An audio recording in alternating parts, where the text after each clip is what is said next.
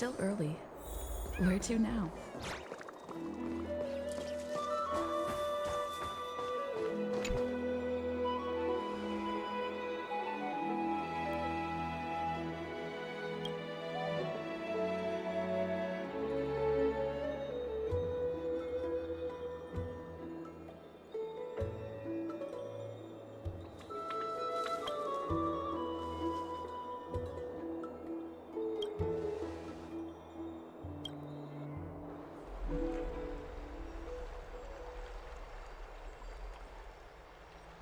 Ah, it's you, Cass.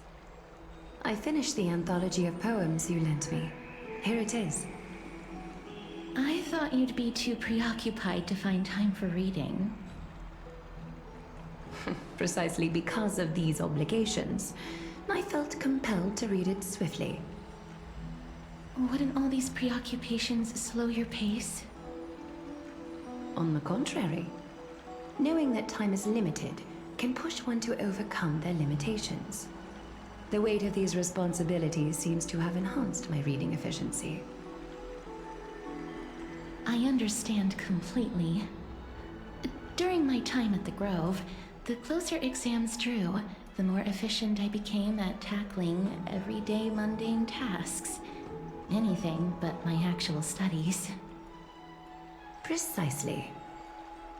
As I remember, you and Finon were both disciples of the new Sporists. I assume that Anaxa's exams were as unreasonable as the man himself, correct? The courses Professor Anaxa taught were Introduction to Alchemy and History of Mythology. And to be perfectly honest, those two courses were the students' greatest nightmares. The history of mythology, taught by the blasphemous great performer himself. I can imagine their fear. Now that I think about it, students would often rush to the podium during class to challenge him on those blasphemous ideas. May I ask, Lady Aglaya, has your relationship with Professor Anaxa always been like this? He openly dismisses people's faith and questions the very justification of the Flame Chase journey. Our positions have been destined to be at odds. While you were studying there, I assume you must have heard of his nickname. A Dromus draped in finery?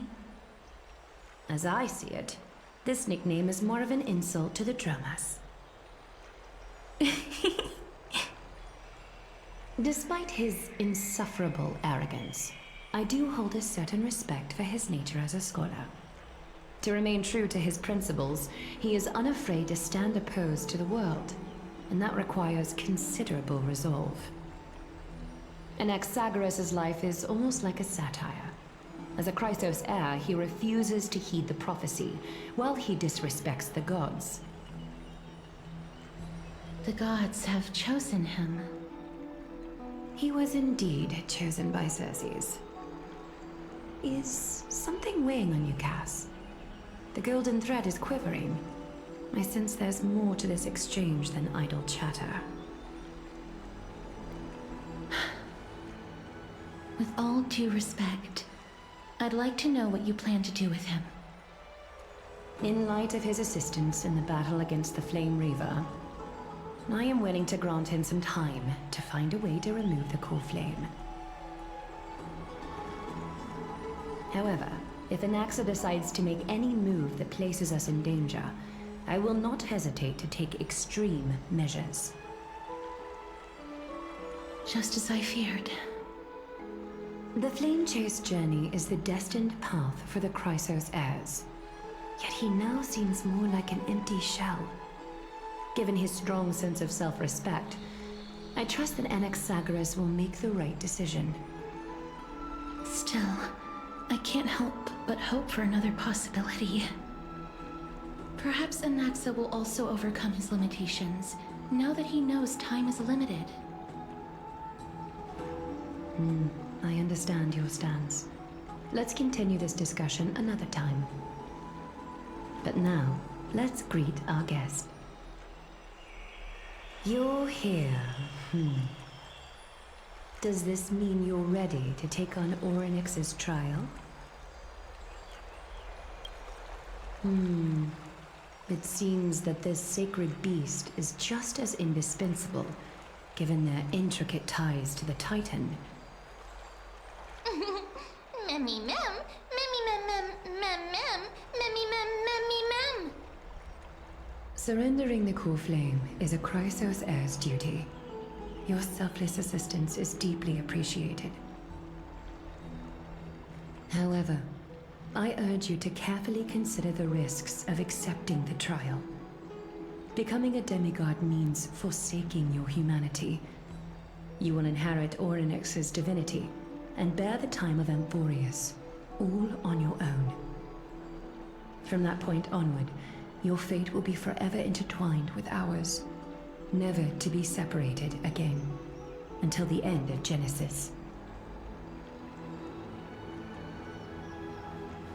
On the contrary, you are the only one who qualifies to attain divinity. Yet, for that very reason, I do not wish to pressure you. It's exceedingly rare to find a capable Chrysos heir. If this path proves unattainable, I am willing to lower my expectations. There are still many priests of Yanissopolis and their descendants in the city. If I'm left with no other option, I'll try to find someone worthy among them.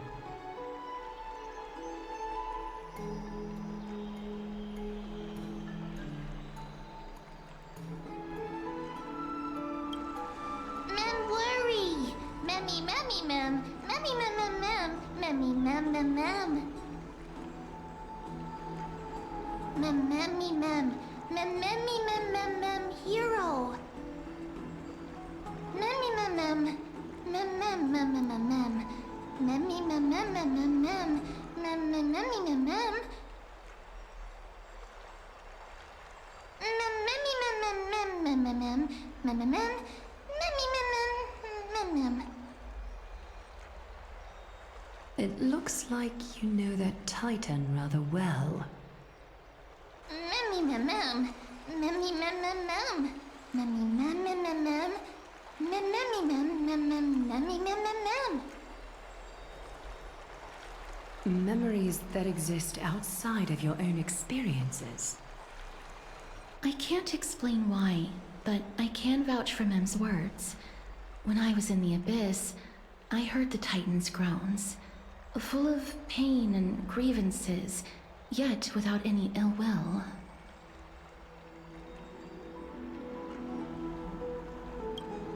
Since you've made your decision, go back to the bath chamber and get some rest. Trinan will call for you when the ceremony is ready. It is difficult for me, as the guide, to absolve myself from blame for things to have progressed to this point. Time and again, you have risen to the occasion for Akima.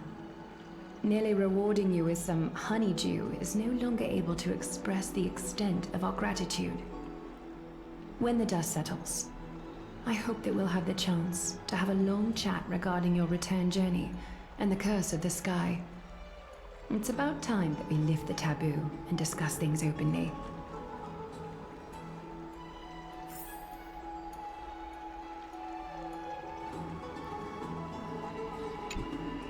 Miss, may everything go well for you and Mem. It's nothing. I only came to discuss some matters with Lady Aglaya. Previously, I lent her an anthology of poems that Lady Trianne had gifted to me. Tracing back, this anthology was something left for Lady Trianne by a bard before their passing.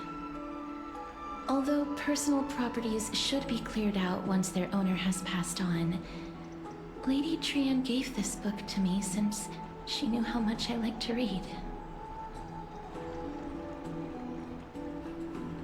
It just contains an allegory.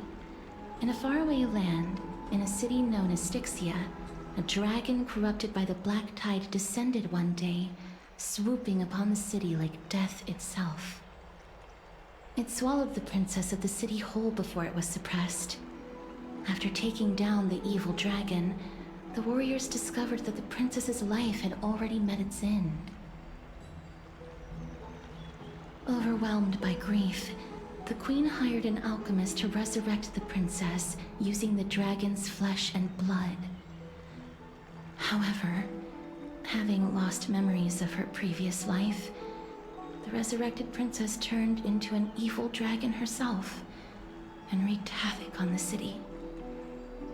As a result, the prosperous Styxia met its demise.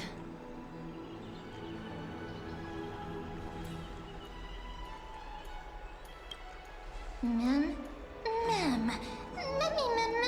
Mem. I actually think so too. Mem? Mem? The author of this book is Archepia, a wandering bard who traveled to many cities.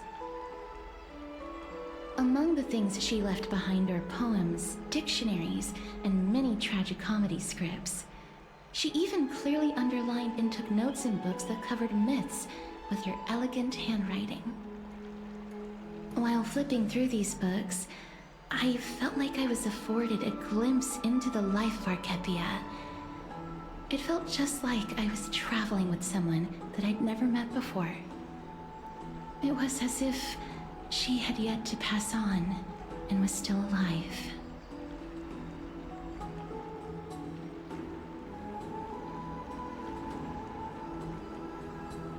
That's right. Writing, drawing, and taking photographs. It seems like human nature to try and leave records of things. Speaking of taking photographs, when I was helping you to take the photo previously, I did not look through the photos in your photo stone out of courtesy. But I'm also very curious about the story of the Rosy Celestial Maiden. Despite having visited many cities in Amphorius, I still understand nothing about the world beyond the sky. If there is an opportunity... forget it. Let's talk about this in the future. For now, I only hope that you'll be able to complete the trial safely and obtain Orynyx's blessing.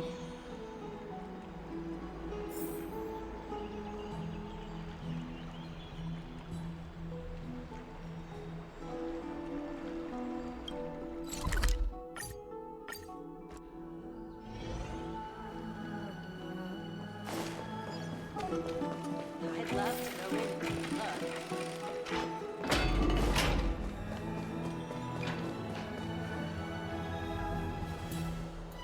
That's right. Oh, partner, you're back just in time. This is something that the both of you should probably know.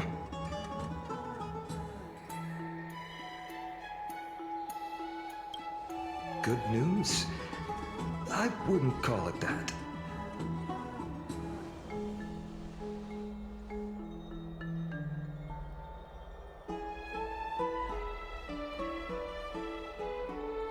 Some background information for you.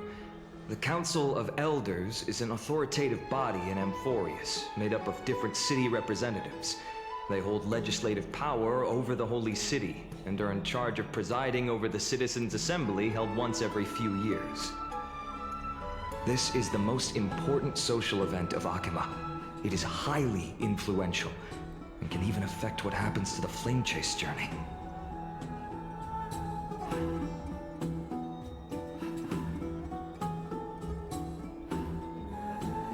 Every 5 to 10 years, the Council of Elders organizes a Citizens' Assembly at Dawncloud. During the assembly, the representatives will vote on major issues, such as whether the Chrysos heirs led by Aglaia should still hold the right to govern the Holy City, and whether the Titan's conquest should continue.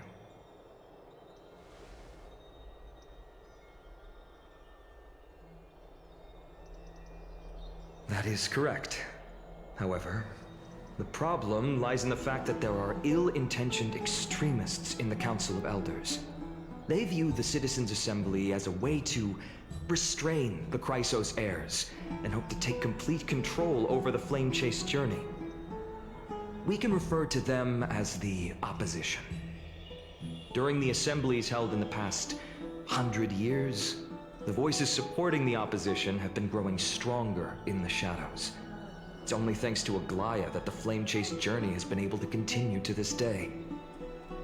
The Citizens' Assembly is just around the corner, but this time, there seems to be a new variable to the situation.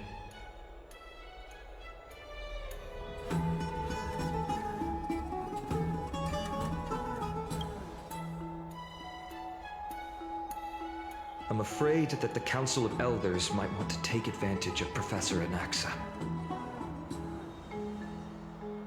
Aglaya will surely take back Cersei's core flame, but with Anaxa's current condition, it's so unique that nobody knows how taking the core flame away from him will affect him. He has always been someone that is only concerned about his own research. I'm certain that he must want to escape from the monitoring of the Golden Thread and protect himself. If the opposition were to offer an olive branch at this time...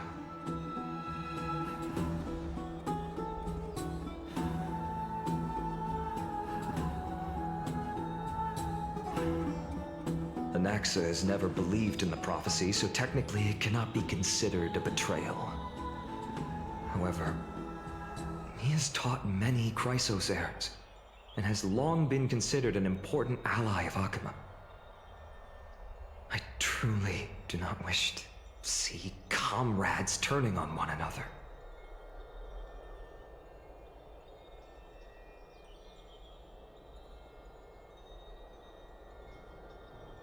As I believe in his character, I plan to plead with Aglaya and try to buy more time for him. Then, the greatest way in which you can help is for you to know what I am fighting for.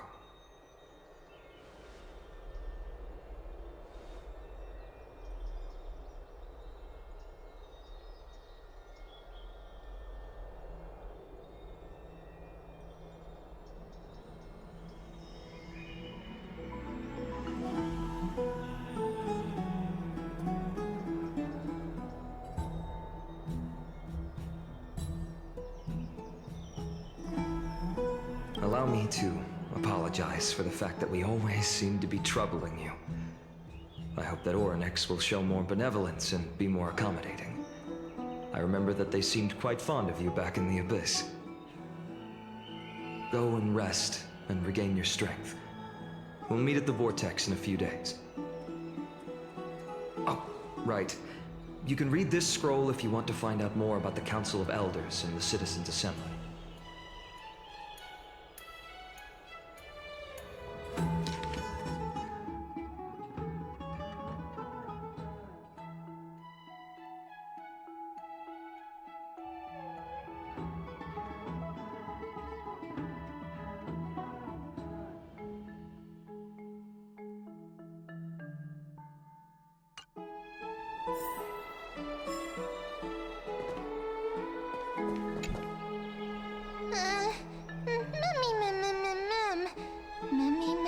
Nervous.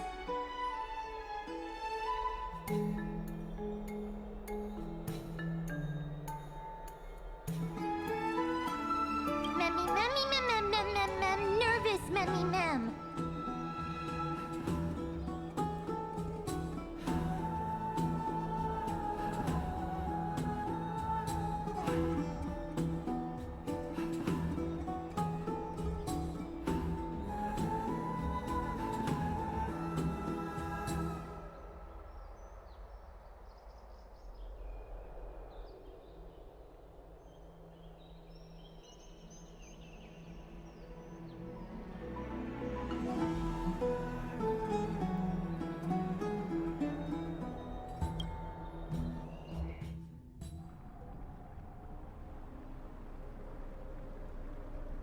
Esteemed one, Orynyx's vacant totem awaits.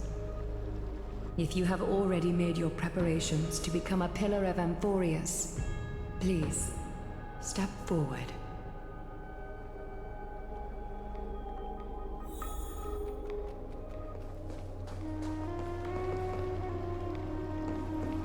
little gray, and Mem, thank you.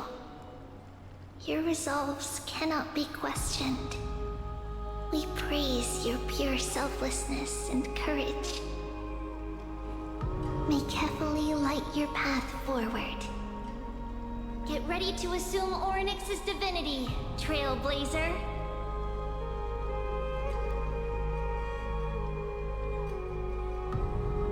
The divine position of Orynyx has already been vacant for some time. We can feel the space of the trial closing. As there isn't much of their soul left, we'll have to complete the ceremony before their soul completely dissipates.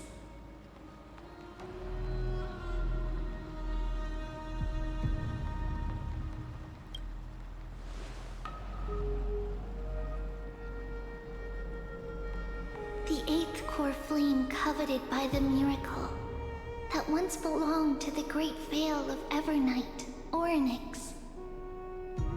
It shall now be returned by the two elected heroes of the Chrysos heirs.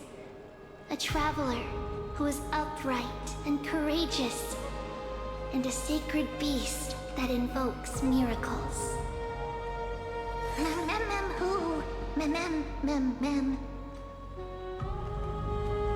Both of you, please, come forward.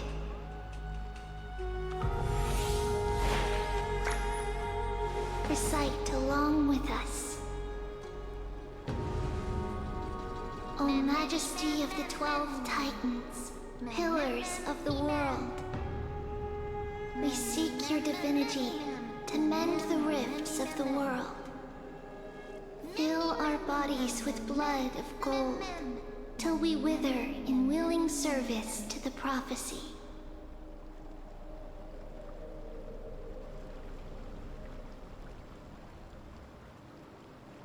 These are just words meant to make the prayer seem more solemn. Please, focus.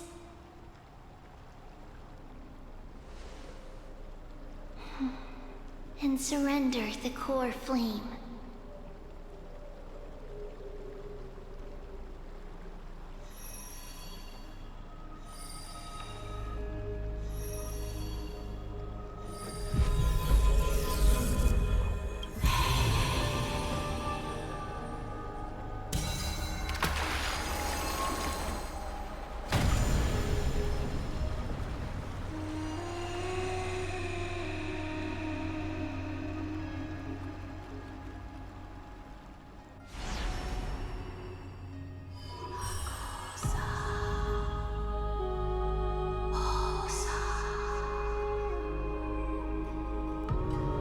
Orynyx.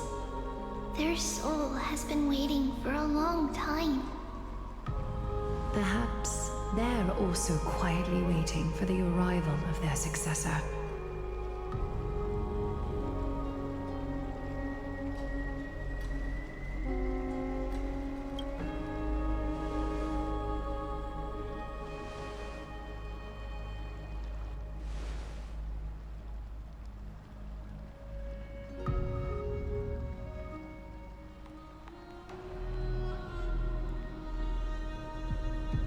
Don't worry, you're tougher than I am, right?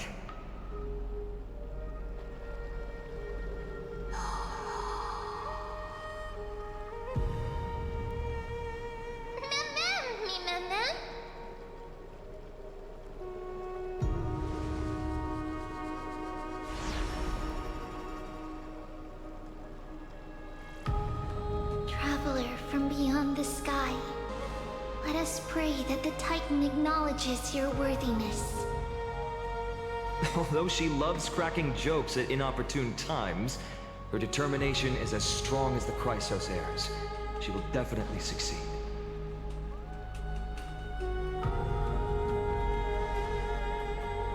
While she's away, I would like to have a chat with you, Maglaya.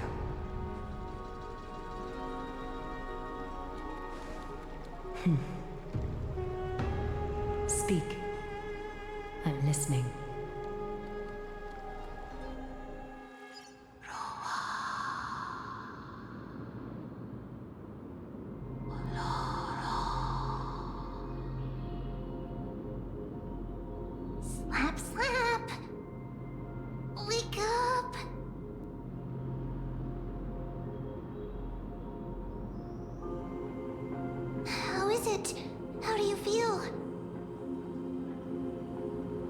That's right! Look! I don't know what happened, but I'm able to talk! Testing, 1, 2, 3. Testing, 1, 2, 3. I have such a cute voice! It must be because of all the memories that I collected. They allowed me to grow beyond expectations. Also, listen. The words of the Titan are becoming clearer. Mother.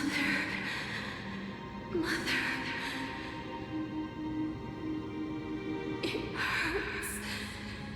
Have I finally reached the end?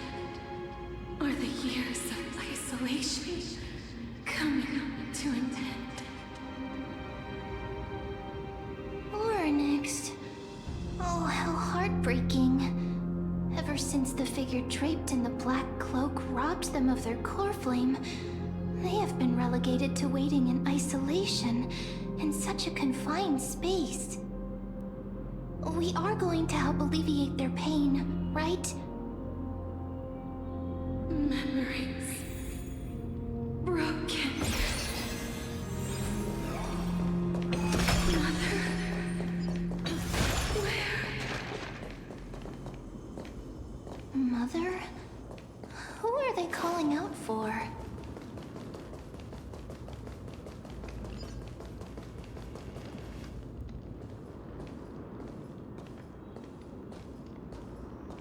You. It's you. I remember you. Skyfather has gazed upon you. Mother is calling for you.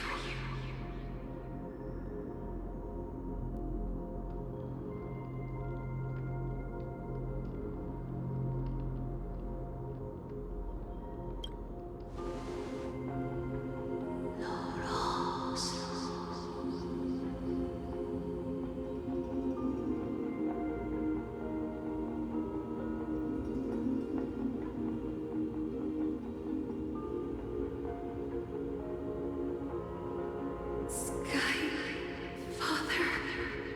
has chosen you.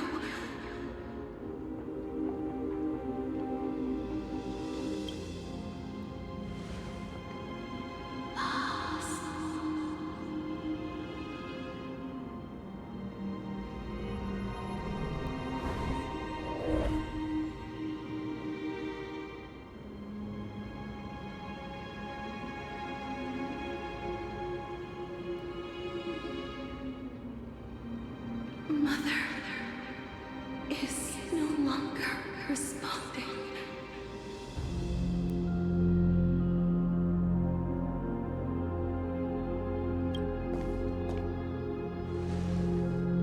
Something important. An important matter. Oryx, listen to me. Aren't you tired? Throughout the long years, you have always been protecting the fate of Amphorius. Each time people draw strength from within their memories, every single ripple falls onto your shoulders. There's no need for you to bear this any longer, Oryx. From today onwards, someone else will bear time on your behalf. This is why we have come. Freedom. Freedom. I want freedom. Oh, poor child. Everything will be fine. Let us help you. You can have a good rest now.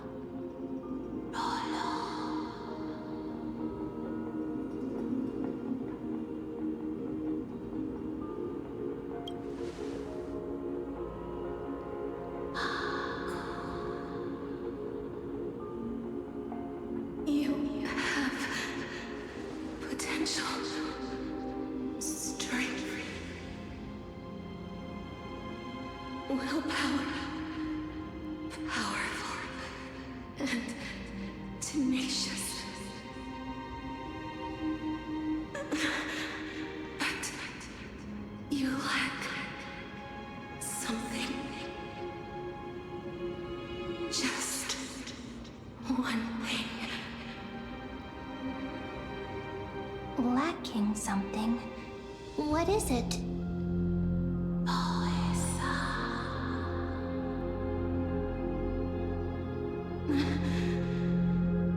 What you lack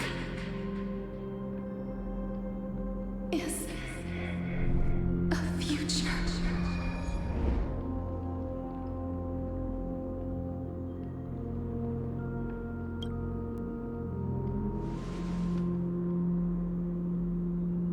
Future? Traveler from the sky, you should have dissipated already. The gaze from Sky Father stabilize your form. Because from the moment you crossed the sky, your life was cast away. Right now, you are simply a collection of walking memories. What? How is that possible?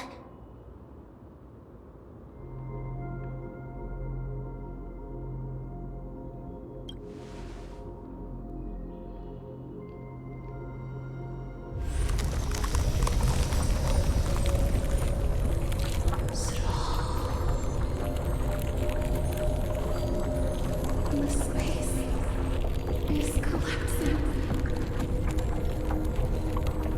Someone must inherit the authority of time. If the pillar is lost, the laws of time will collapse. Emorius will succumb to eternal disorder.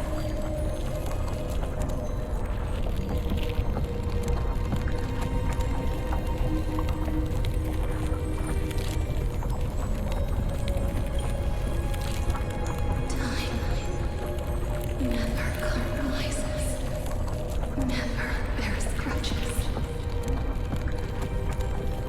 never forgives, never makes a choice.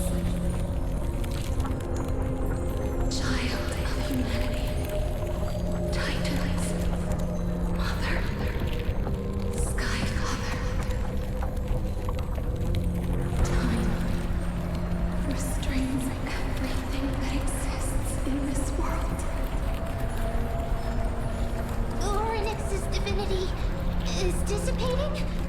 Is the trial coming to an end? Strider of remembrance, my strength, I shall entrust it to you. The fate of the world, if you wish to save it. Go and find your future that has been stolen. Even if that means you'll have to cheat death.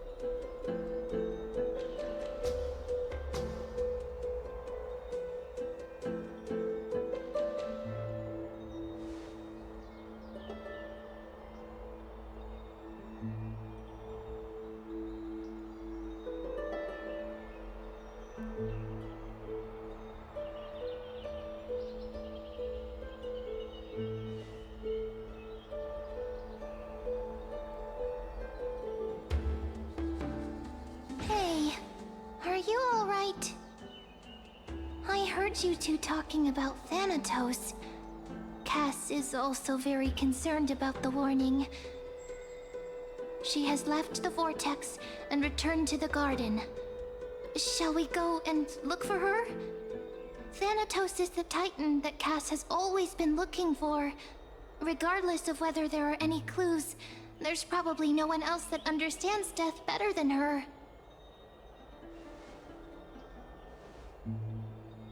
Oh, right. There's something that I have to tell you. The Chrysosaurs already know everything that has happened to you. I was too worried, so I told them everything. Please don't hate me, okay?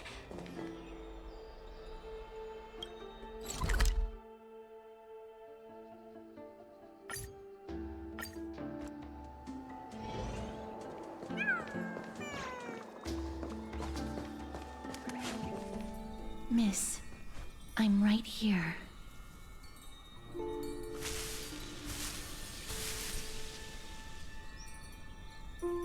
Please stay there and slowly turn around.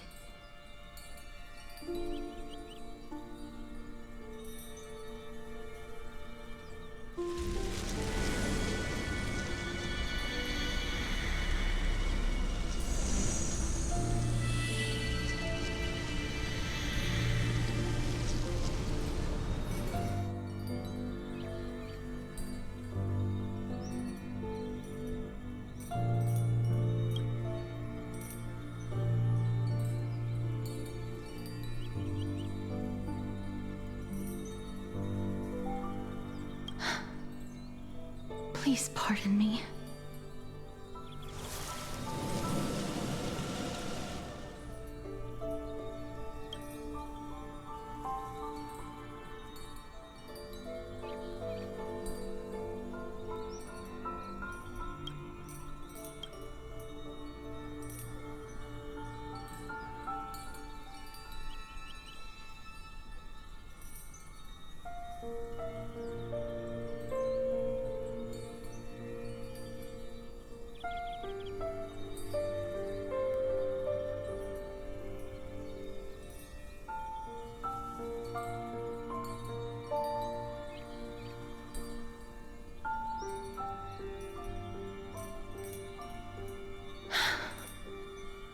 Just as I expected.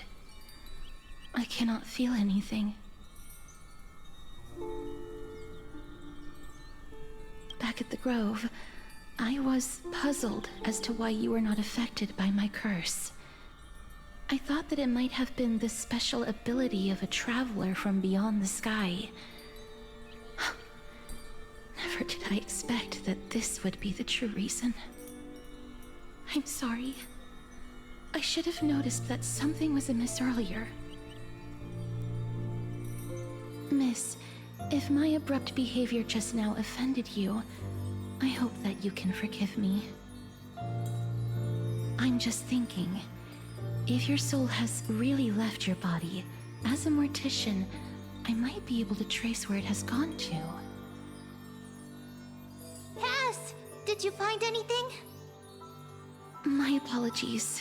Not as of yet. Perhaps I have overestimated my capabilities. But, Miss, would you be willing to let me try again? This time, I'll increase the area of contact slightly. Perhaps the result might be different this time. I have never touched the living in this way before. If my actions are in any way disrespectful, I hope that you can forgive me.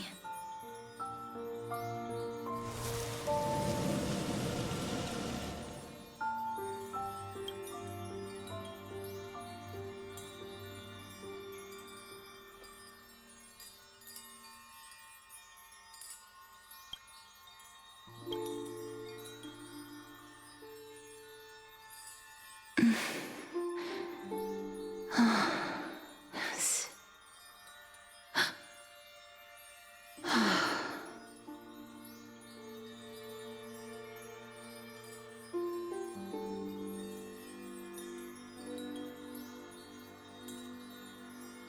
I seem to have caught a glimpse of something.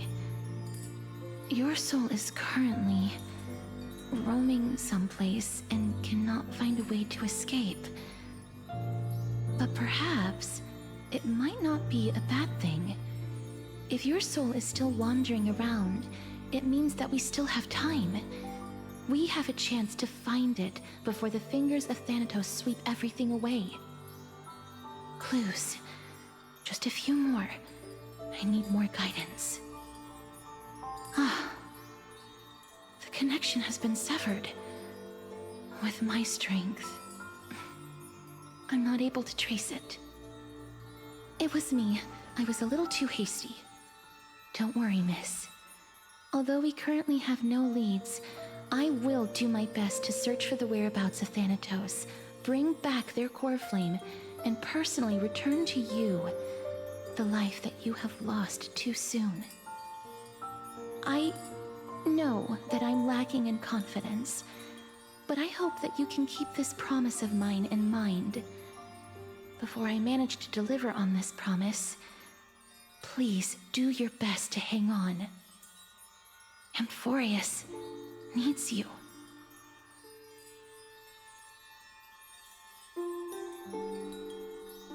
Lady Aglaia and Lord Finon are currently discussing some matters in the paths. They're worried about you too.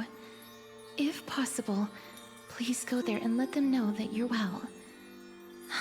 Although, I don't actually know whether your current situation can be described as well. Also, please accept this Styxian fable. Reading can help one to focus and relax. I hope that reading this can help tide you through this difficult period. More species are disappearing.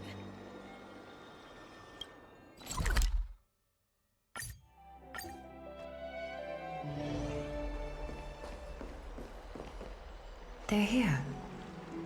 That partner! Hyacinth said you definitely wake up. How do you feel?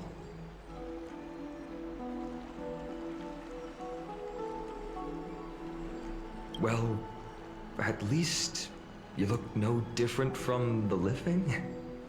I think that most living people don't even look as good as you do. You've completed the trial of time, and I have to admit that the process went better than I expected. Even in the end, that Titan's heart still showed a soft spot for humankind. However, I never expected that two people who have cheated death would appear in Akima at the same time. That's what we have been talking about. Mighty has been in Akima for such a long time, but has no one thought to study his indestructible body? If there were even any minor breakthroughs, we wouldn't be as clueless as we are right now. Many have had this idea, but so far, there have been no results. If it were successful, Thanatos wouldn't have disappeared without a trace. Nevertheless, now is not the time for us to give up. At the very least, we can still see a glimmer of hope. Cypher. If anyone in this world knows the whereabouts of death, it would be her. I'll try and get her to return to Akima, but do be prepared for a less than ideal outcome. Please understand that throughout the history of Amphorius, no one has ever managed to escape the clutches of death. At the end of time, Thanatos silently awaits all. It is my duty. We too require you to bear the divine position of time. But before that, just... What's wrong, Aglaya? Omens always come in pairs. A tiny air current will eventually brew into a storm that tears the sky apart. It's Anaxagoras. He has initiated contact with the Council of Elders. In the end, it has still come down to this. I earnestly hope that your assessment of him is accurate, Finan. Otherwise, the efforts of my teacher and I of the past millennium might be reduced to dust because of that great performer.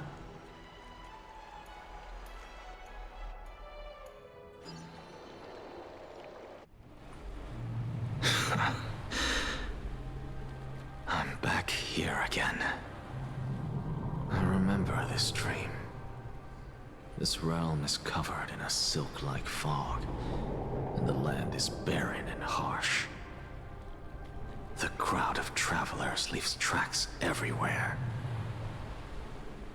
Hey! Excuse me! What is this place? Where in Amphorius are we?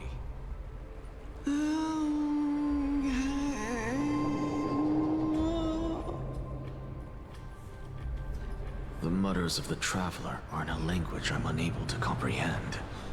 Or perhaps they're just distracted and ignored my question. Tell me, which Titan reigns over this land? And how do I find them?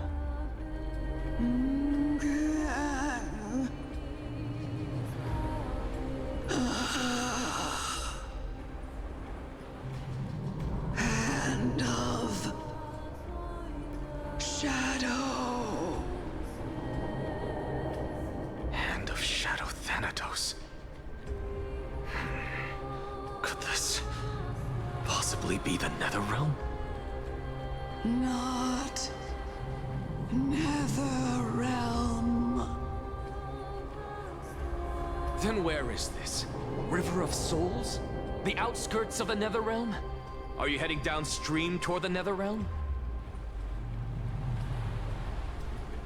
The Netherrealm. Nothing but an illusion. Titan rejects you, me.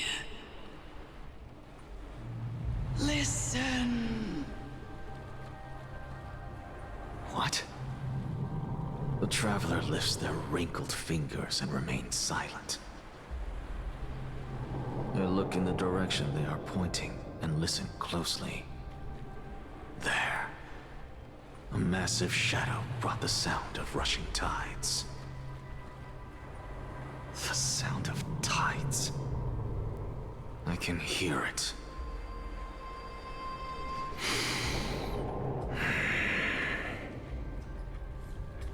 I hear it, deep within the tides, beyond the closed gates of the Void World.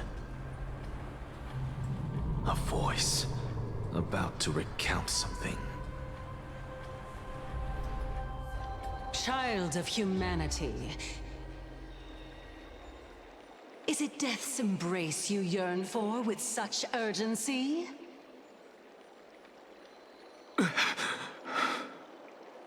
Oh, you have awoken. Welcome back to the mortal realm. Your consciousness is dissipating much faster than I expected. Ultimately, it seems like the Titan's core flame is incompatible with a mortal body. How much longer can my consciousness remain in the mortal realm? In my estimation, at best, you'll see 15 more entry hours. 15 days and nights. What is it? Are you finally starting to become attached to the mortal world now? On the contrary, 15 days feels a little too long for solving a singular problem.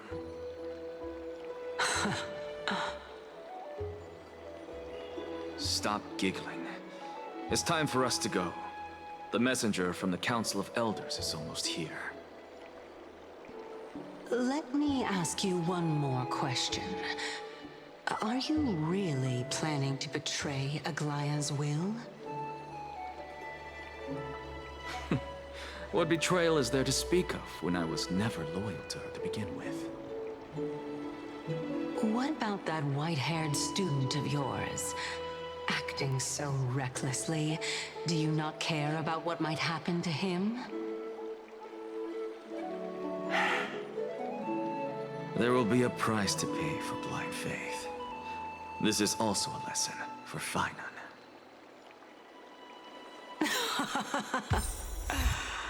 You truly are a strict teacher.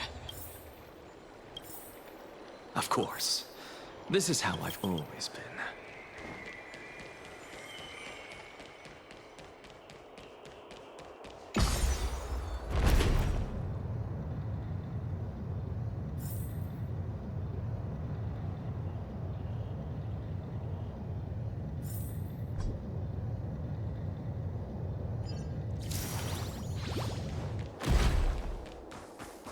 Sorry to keep you waiting, little... It's been a while, Lord Anaxagoras. I greet you on behalf of all the citizens of Akima, and express my deepest regret about what happened at the Grove of Epiphany. It's you.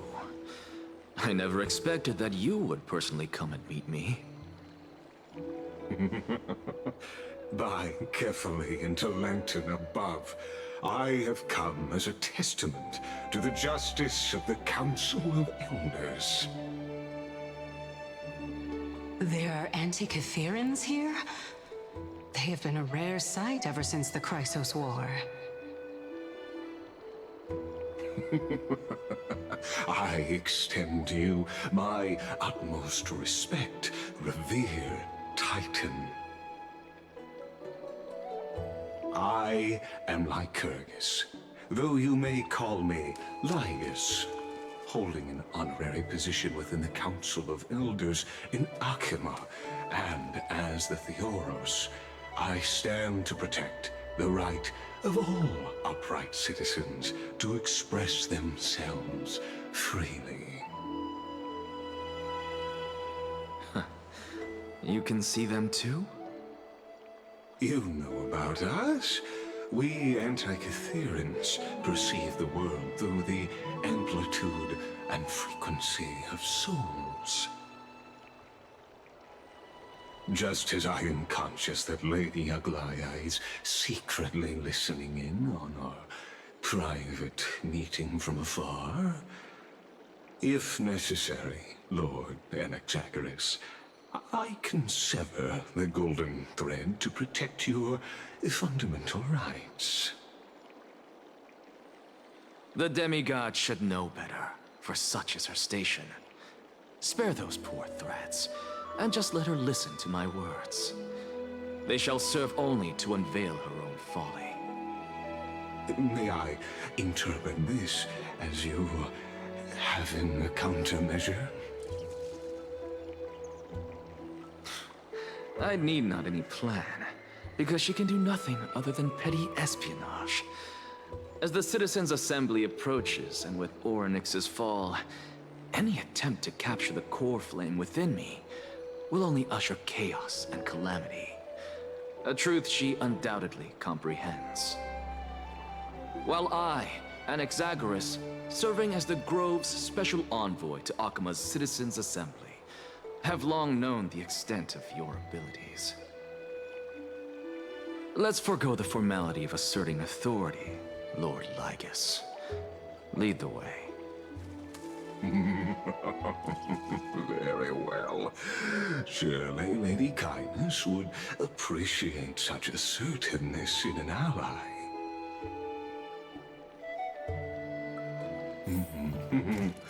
She's been waiting. Follow me, please.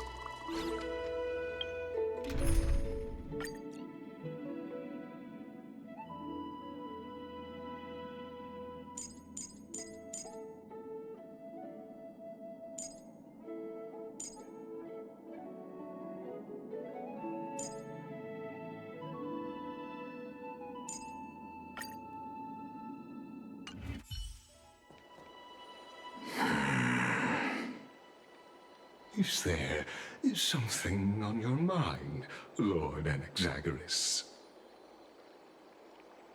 Nothing, really.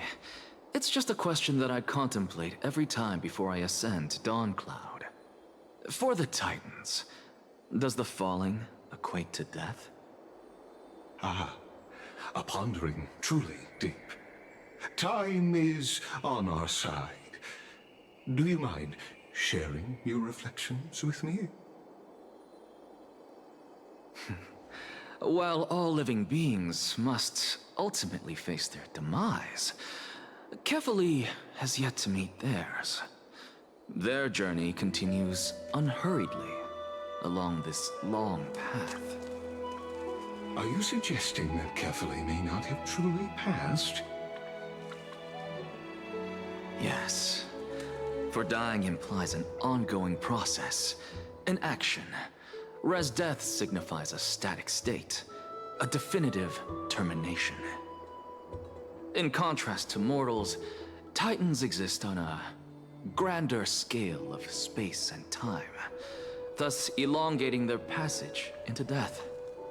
The notion of their fall is but a misinterpretation born of mortal ignorance. Ah, an intriguing concept, albeit challenging to substantiate. After all, Kefali has maintained a profound silence ever since the era Arasa, while scholars and priests alike have conveyed the message of the gods' imminent fall. Perhaps the gods, in their arrogance, deemed it beneath them to reveal their perspectives to mortals. Could you elaborate on your statement? Circes, the kin of the Skyfather as recounted in myths, now resides within my brain. Were I to inquire, Kefali would have no cause to refuse. Oh. That very well could be true. But what if the world-bearing Titan still chooses to remain silent? In that case, the myths crafted by the people of Amphorius are nothing more than pitiful jests. It's worth a try. I believe, and I'd love to witness the fruits of your theory and the change it may bring to this imperiled world. Because I completely concur with you on this aspect. If the Titan has indeed met their end, any response from them would be impossible.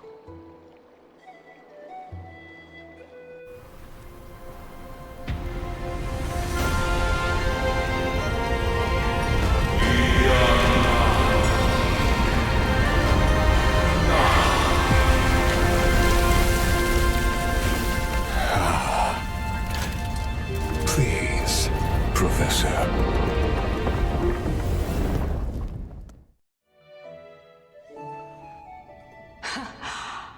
The children of humanity have indeed created a spectacle. Welcome to Dawn Cloud. The atmosphere here carries a greater sense of solemnity than the mundane clamor of the Memorial Palace, with entry permitted only to the invited. Only esteemed beings grace this place, and among them I've received priests, scholars, warriors, and now we even have the honor to be in the presence of a Titan. Oh, what a joyous occasion. Once deemed a blasphemer, now a surrogate for revered divinity. The honor should rightfully be mine, shouldn't it? I'll notify Kindness and the others of your arrival. Kindly wait for a moment. A soldier will be here to guide you shortly. In the meanwhile, you're welcome to explore the vicinity, but kindly remain within the guard's view. Delaying the crucial meeting is something none of us wish to see, I presume. I'm well aware of Kindness's methods. There's no need to emphasize that. As you wish. Your cooperation is much appreciated.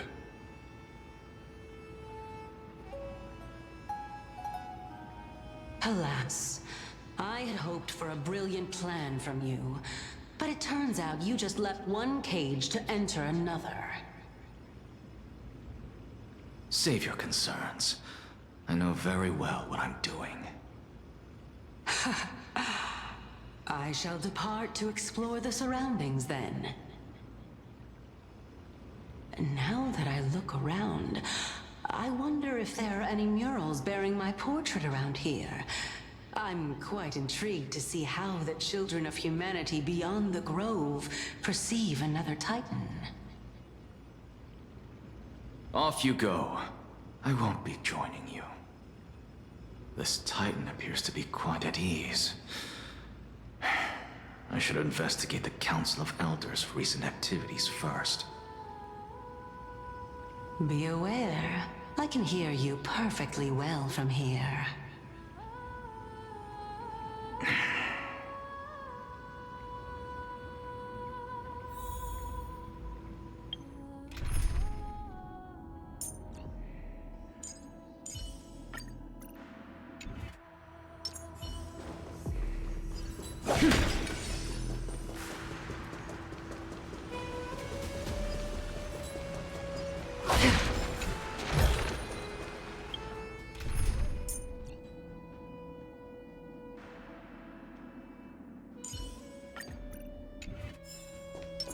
Let's see.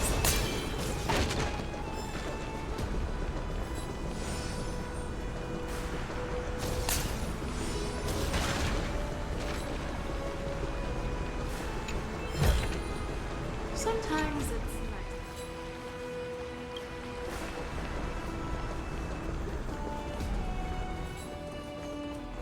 Let's see.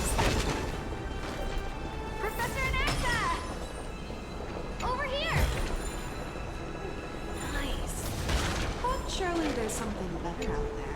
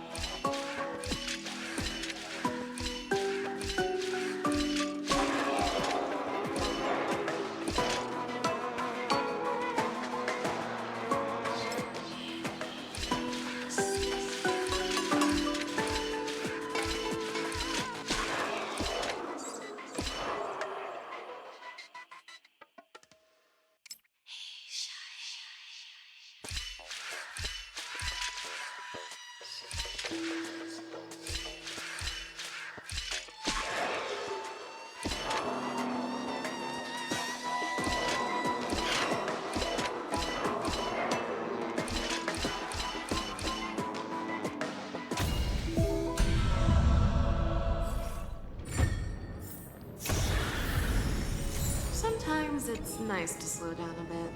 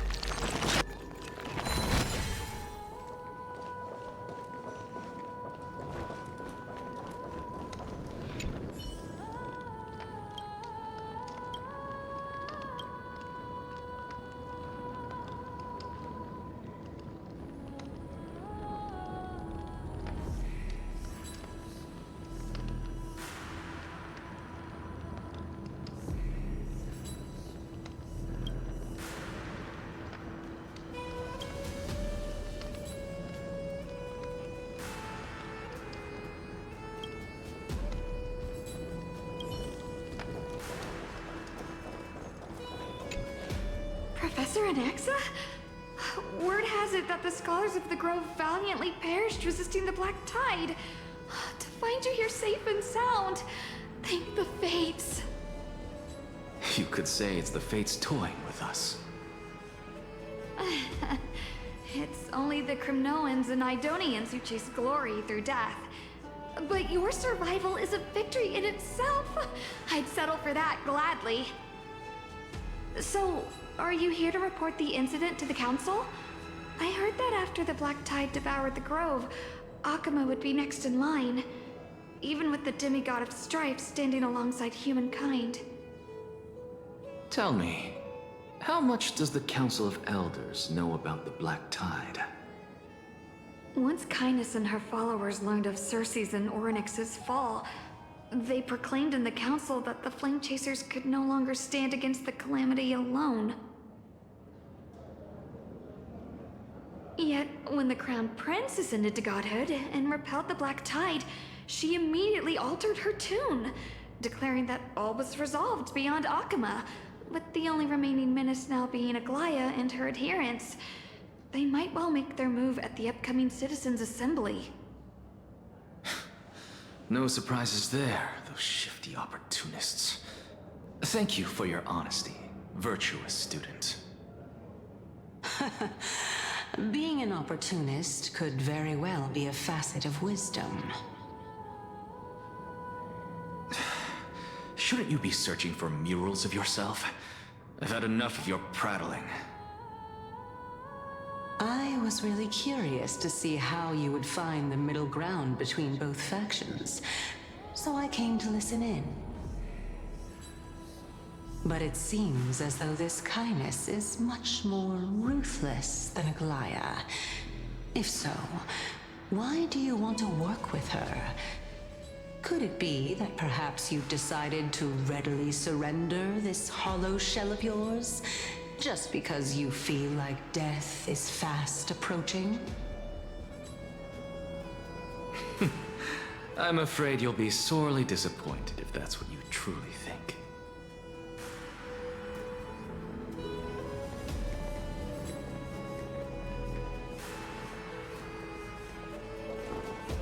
Let's save some time.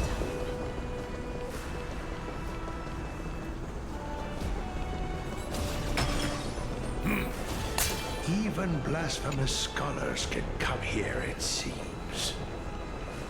Looks like my presence here is quite unwelcome.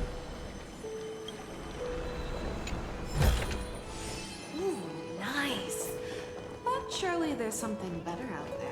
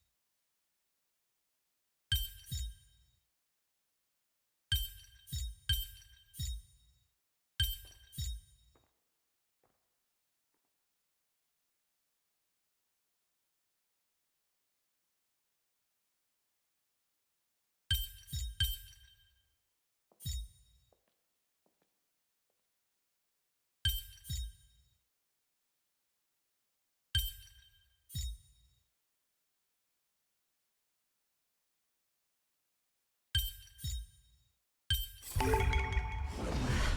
hands are just itching to chop it up.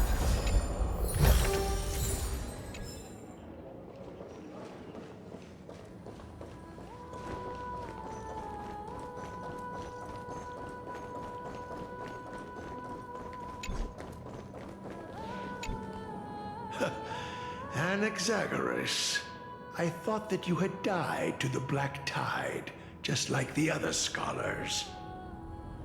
As Kephales's priest, are you not aware of the decorum of respecting the dead? Surely you jest. You blasphemous heretics are not worthy of respect from the Supreme Being. Let me remind you that you're currently in Dawn Cloud, so you'd better keep your deranged language to yourself. I am no longer that altar servant from years ago, who could only acquiesce to the commands of others. Now, I have plenty of ways to deal with people like you. I'm not sure whether I should laugh or cry right now. I can't believe that a follower such as you could have been made by a creation titan. As I see it, a dead titan can't provide you with this level of confidence, right? Then who is it exactly? Could it be Kindness? You. Seeing how fond of you Elder Kindness is, I shall let that slide for now. Leave immediately, and don't impede us from receiving the Supreme Being's blessings. Seeing as we were able to hear of this matter from the mouths of others, it seems that Kindness is indeed quite sincere toward us. Perhaps this affair will proceed smoother than I had anticipated. Oh my, what a thrilling confrontation. As expected of one of Kephales's followers. Are you praising or insulting him? Praising him, of course.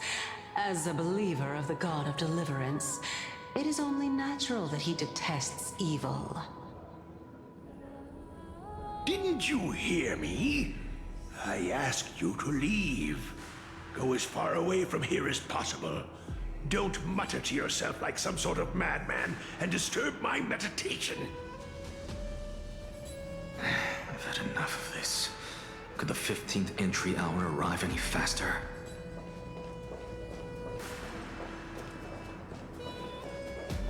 Let's say something.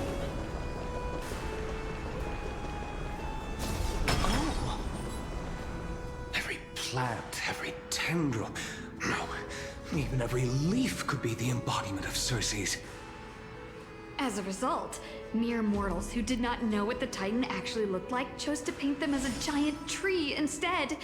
Their wisdom was portrayed as fruit to symbolize how they shared their knowledge equally among the masses.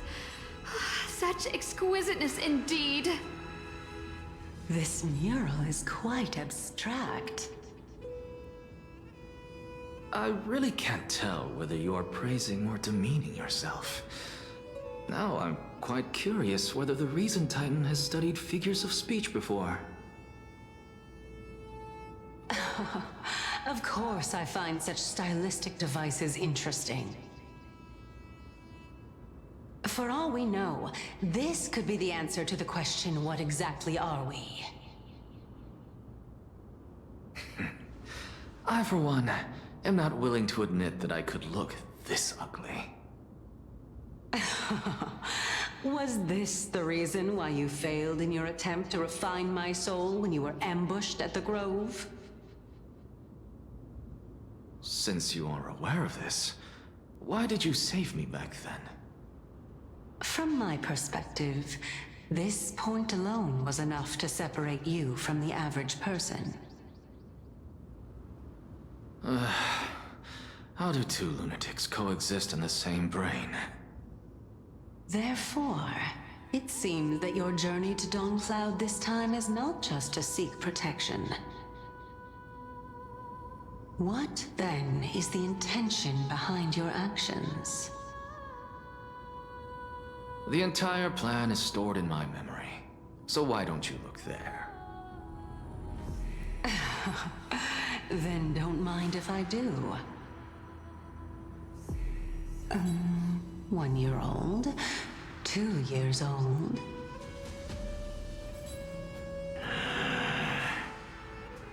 Oh my! Even a member of the preeminent Seven Sages must hug his Dromastal to sleep? How interesting. That's enough. How unusual. Your soul is actually trembling. This must mean that behind this toy hides a secret that nobody knows, right? Since our days are both numbered, I don't mind telling you more about it. This is a present that my sister gave to me. It's a doll that was made to look like our family pet. So there are other members in your family, eh? Are they also living in Akama? Don't you just love to pick through my brain? Go on, continue flipping through my memories. It won't take long. You'll discover the answer when you reach the memories of when I was 5. Oh, the black tide is everywhere. I can't bear to look. When I was young, I couldn't accept this outcome either. Georios, Aquila, Kefali, and you, of course. Although I prayed to every Titan that I could think of for help, my efforts were ultimately futile. This...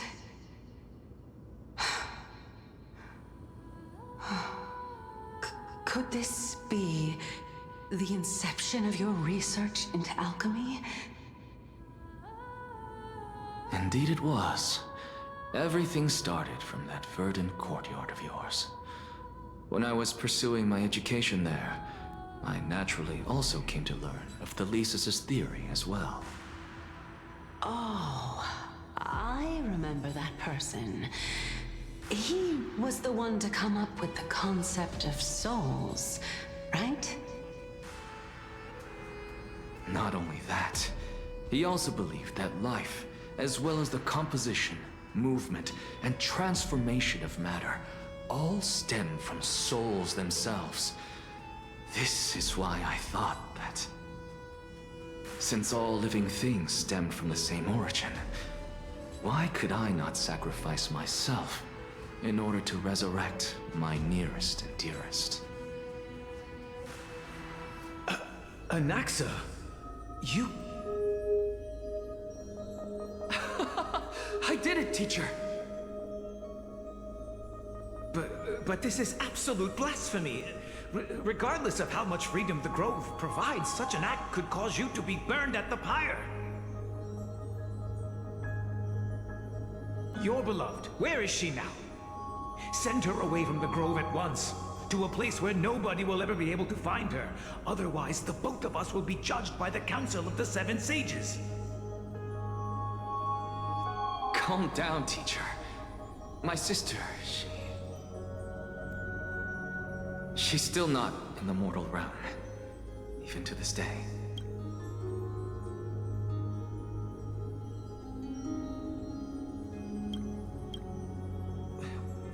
What do you mean? It was naive of me to think that I could snatch the deceased from Thanatos' grip by merely sacrificing one eye. Equivalent exchange. All I received for that price was but an opportunity to see her for one final time. Nothing more.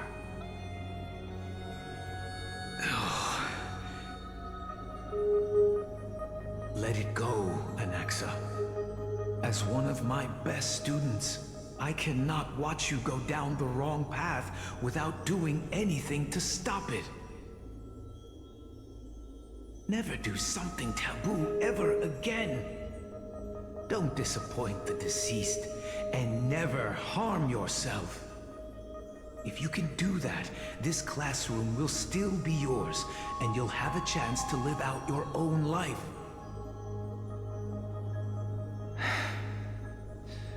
Since I was able to see her one last time, I have no other desires. You're right, teacher. It's time for me to start a new life. I am sincerely glad for you, child. Now then, what topic would you like to study? I wish to continue Thalesis' research. Continue the research into souls, but you know that the Grove has long since understood his philosophy like the back of their hands. Even if you continue digging into this subject, your efforts will likely be futile. No, teacher. After my fleeting glimpse of the deathly fog, I finally understood a single truth. Since ancient days, our understanding of the souls is but the tip of the iceberg. I may have lost an eye, but my view of the world has become clearer than ever. I have grasped the truth with my bare hands. Watch as I turn this farcical world upside down.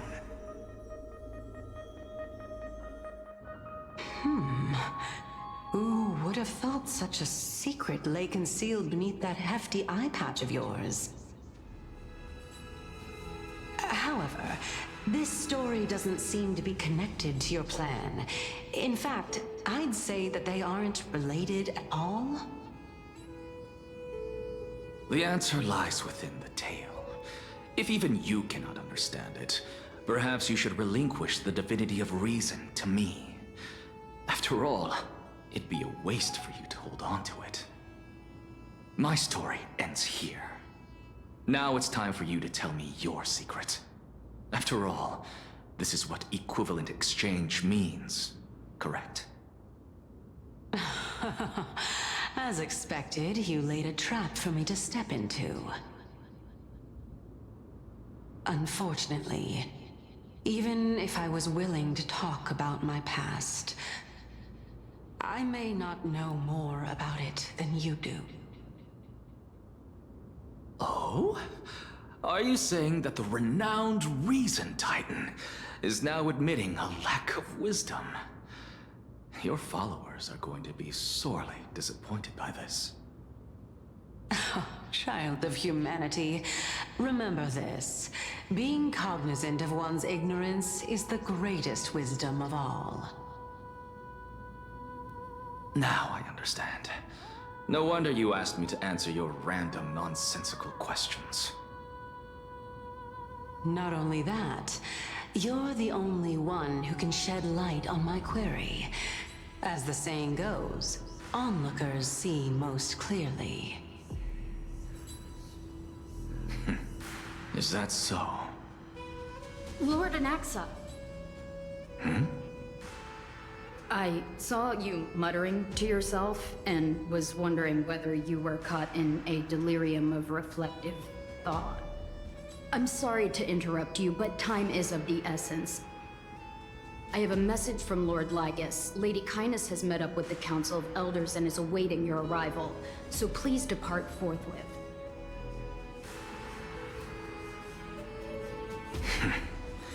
It's finally time. Carefully. The one who created the world, and the one who bears the world.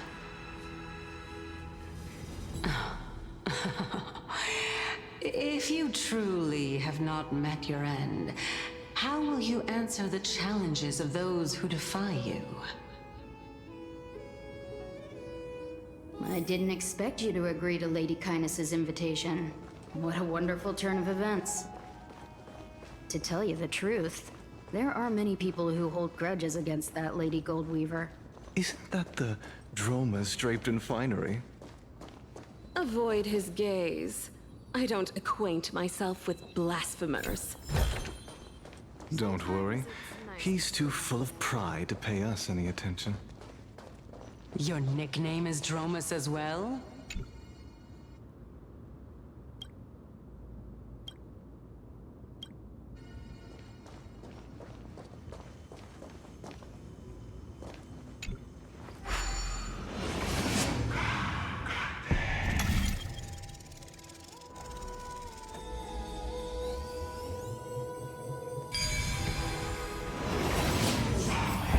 A student of Empedocles? I hear that his views run counter to the Venerationists. This is what being a scholar is about. A collision of ideas only occurs when there are differences in beliefs. And it is such collisions that lead to progress. Yet, in my view... Lord Lygus and Lady Kindness are just ahead. I'll take my leave for now.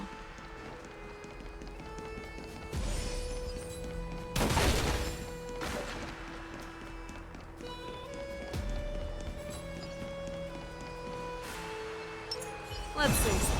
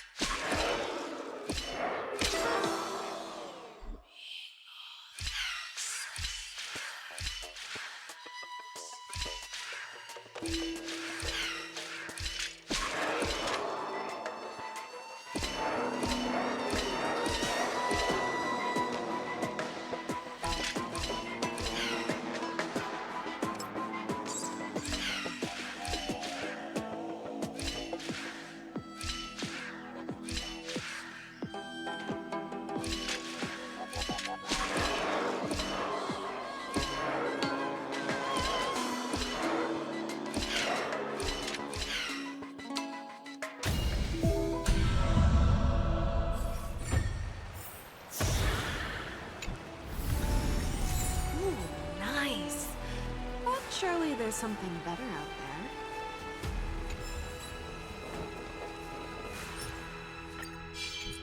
Let's save some time.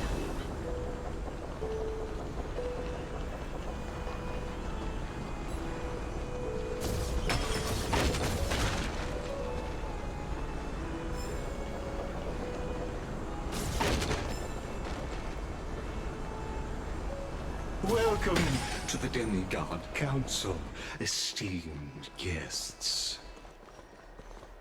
Lord Anaxagoras, I've heard so much about you. Head of the Nusporists of the Grove of Epiphany, notorious blasphemer, a Chrysos heir who bears Circe's core flame, a survivor of the Grove calamity. Did I miss anything? Well, if so, please be so kind as to enlighten me. Since Lady Kindness is already well acquainted with me, I won't waste any effort introducing myself again. But then again, perhaps the customs are different here. Back in my hometown, there is a form of etiquette known as honoring guests. The host will welcome their guest with warm hospitality by treating them to fine wine and a cozy bed. And yet, ever since I arrived, I have not been welcomed with warm courtesy or ceremonial gifts. Instead, I am met with intense scrutiny. Even more absurd, the host has sharpened their blade and instructed their servants to lie in wait in the shadows. Perhaps you intend to cut open my heart, retrieve the core flame, and then hold a grand feast for all of the guests. Everyone, stand down. Thank you for understanding.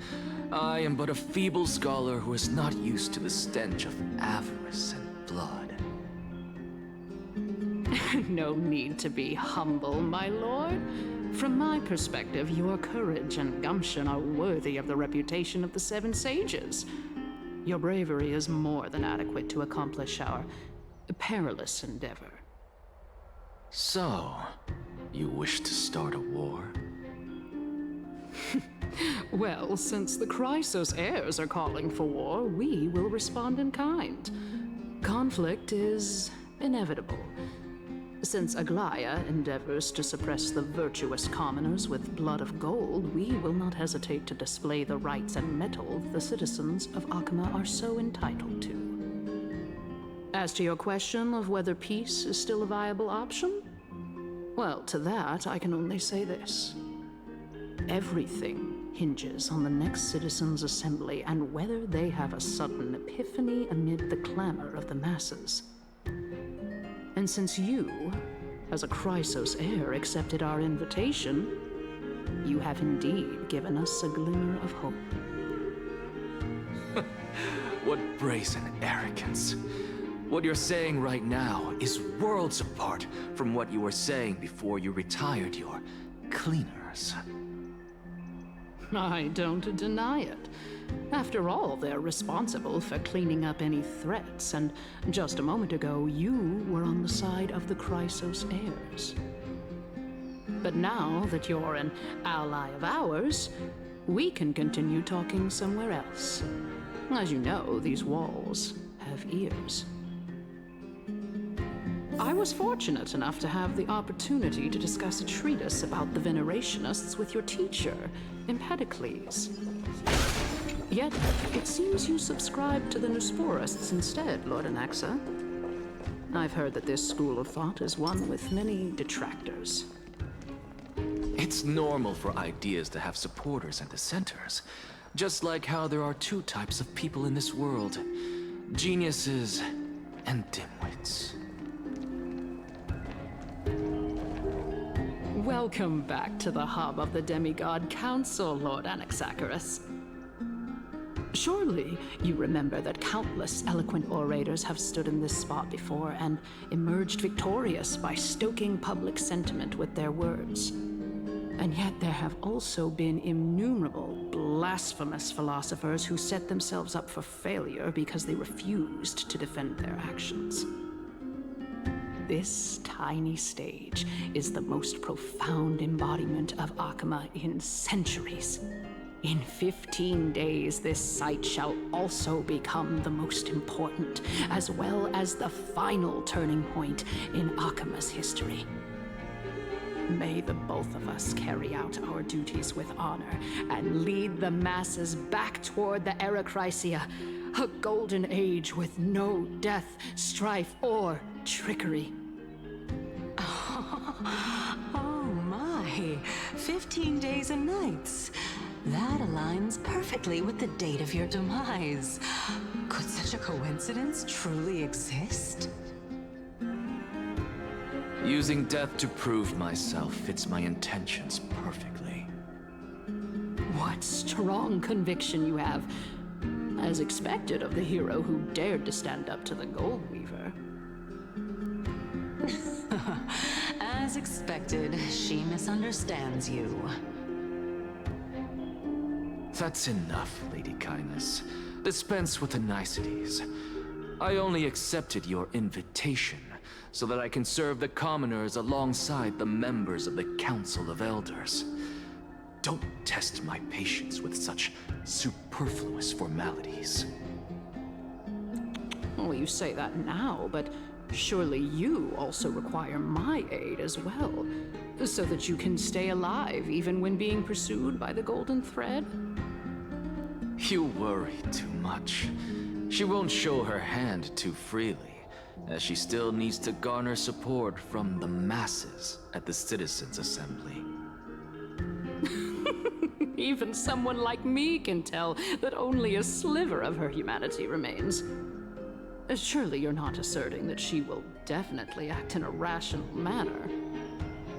As you're no doubt aware, Aglaya covets the core flame that I possess, which makes it the bargaining chip that allows me and the rest of you to negotiate with her. However, in return, I'll need the Council of Elders to support me as much as possible. Naturally, this includes the guards as well. You're well aware how valuable Cersei's core flame will be in the Era Chrysia that you are desperately pursuing. Talk is cheap, so you'd better act prudently as well. I understand. After all, this battle of wits is just a means for each party to acquire what they need. As long as your request is reasonable, the Council of Elders never shortchanges its allies. Since we're both intent on mutual cooperation, let's not mince words and just speak plainly to each other. Let us decide how much we can secure for ourselves and how much we're willing to sacrifice, like true philosophers, with our words and wisdom.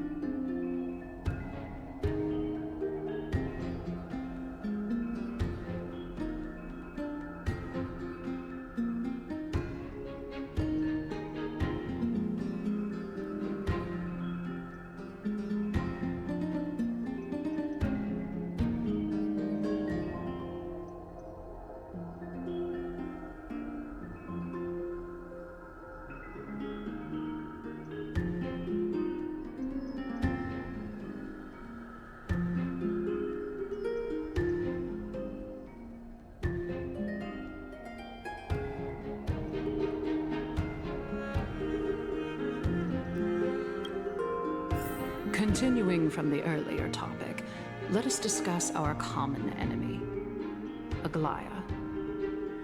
She is the second most experienced Chrysos heir across the whole of Akama, who has gradually lost her humanity to the ravages of time and the ablation of the core flame. A formidable opponent indeed. Admittedly, there is ample reason for her to take your life. Yet your previous reasoning is quite sound. As a seasoned political animal, it's unclear whether she will actually cross that irreversible boundary. Moreover, she still needs you alive so that the Titan's trial can be completed. Is there anyone present who can swear by the sacred vow of Kefali and guarantee that you weren't in league with that woman before coming here? Are you just trying to pull the wool over our eyes and aid her in her savagery?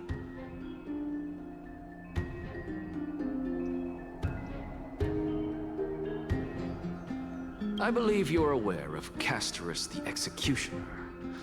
Long before I returned to Akama, Aglaya had already dispatched her to monitor me. If I weren't able to reach this place in time, I would have been forced to meet Thanatos first.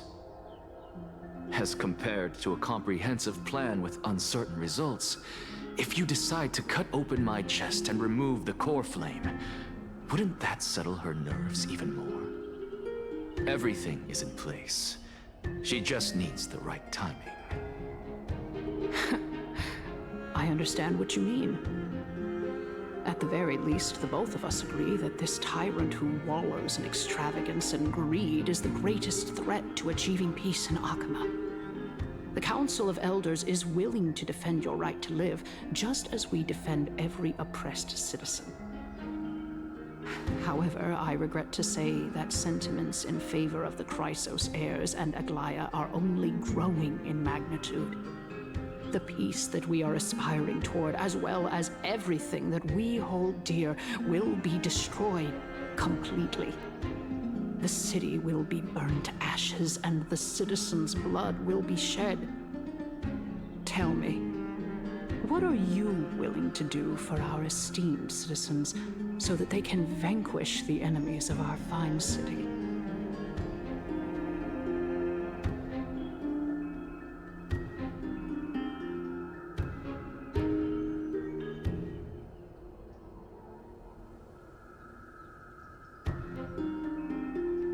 Aglaya's authoritarianism, conceit, and arrogance have granted her unfettered control for the most part.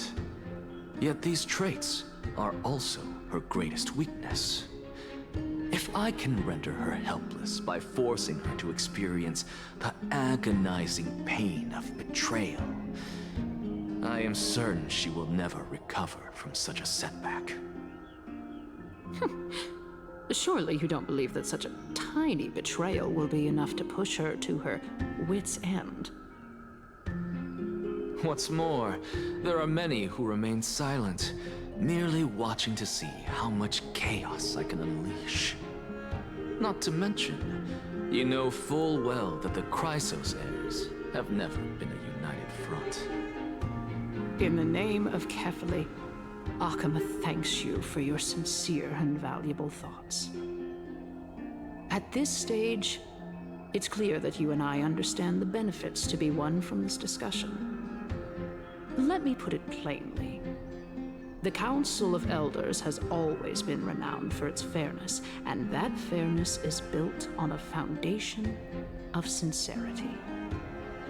The Council of Elders has vowed to all citizens of Akaba that it will always remain loyal to them. As for you, my lord, how will you guarantee that you will be able to live up to such earnestness and will not betray Akama's indomitable citizens when the opportunity presents itself? Just as you now betray Aglaya when it suits you. Surely you jest. My loyalty does not need to be proven. The fact that the Council of Elders is asking for proof of my loyalty is itself akin to a form of betrayal. I am incredibly honored to have witnessed the both of you bury the hatchet in a civilized manner. However, I am afraid that I must interrupt for a brief moment. As the Theoros, I have observed the following. Lady Aglaya, the Gold Weaver, is currently on her way to Dawncloud. Oh. Well, I do believe that we might have a slight overabundance of guests today. Feeling dissatisfied, Lady Kindness? Despite the Council of Elders' lofty residence on Dawncloud, it must still tolerate the whims of the Chrysos heirs. So you were holding back just now. Seems like you are better at playing this game than I. In any case, I'm glad that she's arriving here. So tell me, Anaxagoras, now that you're an ally of mine, if Aglaya were to demand that I hand you over, what should I do? You can do as she says. Tell her that the Council of Elders merely wished to chat with me and had no intention of offending her. However, by doing so, the authority of the Council of Elders will be as thin as papyrus that has been soaked in blood. Not only can it be destroyed at the slightest touch, but the Council will also lose possession of a valuable core flame. No, more like 2 core flames. After all, at the next Citizens' Assembly, that young lady who is synonymous with death will also be standing on our side. Oh? How can you be sure of that? Is that of importance to you? All you need to know is that I have a plan. In my opinion, you should be more worried about the impending threat. If Aglaya can seize me in full view of the masses today, she could also dismiss the entire Council of Elders in one fell swoop tomorrow. If that happens, the discussion that we've just had will turn into an utter joke instead. Is this the outcome that you wish to see, Lady Kindness? Fine. I will handle this matter appropriately. But you do best to remember this. Fool the people and karma will be on your tail. I'll overlook it this time, but don't count on there being a next time. Unless, of course, you crave cruel punishment and consider suffering the perfect state to ponder the true nature of souls.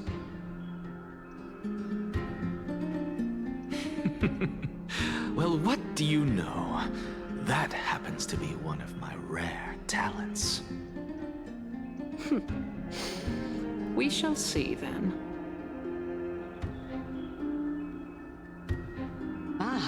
I've got to say that you've managed to really impress me again. But shouldn't you be going after more? Dying to know what I'm after, I mean, I'm the reason Titan after all. It is in me to ask and seek answers. Easy there. You'll learn the answers soon enough. I didn't bring it up with her purely because she doesn't have the means to give me what I truly want. It's as they say, onlookers see most clearly.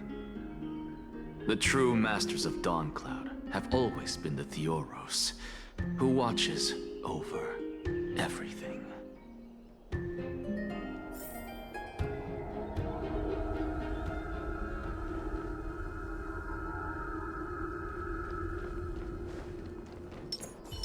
Let's say something.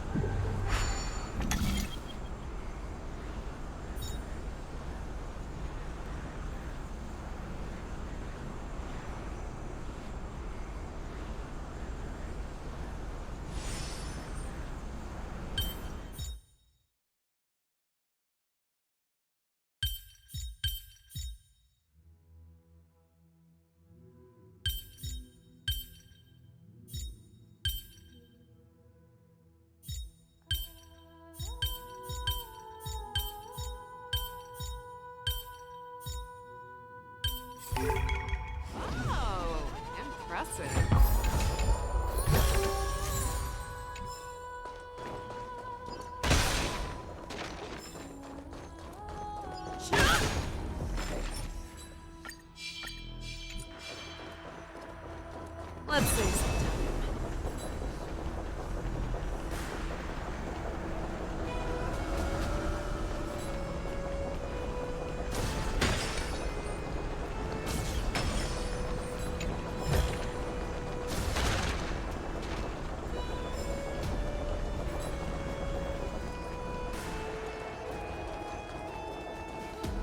An expected visitor.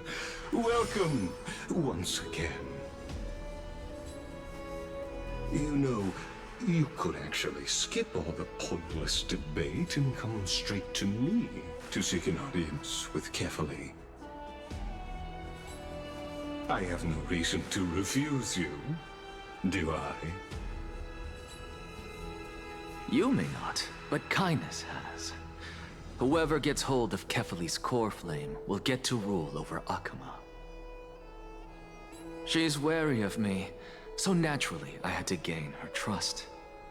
I would say that debate was not at all pointless. Very true. In my view, this individual has gone to great lengths to get close to Kefali. He might very well be plotting something nefarious against the Titan. Are you still willing to let him pass, knowing this? Yes, very much so. All living creations are always free to visit Kefali's transcendent vessel. This comes with being the World-Bearer. How convenient it is to be able to hear what they say. It is truly my honor to speak to a venerated Titan in person. Please, go ahead. Let me join you both on this journey. Oh, a bygone myth tells of an occasion where Kefali once answered their followers' questions on the peak of the Holy Mountain. Their followers have since believed that scaling this Titan cliff is one way of being with the god. Hear that? It's not every day that you get to climb a mountain with Circes. You should sing me a hymn of praise. Titan hymns are beyond me.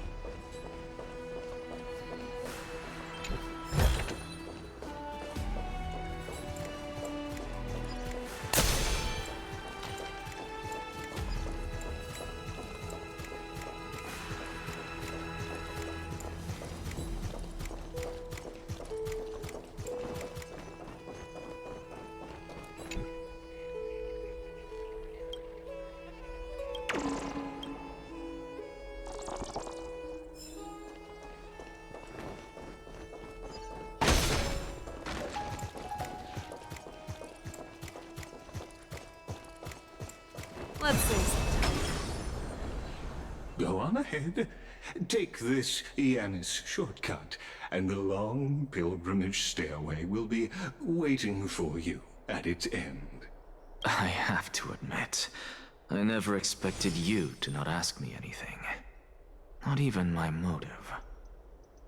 Because I know very well what it is you are after. As the saying goes, a gentleman helps others achieve their goals. I have a feeling that your theory will be validated at the end of this journey. I believe Kefali will not deprive you of your right to ask your question, especially now that you're on the brink of death. You must be closer to Kefali than anyone else. Wouldn't you agree? I hope things go as you say, then. Putting a child of justice into a farcical world is bound to turn it upside down. It is my hope that you bring a much-needed change to this world which is on the brink Destruction.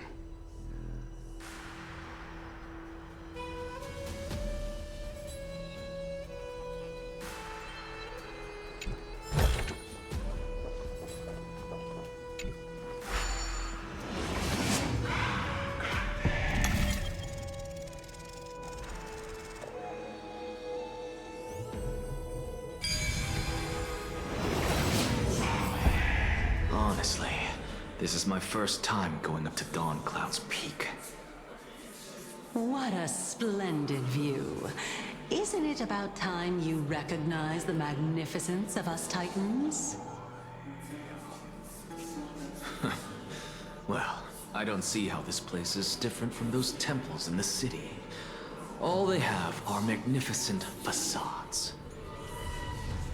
And even though I've come this far, I'm still doubtful about getting useful clues from him.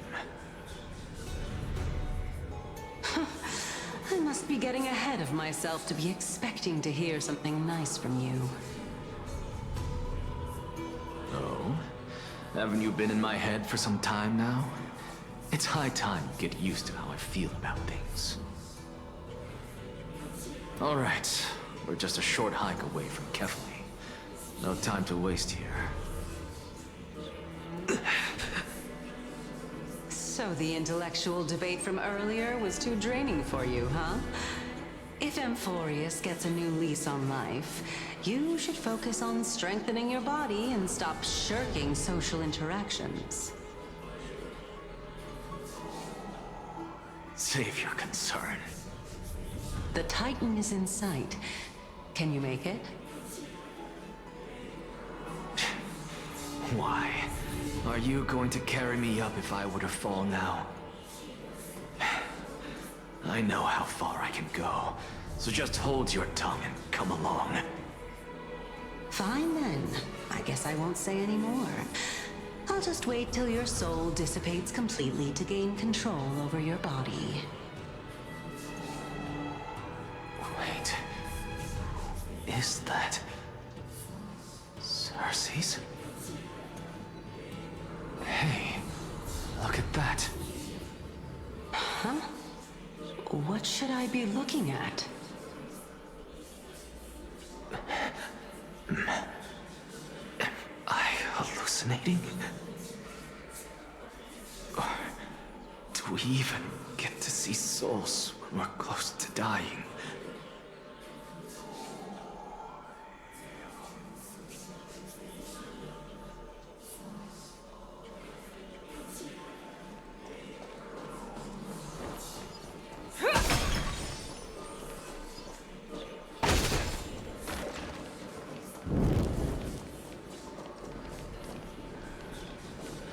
Oh?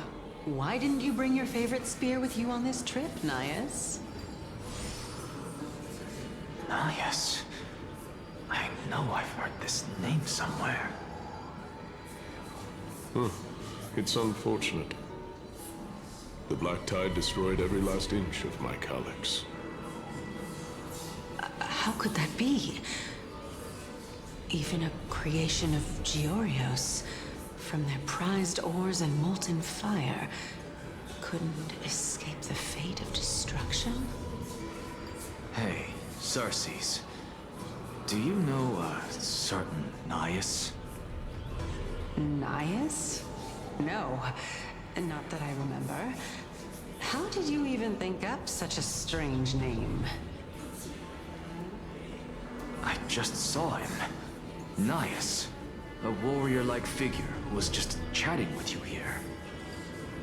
No, I have no such memory. Could you be hallucinating?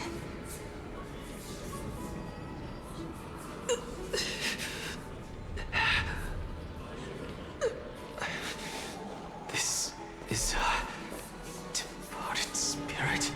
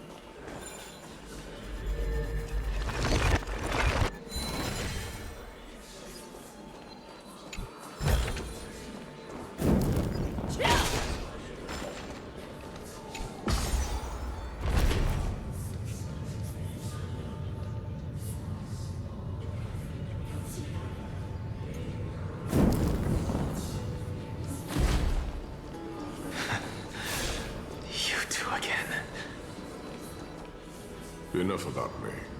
Did Kaos ever reply to you? Well, regrettably. Seems like the price of becoming a demigod is a lot heftier than we thought. Kaos. Demigod. I've never heard of this person. Which Titan's authority did he inherit? Look on the bright side, Nias. Since we've come all this way, I doubt he'd snub his old friends, would he? Let's just hope we mean as much as the world to him. Hey! Are you seeing that same hallucination again? Yes. It's still you and Nias, but you're now talking about a certain Kaos. I'm guessing he's one of your companions? Kaos? This name sounds just as strange to me. Never mind. I think I know what this is about. If things are as I thought, then they aren't hallucinations, but the souls of people. What?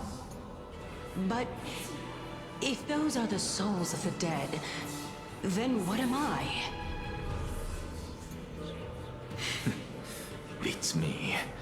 For all I know, you're just an illusion I conjured up in my dying moments. Let's just keep going. As long as I take in more sights and hear more stories. Know your limits. Wander too far among the dead, and even I might not be able to save you.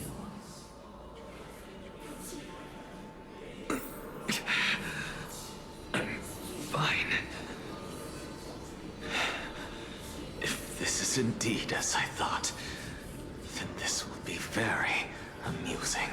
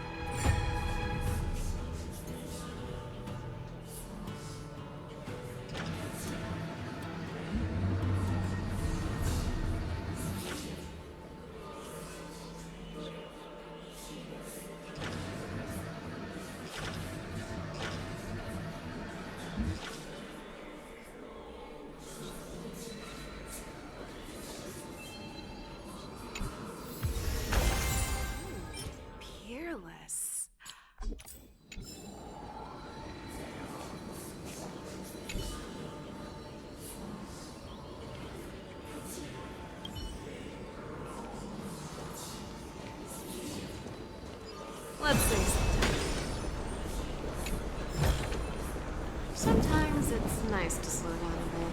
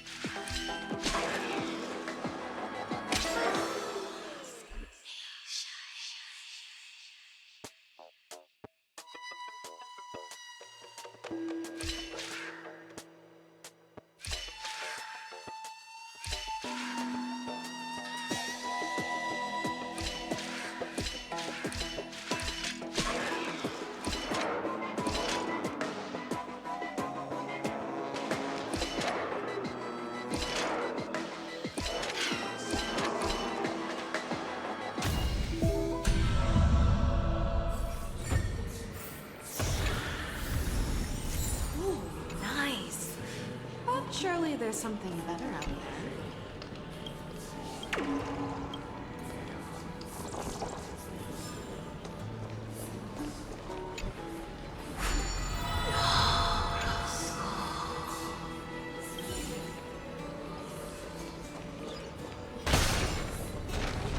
So, we meet again. I'm sure you wouldn't mind a snooping ear.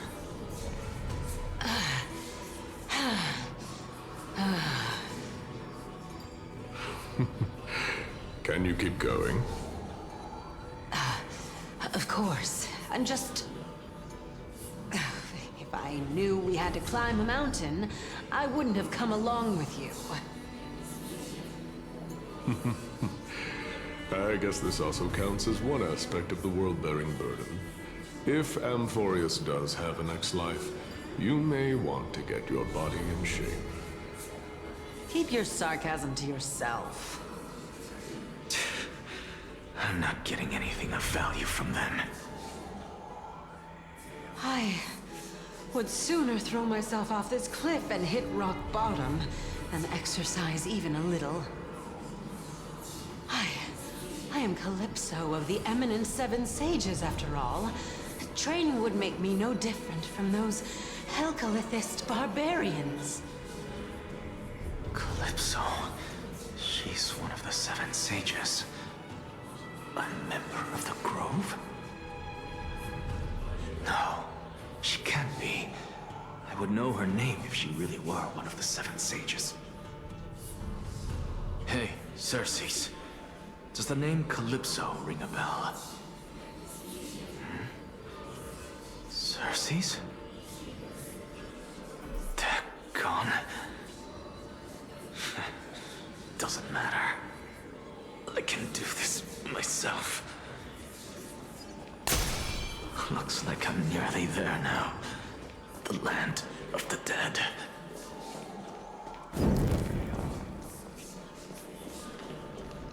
Oh, beautiful old world.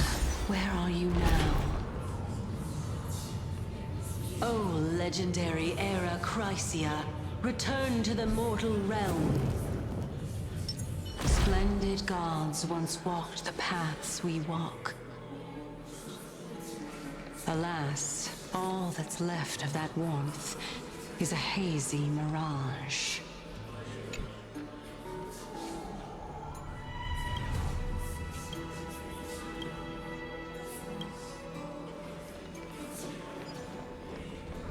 Let's say something.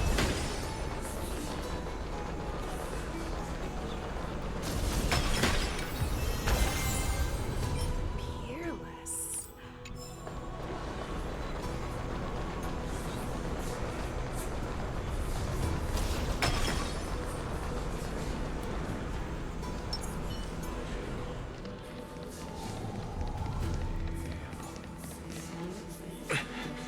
We're here. Finally. So, I don't get to ask the Titan my question, but all of you make for a pleasant surprise, nonetheless. Very well then. Let me uncover the truth for myself.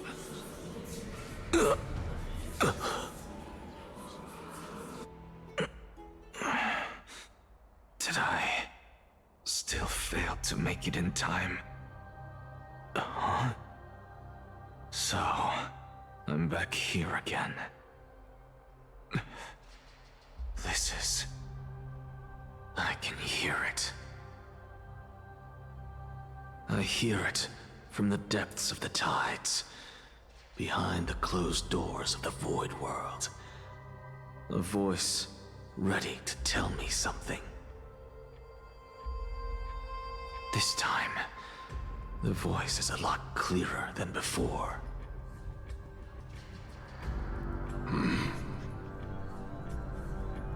Since we've come this far, let's just wait.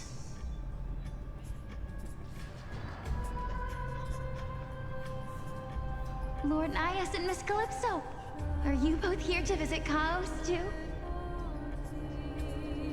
Yes, and we've been waiting for quite some time now. Regrettably, he hasn't answered us. The worst-case scenario is that he's already been overwhelmed and crushed by the world-bearing burden. You're overthinking, Lord Nias. I can still sense Chaos' soul in the area. And besides, we both know Chaos' nature. A deliverer like him wouldn't fall so readily, much less give up on all that he holds dear. Isn't that so? Yes. I have faith in him. That reminds me. Why are you making this trip alone, Polixia? Oh, my sister needs more time to make sure the flowers are fine.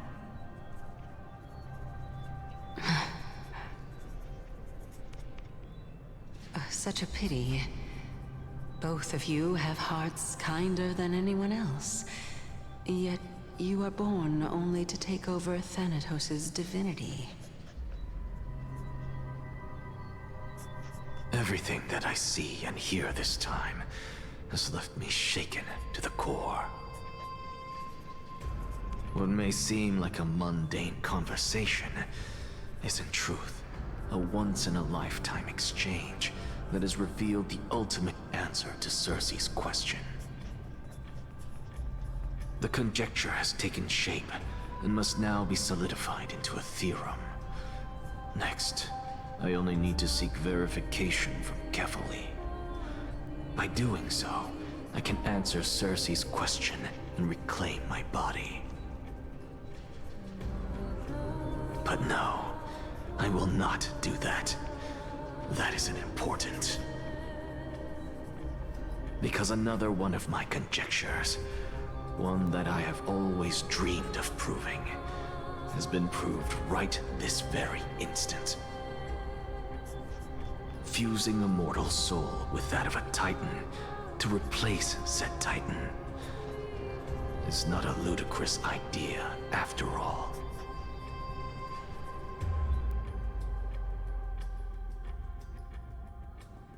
What are you thinking about?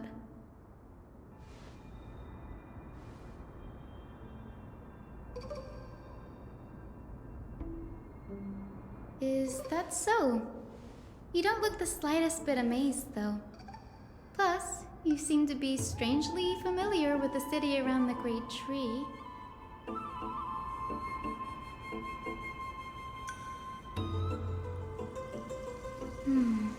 Events of the past, huh? I was also a child when I looked up at Cersei's. Their leaves and branches reflected the sparkling stars, and their trunk was like a pillar that supported the sky and ground. I stood at this very spot back then, imagining the day when I could climb to the top of this tree, because I would be the closest I can be to the sky at that spot.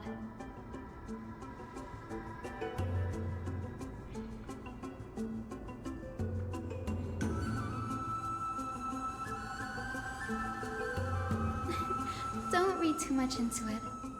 I mean, can mortals even hope to reach Aquila's realm? They're a strict and draconian god. Nothing like Circe's. Reason is willing to share what is theirs with others, but Sky only expects people to revere them. You get what I'm saying, right, Denny? After all, the titan that imprisoned you and Grey here in Amphorius is none other than Aquila themselves.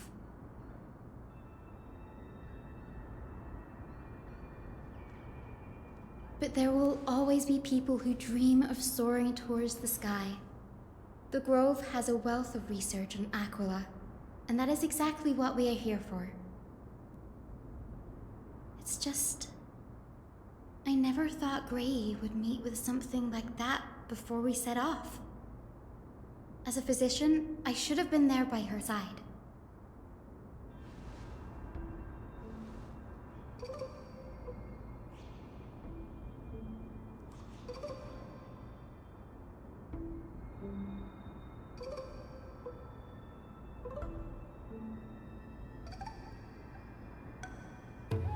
Yeah, there's no rest for the weary, huh?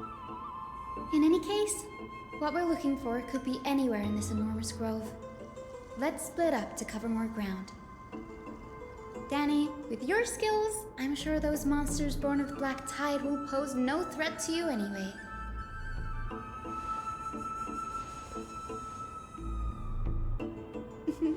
Have you forgotten that you're talking to the chief physician of the Twilight Courtyard?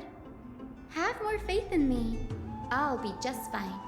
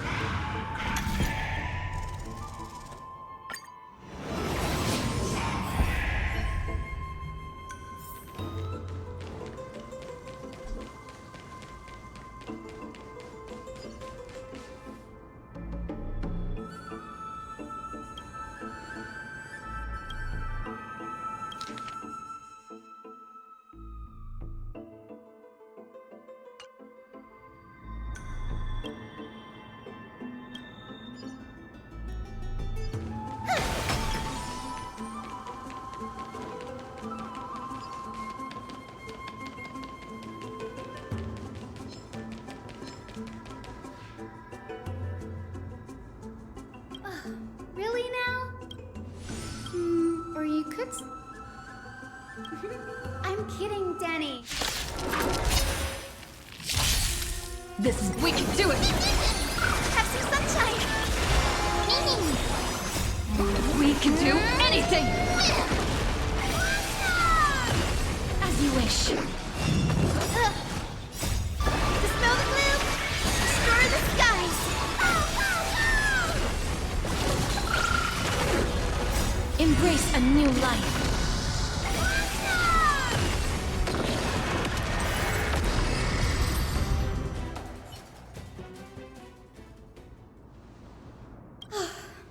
The Black tide is remarkably quick to detect the light of Amphorius.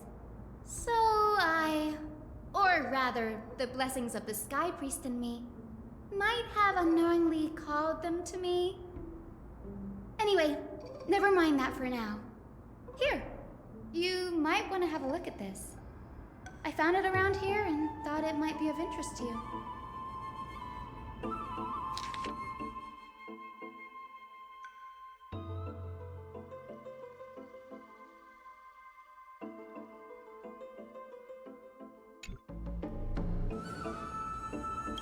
This is new. I didn't know Professor Anaxa was researching the sky. He's never mentioned anything about it.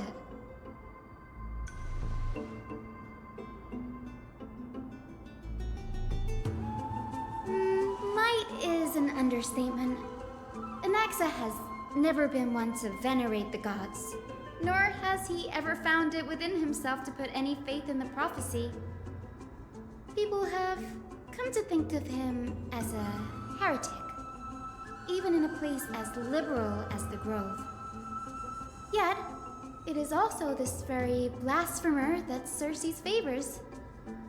Fate sure works in mysterious ways.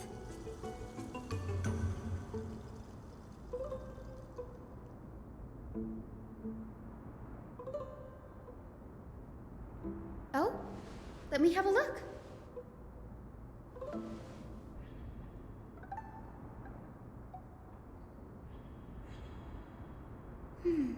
By the looks of them, these scrolls are records of two conversations that took place in the same setting, one after the other.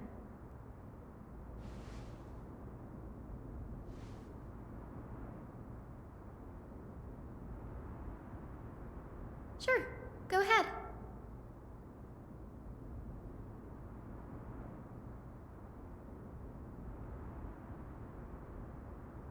Anaxa often says that every failure brings us one step closer to the truth. Perhaps, to him, the crash of the sky ship carries a different interpretation. The firmament is not impenetrable. On the contrary, it was precisely because the sky ship represented the first step toward breaking free from the shackles of the earth that it provoked the wrath of the Sky Titan and brought divine punishment upon itself. It's a shame that the majority of the Grove's research on Aquila was headed by the Venerationists, with sacrificial rituals making up a predominant part of their findings. Discourse about more esoteric subject matters in relation to Aquila dwindled even further after the sky ship incident. So much so that even the scroll is completely new to me.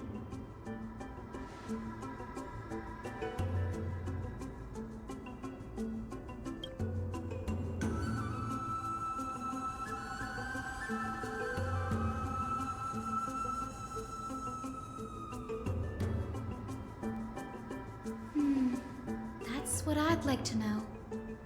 What are these experiments he's involved in? Even I, the assistant lecturer, know next to nothing about them. I have a bad feeling about this.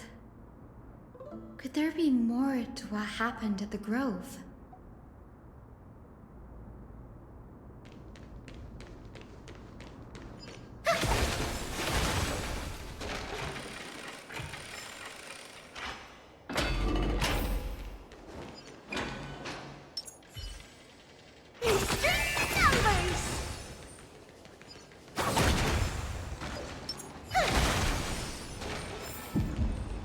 This is the Library of Philia, a place where the Grove stores its collection of tomes. Other than books written by the 7 schools, you can also find philosophical texts, ballads, and religious writings from the Outlands here. Cities that desire to learn from the Grove were apparently expected to contribute knowledge of equal value to what they saw. We've had more than our fair share of hilarious episodes over the years. For instance, it's said that the Erythrocheramists once borrowed a manuscript from a certain author, but ended up returning a copy instead of the original. What's more, the original manuscript was supposedly then hidden here.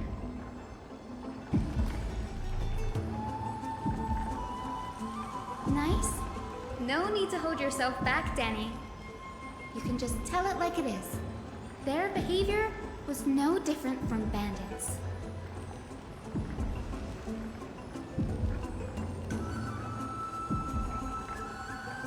Whew. You've got me there. Some said you couldn't even find a dictionary in Castrum Kremnos, so I guess they were spared. There are too many books in the Library of Philia. Flipping through them all will take too long. Why don't we use the Biblioslate to search for the texts we need? We can bring them back to Akuma for reading after that.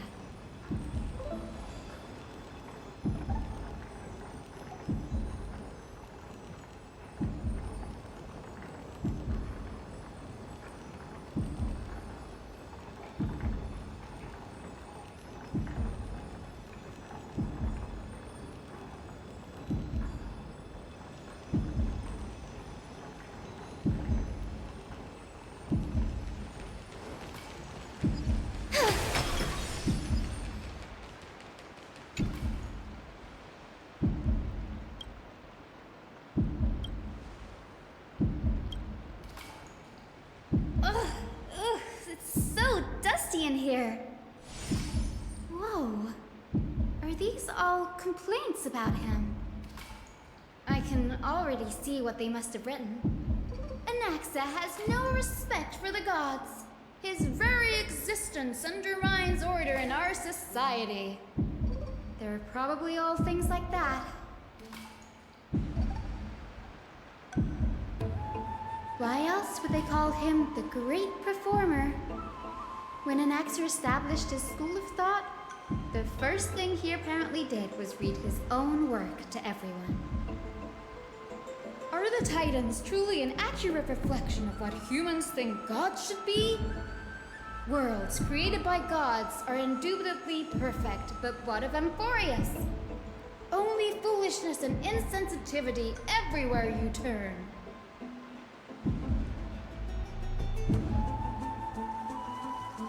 They marched him straight to the seat of judgment before he could finish. Though what he took on in the end was more of a debate than an actual trial. He had to address every one of the scholar's allegations, or face expulsion from the Grove.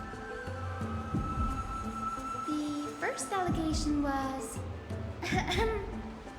Do you agree that since the Titans created the heavens and earth, so the mountains, rivers, and seas must likewise be their creations?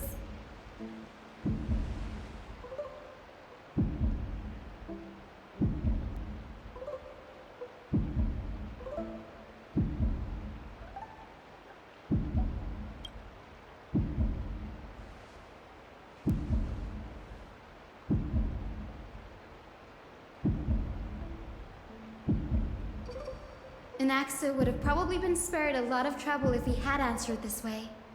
Instead, he quoted past instances of the Flame Chase journey and posited that humans have the potential to take over the divinity of Titans. Needless to say, his critics didn't take kindly to his answer, so they followed up with a second allegation. You claim to be studying souls, yet you are, in fact, defiling them and committing acts condemned by the gods. Do you admit it?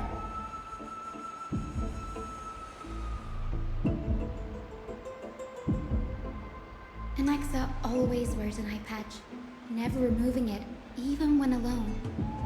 Some say he used one of his eyes as an alchemical ingredient. Every being in the world owes their safekeeping to Kifili, and this is even more so for the Chrysos heirs who have divine blood coursing through them. If he has really done something of that nature, then it'd indeed be sacrilegious. Thankfully, they had no way to prove it, so it amounted to nothing more than an allegation in the end. One by one, Anaxa Anaxa engaged in wars of words against those who would challenge him. Toward the end, a scholar asked him, Anaxagoras, have you any respect for the gods? It was only after a brief silence that he answered, I have never denied that titans are meant to be noble constructs.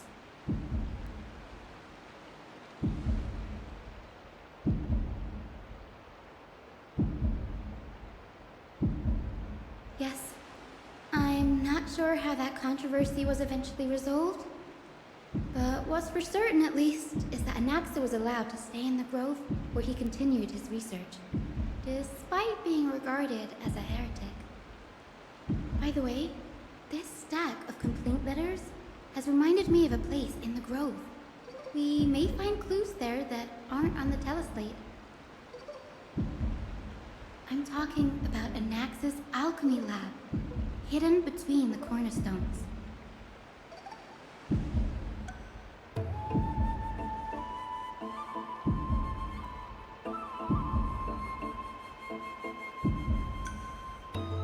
It's a well-kept secret. Among the 7 sages, excluding the nominal chief sage, each has a private sanctuary where they can conduct research undisturbed in their free time. Even the administrators of the Library of Philia are restricted from accessing those places and documenting the sage's research. But with the grove in this state, I'm sure Anaxa won't be mad even if we sneak into the lab for a short while. Right?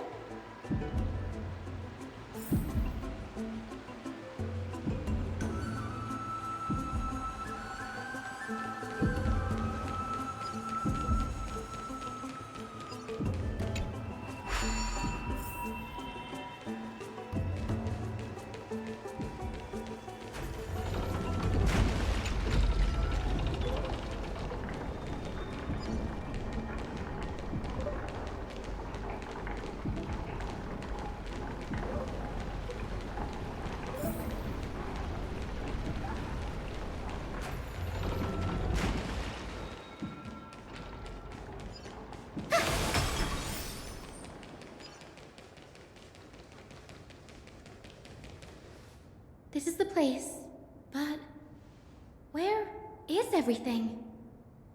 Materials for alchemical experiments, matrix diagrams, and even the seal to the lab. They're all gone. Did the Black Tide destroy it all?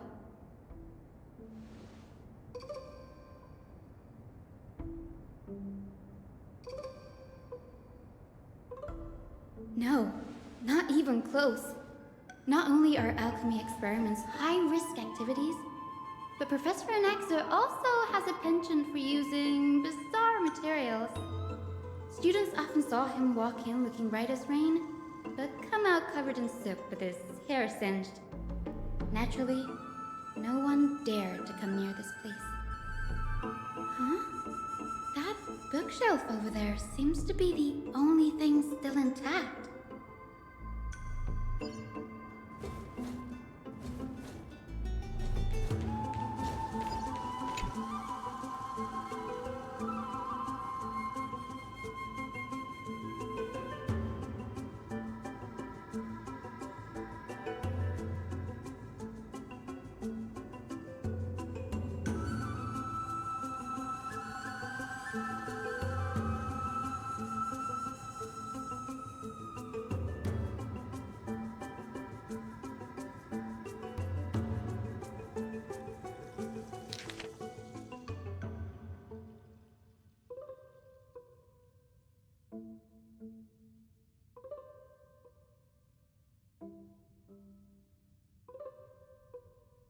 What's going on?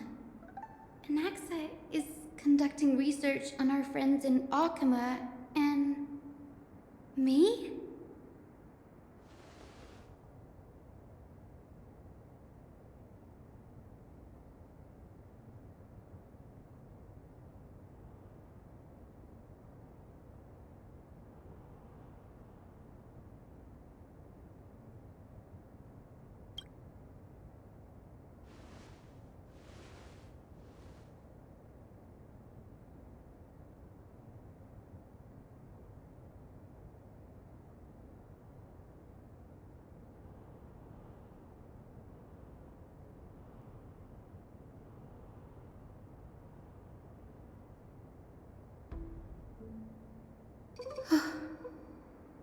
Danny, look at this. I have a bad feeling about this.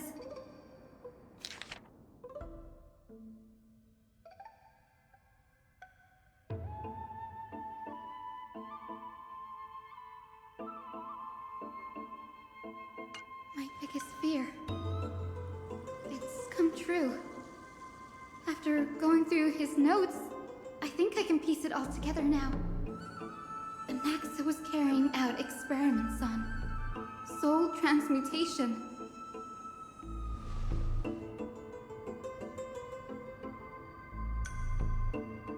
Yes, this is what he was secretly conducting research on. Something he had to keep hidden from others. Compared to his public speeches, this is the real blasphemy. Oh, I just thought of something. Do you remember when the Black Tide was approaching? The Grove had planned to send Cersei's core flame to a safe place. But an accident happened along the way, and Anaxa lost his life in the process.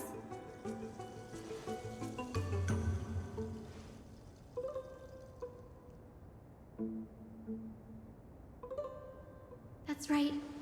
But what if Professor Anaxa's fusion with the core flame of reason wasn't an accident? Put yourself in his shoes. Knowing that the Black Tide was closing in and your time was running out, what would you have done?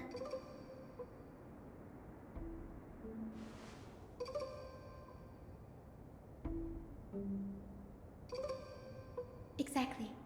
When the Black Tide came, the true reason Anaxa headed to the Luminary Throne was to transmute and fuse himself with the Titan's core flame. No. Judging from how he reacted after the event, the results came as a surprise. Maybe he failed to consider the possibility that Cersei's would make a similar decision. The manuscripts detailing all the alchemical formulae have been taken away. His research is still ongoing.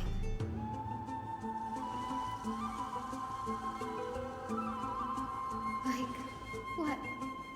There's only one Titan left in the world now. No. No way.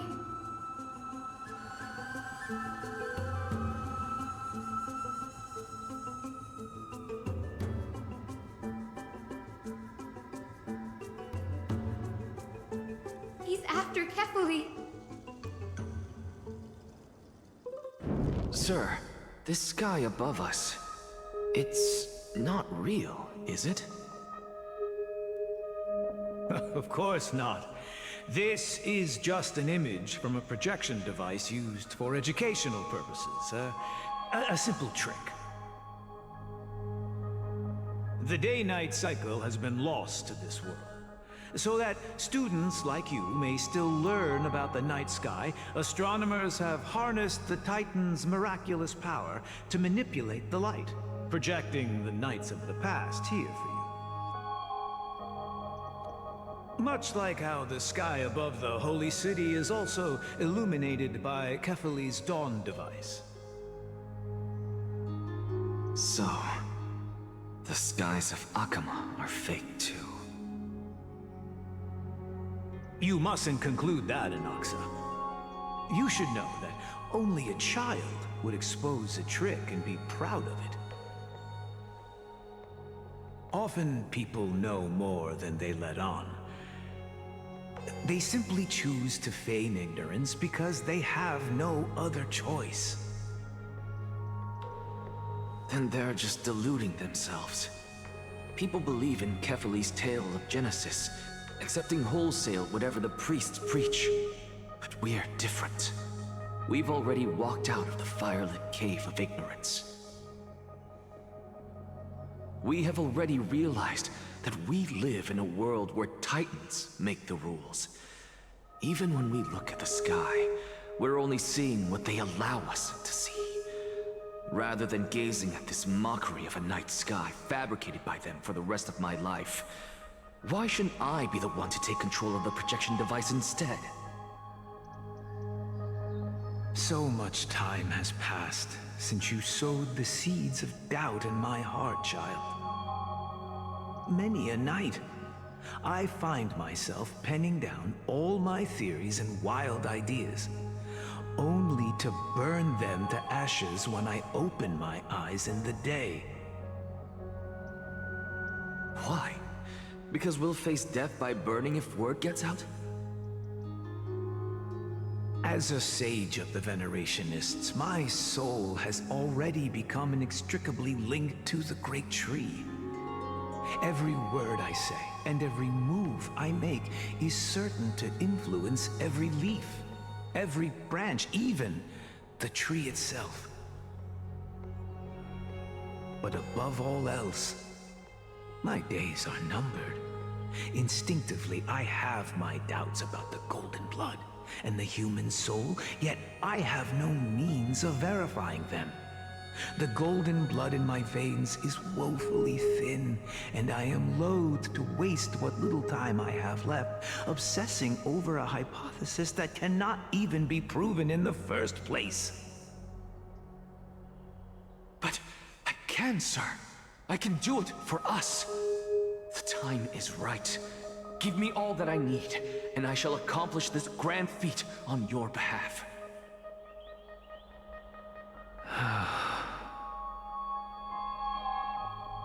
You're right. I shall do just that. In the next meeting of the sages, I will spare no efforts fighting for the rights you deserve. Go. Establish your own school of thought. Find out what we are. Become the one who conquers the ultimate truths of the world. Child of humanity. You didn't go to such lengths for an audience with Kefali. Just ask him a few questions, did you? So, you figured it out. If I were as foolish as a Dromus, perhaps I'd throw myself down and prostrate before their greatness, begging for the gods' prophetic wisdom. Well, sorry to disappoint, but I'm no Dromus. Alas, I am a human, standing tall on 2 feet, possessing both intellect and pride. Before such power, does it make any difference whether you're a human or a Dromus? I'm sure you're familiar with the story of the Styxians.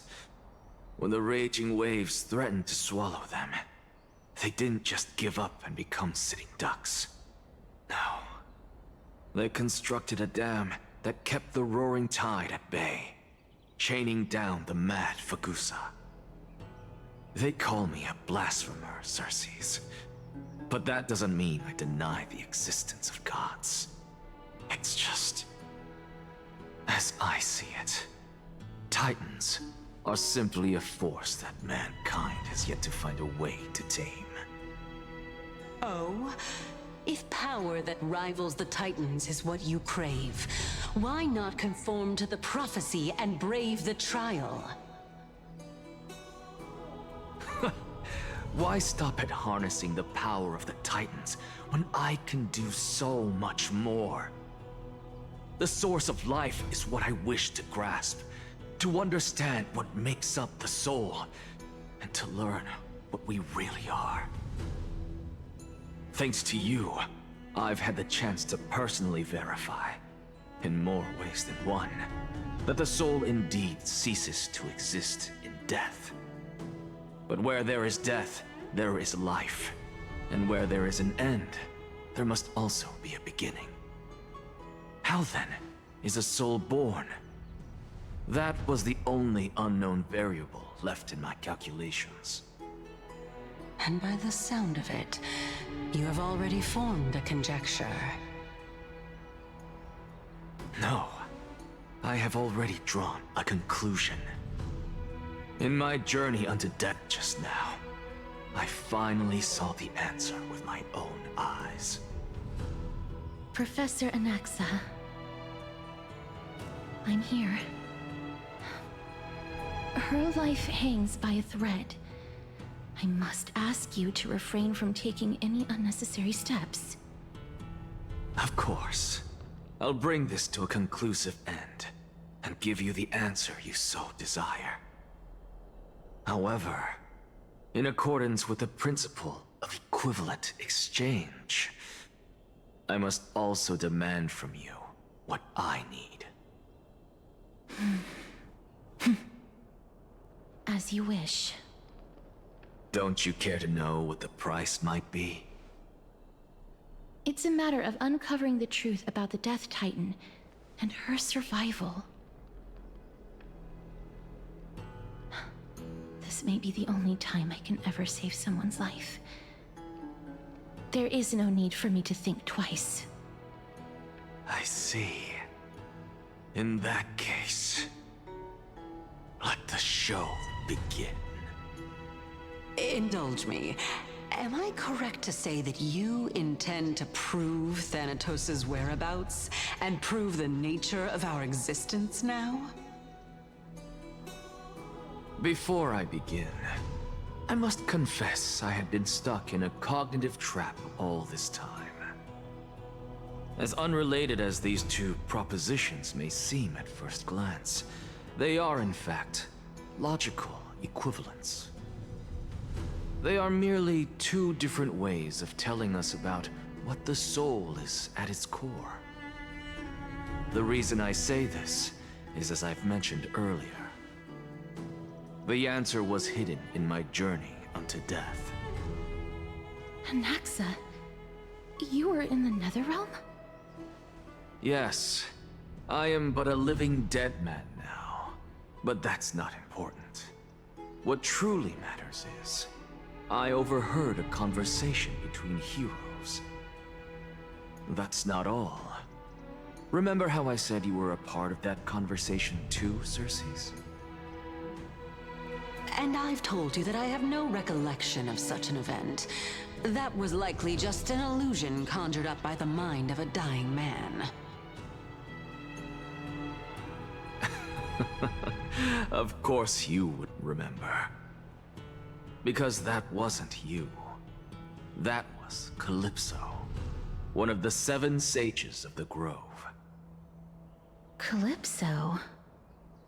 Huh? Oh, that's the name I made up on a whim when speaking to this girl. How do you know of it? And surely you jest. Don't you think I, of all people, would know if that were the name of one of the 7 sages under the shade of my tree? Don't you claim to know the Grove's past like the back of your hand? It seems you've lost even the memories seared into your soul. Use your head, Circes. Since all of this took place in the realm of the dead, it stands to reason their likenesses are of souls from the past. The living cannot step foot into that world, so who could they be? Think about Calypso. Why does she share your likeness, yet you have no idea who she is?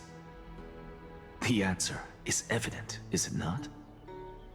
Those fallen heroes are the mortal incarnations of the Titans before their ascensions to godhood. The gods aren't master creators born out of thin air. And they are no different from humans, because they all evolved from one.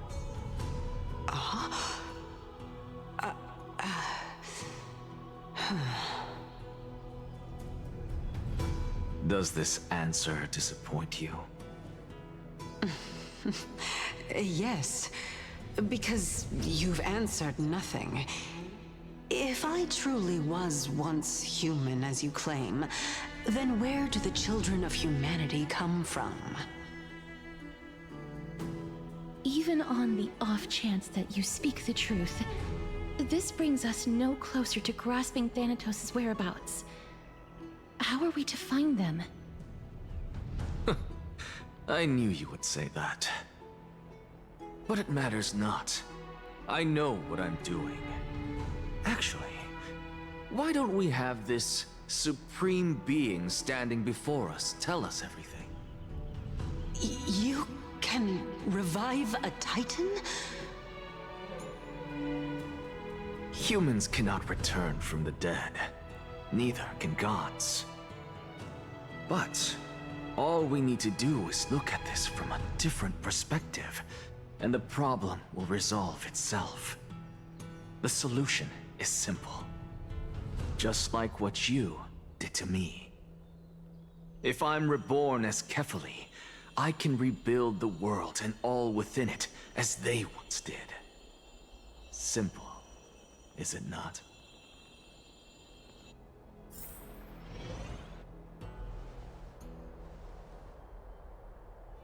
I have news from Hyacinth and Danhung. Anaxa might be trying to do something with Kefali's divine body. Kefali? But what could Anaxa want? Is the Council of Elders going to sit around and let such a sacrilegious act unfold? That is not possible. He is indeed the great performer, capable of fooling anyone and everyone with his tricks. I'm sorry. No need for guilt, for this is good news to us. The Council of Elders has found themselves a traitorous ally. Anaxa's ambitious desires will be something we can exploit. What we should be doing now is to keep our eyes peeled for whichever trickery Kynus is up to, and react accordingly to thwart her plans. Being Akima's political center, the Demigod Council holds just as much significance as the Vortex of Genesis. Someday, after my duty is over, this site will take the place of the battlefield where you hunt gods, become the next challenge you are to overcome. Till then, it's best to get used to this place as soon as possible.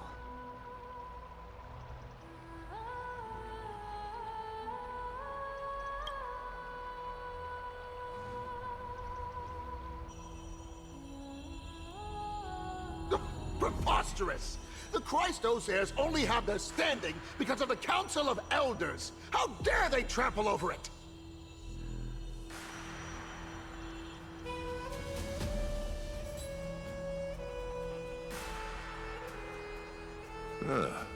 It's been a while. What is that supposed to mean? Is this really the sort of person that the young lord praised as a ferocious warrior?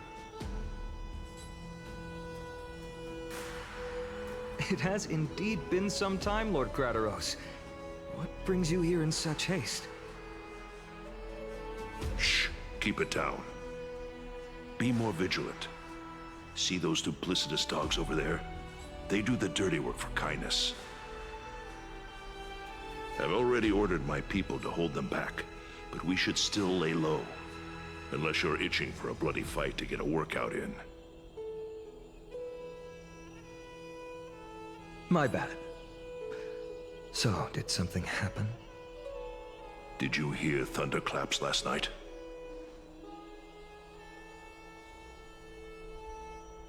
Hacker, what? She's been through a lot lately. Please pardon her. Can you tell us more about these thunderclaps? Thunderclaps are beacon signals of strife. They are a message from the young lord. He threw a spear bearing several words at Akama. Watch out. The Flame Reaver is back. I guessed as much. We didn't actually kill them back at the Kremnos Arena. I figured this is something you would want to know. We Kremnoans never back down from a fight. So if you plan to take that thing down in a battle, reach out to me anytime. You have my gratitude. I will let Aglaya know about this right away. Remind her to be on her toes while you're at it. That vicious kindness has been unusually active lately. Those lackeys she keeps undercover have been going in and out of the city a lot more frequently these days. Some even seem to be getting Kremnoans to defect to the Council.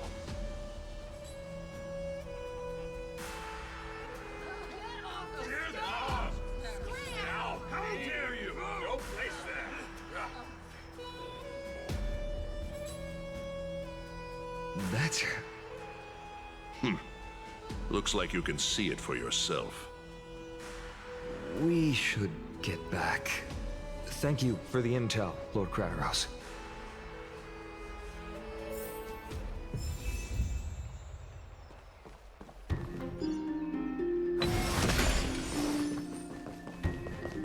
By Catholic into Lenten above, as the Theo... Aglaya, what happened here? I know about the poisonous fangs of that king snake through the golden threads.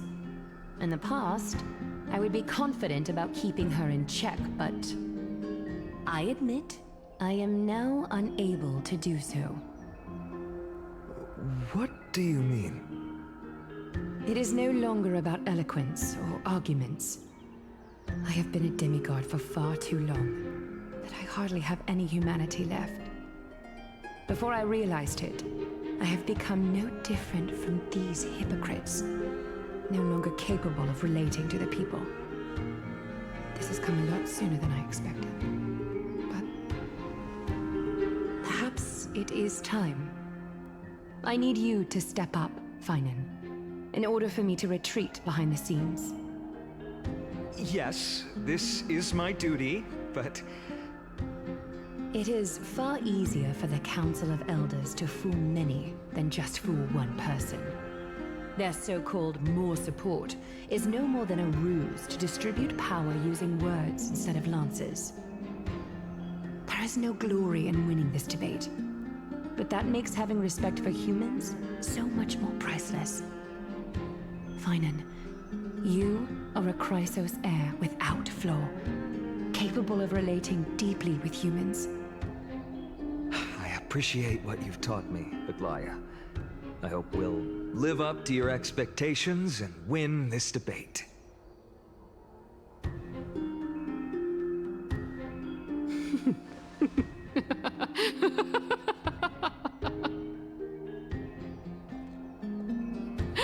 Oh, you've done well, Lord Calictus.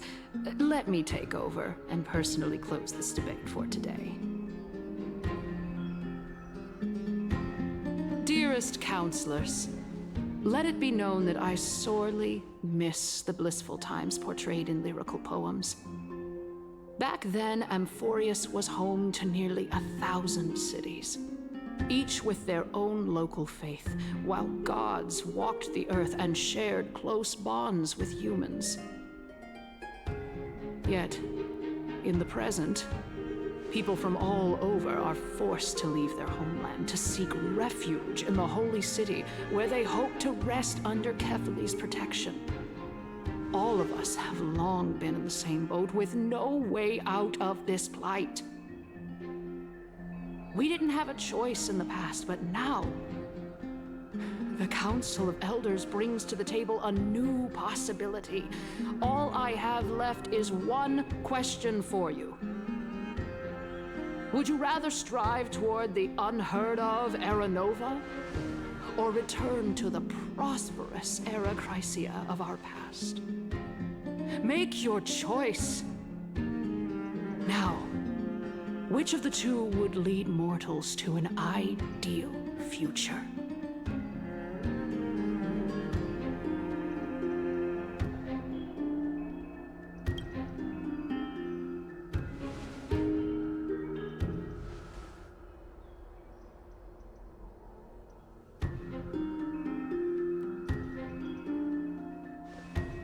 We all know that Era Chrysia is a thing of the past, Lady Kindness.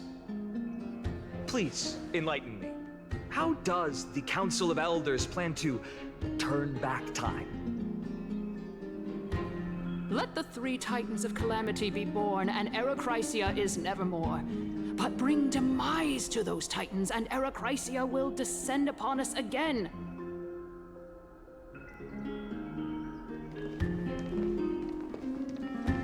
Know that the Council of Elders is never one to make empty promises. Look at who we have on our side. Anaxagoras, one of the Grove's 7 sages, and Castorus, Idonia's goddess of death. With the help of these 2 heroes, I can promise all of you that Erechrysia will exist once more. Aren't they Chrysos heirs? They're supporting the Council of Elders instead? It's clear from the start that these heroes do not get along well in their group. All the more proof that Aglaia isn't fit to speak on behalf of every Chrysos heir. I am in favor of Erechrysia. Erechrysia! Erechrysia!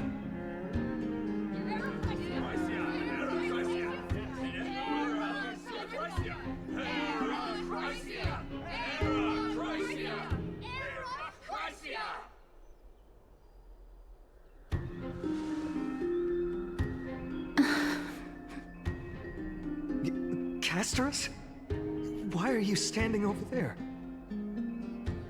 You finally arrived, Naxa. So have you, Cass. Don't worry, Aglaia. While I know that you have many queries, could you continue to converse like how the citizens normally do? Tell me, dear citizens, if we successfully retreat and return Thanatos' core flame without anyone passing the Death Titan's trial, what would happen next? The answer is simple. We will have a chance to rid the world of death and bring Amphorius back to an era when all beings live forever. We'll usher in a new future that will be entirely different from the Flame Chase journey. He's one of the 7 sages. 7 sages? That's impossible. I really believe Your proposal is much too idealistic. As long as the Black Tide still exists, how can we go back to the old days? Remember what I previously said? Kefali's core flame is guarded by the secret power of the Council of Elders. Plus, Fagusa's water curtain will be able to block out any external perceptions. Tell me, dear citizens, have any of you ever seen even a glimpse of the threat that this person is talking about anywhere within the walls of this majestic holy city?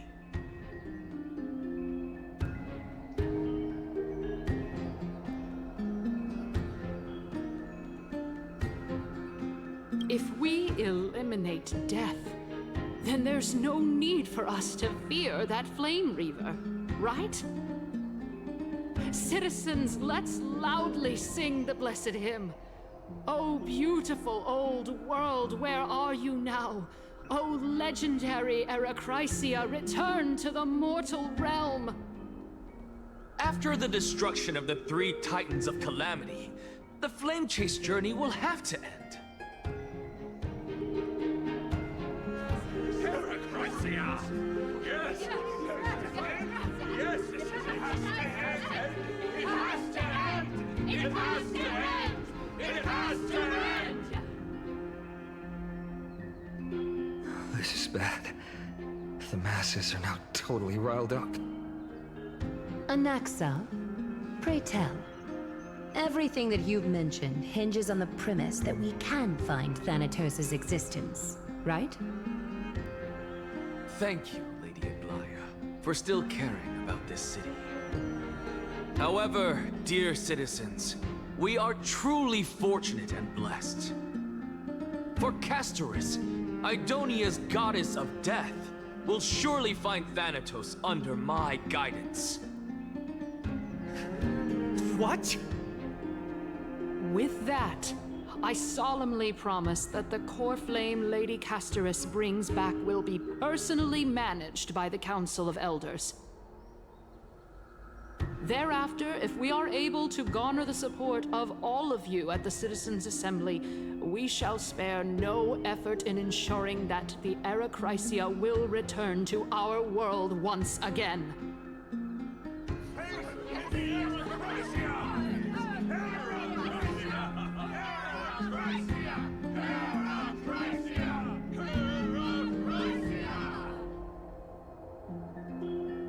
With the balance shattered, the result is clear. Buy carefully into Lent and above, as the Theoros I have observed. Akama has chosen her destiny. The issue up for discussion at this Citizens' Assembly shall be modified to the suspension of the Flame Chase journey. This resolution shall be put up on the Wall of Heroes, such that all citizens are aware of the city's way forward.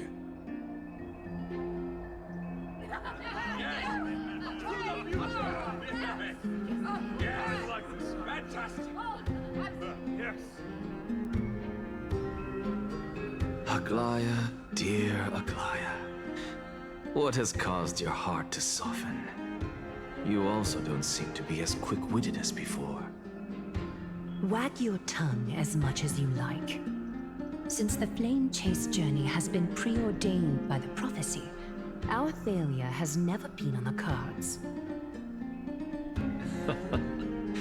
Well then, I guess we'll find out if that's true at the Citizens' Assembly.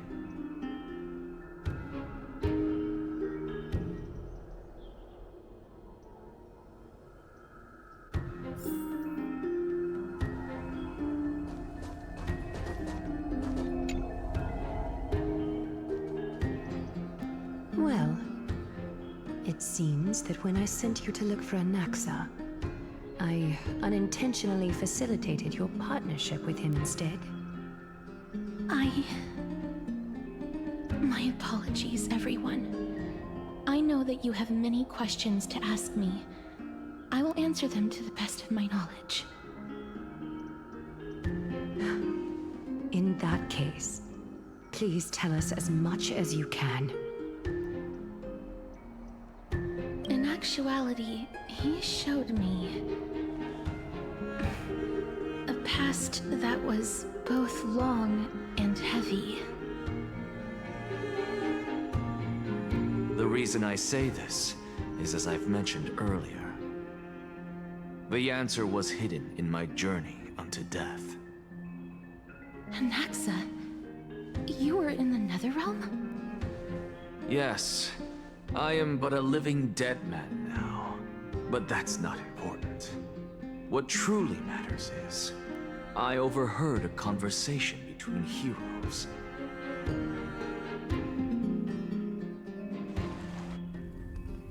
Have you heard of this tale before? A tale about the ocean god's treasured pearl, our hometown. It was a seaside town which enjoyed the ocean breeze and glorious, peaceful times, thanks to the wisdom of its ruling queen. Until one day, an evil dragon descended upon the town. Its wings were large enough to blot out the sun, while its claws were sharp enough to rip the waves apart. It barged into the tall tower and devoured the queen's beloved daughter. It even settled itself in her bedroom, like a tyrant king. The queen assembled 300 warriors who managed to subdue the evil dragon by chaining it up. However, when the queen slit open the dragon's belly, she realized that the princess had long since been digested, and all that was left of her was a pile of bones. Devastated, the queen wept for several days. It was then that a devious, smooth-talking scholar arrived at the palace and suggested that the princess could be revived through the use of dragon bone and dragon blood.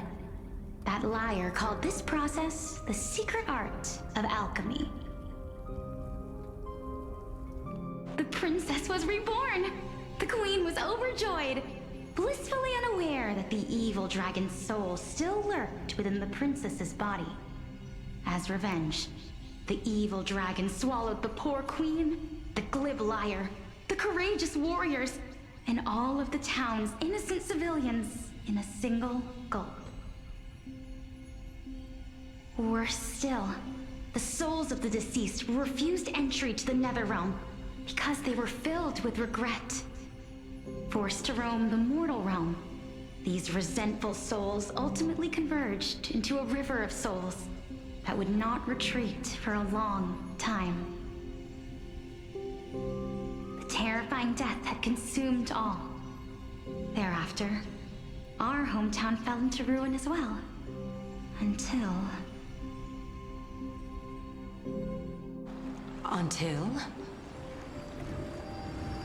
Until? Actually, I don't know what happened next either. Oh my... It seems that you still like to whet people's appetites even after all this time, Pelixia. So, according to your story, this is how I used to look? It's practically a mirror image. And yet, what exactly is this? A miracle that I created with alchemy. As for what it is and how I was able to accomplish it, I'll keep the answers to myself for now. Oh, my goodness. Is this cliffhanger really necessary?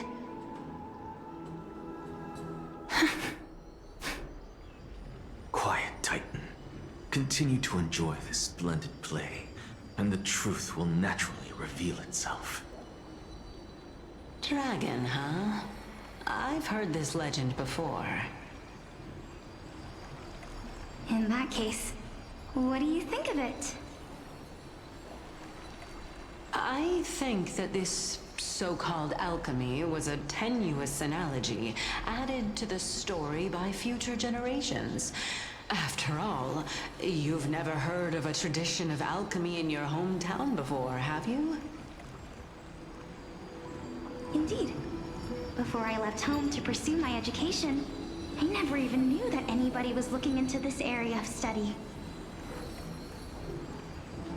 Therefore, we can just treat this tale as a fable told to young children. A fable, you say? If so, what moral is it trying to impart to the kids? I guess it might be the concept of equivalent exchange? Oh? I thought the moral might be closer to something like honor the dead.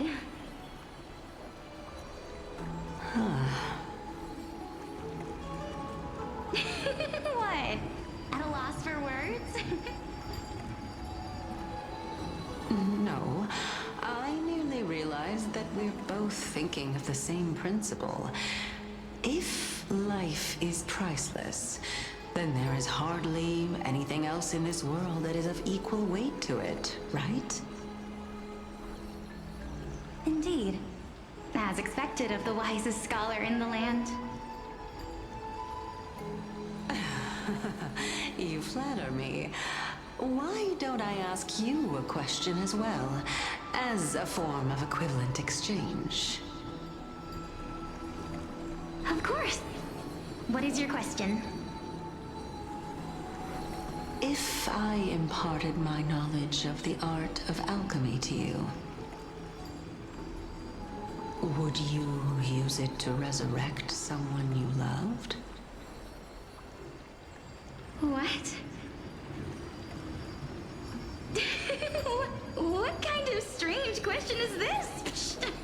I got it. You're just trying to get me to tell you whether I like anyone, right? Let's just leave it at that. That was rude of me. Yes, I would. Oh? Death is inevitable. In the days to come, I'm certain that someone whom I cherish deeply will leave me for good. If such a mighty power really existed, I think I would use it without hesitation. After all, you, me, and the rest will all have to face that fateful moment eventually.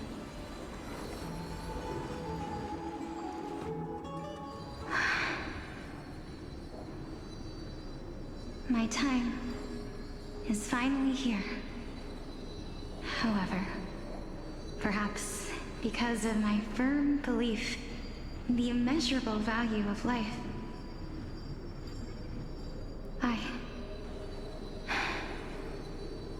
I am unable to complete the trial. You shall wither, and through that, the dead will sprout again from the remains, and be reborn with the dead flame. It is a pity that fate is such a cruel mistress. Is there no other way of interpreting those words? I'm afraid that the meaning is clear.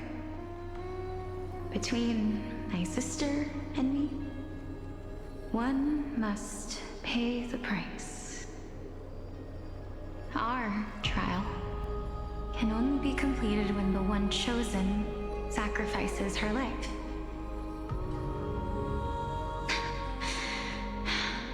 I'm afraid that the prophecy might even have selected a pair of twins for this exact purpose. Fortune makes fools of us all. My sister is prepared to sacrifice herself. And yet, I can't do the same. How absurd. My time is almost up, but I'm still afraid to welcome death. What should we do? If I'm ultimately not able to make up my mind...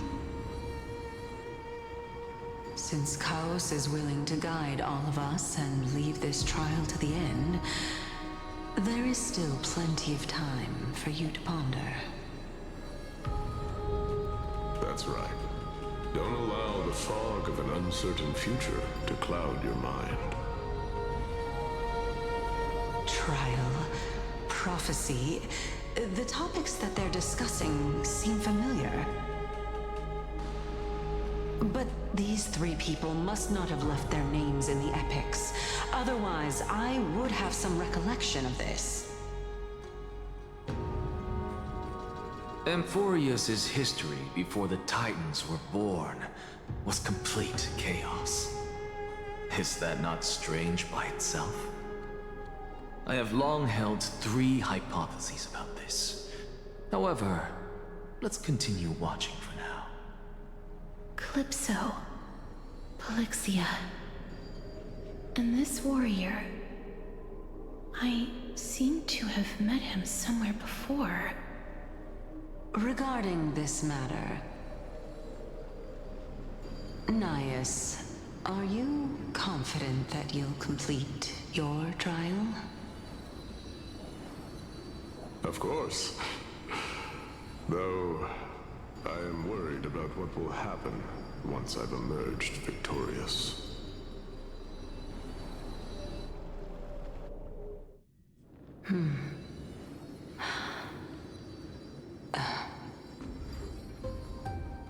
Looks like you have made up your mind. Yes, this is the safest course of action. completely separating courage, honor, tenacity, sacrifice, and reason. You really know how to make things difficult.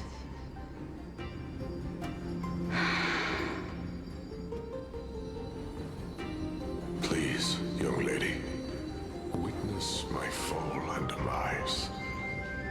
Lady Calypso, you shall host the soul-rending ceremony. I do not understand. Why would you dare to sacrifice yourself for a future that you won't get to witness? Because this is our destiny. The power that resides within me is so intense that I will one day be engulfed by it. Furthermore, a valorous death before glorious return has always been the path I chose to walk. A journey I began long ago. If your sister or Callus were in my position, I believe they would make the same choice as well.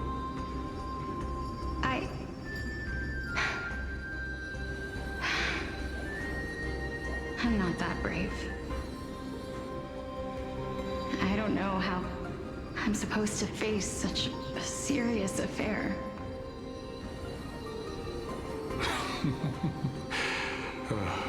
Despite being Death's chosen one, it seems you still don't know how to face it. Let's chat, young lady. Perhaps I shouldn't end my journey so hastily. Since there's still time, I'm not worried about letting fate wait a little longer. Of course. This warrior is Lord Anaias. As the embodiment of Nikador's divinity, he entrusted his life to us and allowed humankind to end his madness. That means that what I'm currently seeing before my eyes is, in fact... Looks like one hypothesis of mine has already been proven true. These heroes are the true forms of the Titans, before they attain their divinity. If so, the chosen one of death that he speaks of is actually... Polixia? Is the previous form of Thanatos? But her appearance... If this is true, as long as we can find out where she went, we'll naturally be able to figure out the location of the Death Titan.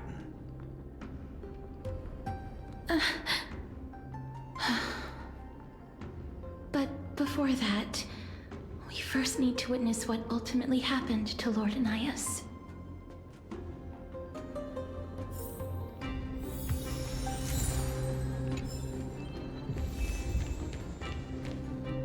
Nikador's courage is a testament that they have never once retreated from a battle.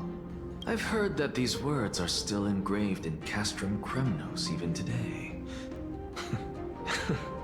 It didn't occur to me that they were actually part of an alchemical formula.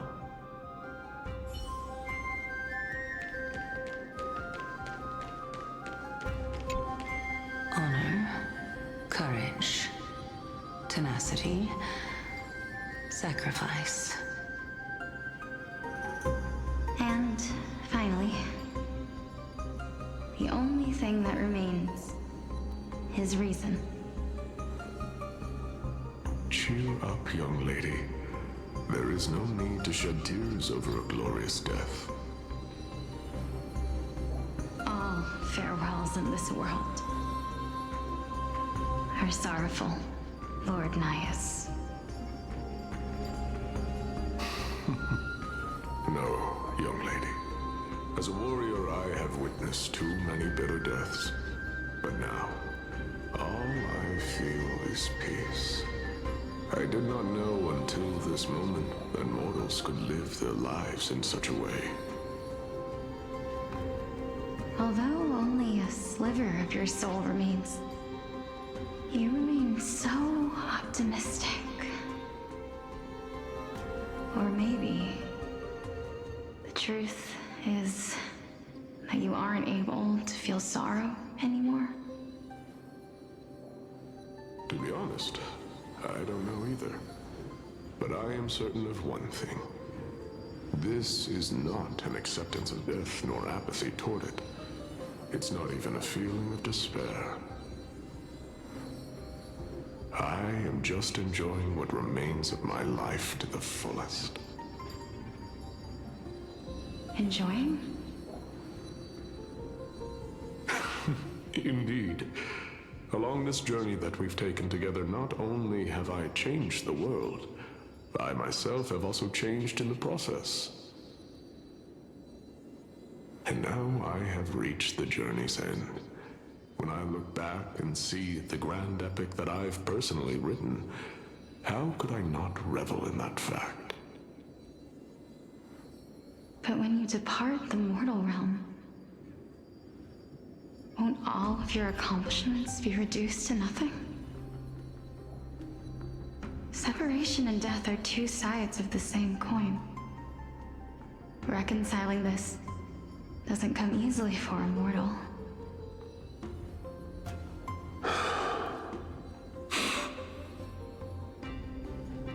Finally, let me recount to you a story of mine, young lady.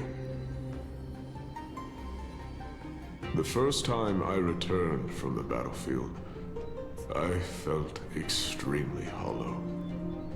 The calamity had devoured everybody on the battlefield but me. When I returned to the city alone, the citizens held a banquet for me that was far from pleasant. I felt as though I was still on the battlefield, and the person who had returned was nothing but an empty shell. It was late into the night by the time the banquet ended. My head still reeling, I returned alone to the barracks. On the way back, I encountered someone. It was a crazed scholar looking at the night sky and muttering to himself by the side of the road. Although I tripped over him and fell, I wasn't angry in the slightest. And maybe because I saw myself in him, I inexplicably asked him a question. Do you think that it'd be better if we just died on the roadside like a couple of stray dogs? To my surprise, he shrugged his shoulders and sighed. How does someone who is currently experiencing death, dying and living, afford the same amount of bliss? Now please go away and don't block my starlight. Are you trying to say that there is no difference between living and dying? For they are both journeys that lead toward death? That's exactly what life is, and death is, but a scale to measure how valuable the journey was. Journeys and epics are only glorious and magnificent because all things eventually fade to dust. Therefore, young lady, don't detest your fate. Instead, willingly and respectfully embrace it. The embodiment of strife telling me about the majesty of the world. Indeed. I believe that when the fated moment eventually arrives, you will be able to understand my words. It is time for me to knock on death's door. I will set up a long table at the end of the road and humbly await your arrival. When that moment finally comes, let us drink and be merry then.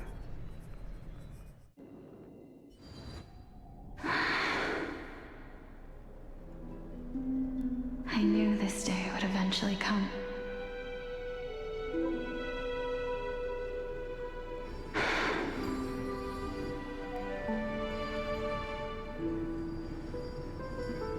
Are the both of you ready?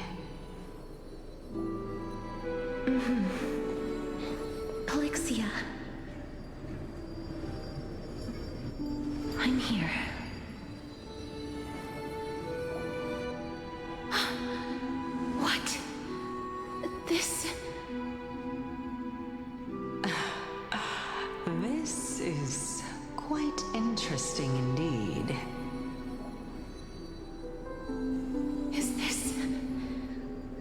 Polyxia's sister. Is it me? Now, it's time for us to fulfill our promises.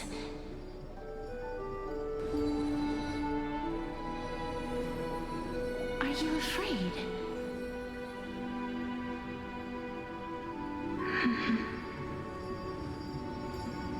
What are you afraid of? That I won't be able to do it.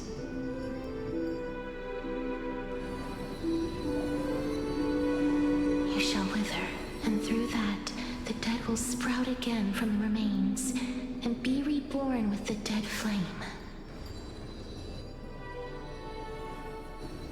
As foretold in the prophecy, and according to our vows, once it all ends, we must face our fated moment head-on.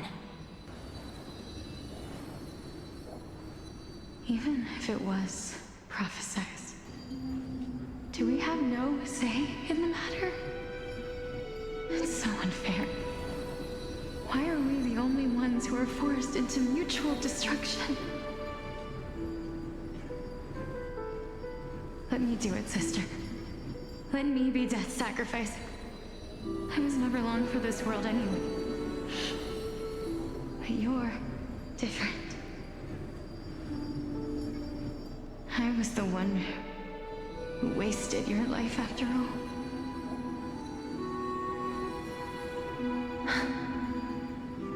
You're wrong, Polyxia.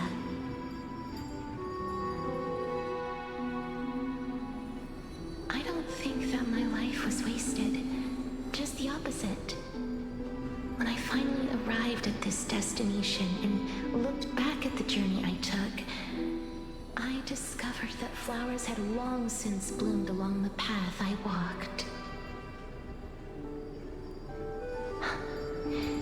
It was you who sowed the seeds for this sea of flowers, one that is more beautiful than the promised land at the end of the world. Besides, I have lived a fulfilling life. Even though I was fated for sacrifice, none of the things that I've experienced will dissipate. Instead, they'll forever live on as memories inside your head. Will they not? How can my memories of you ever compare to the actual you? Well then, tell me. What exactly are we?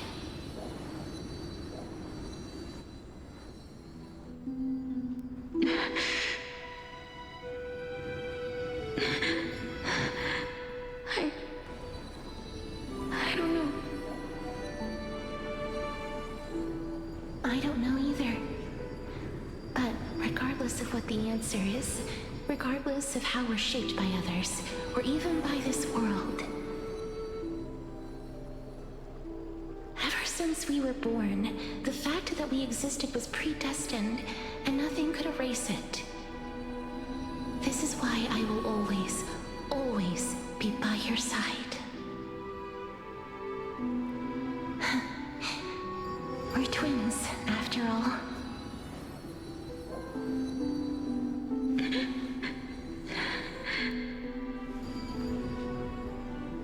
All right, my dear Polyxia.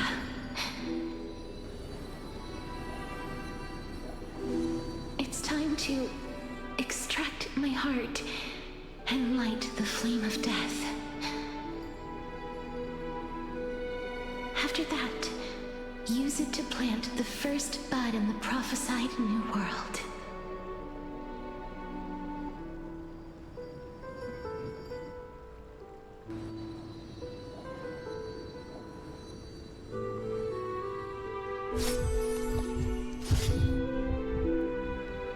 If I imparted my knowledge of the art of alchemy to you, would you use it to resurrect someone you loved?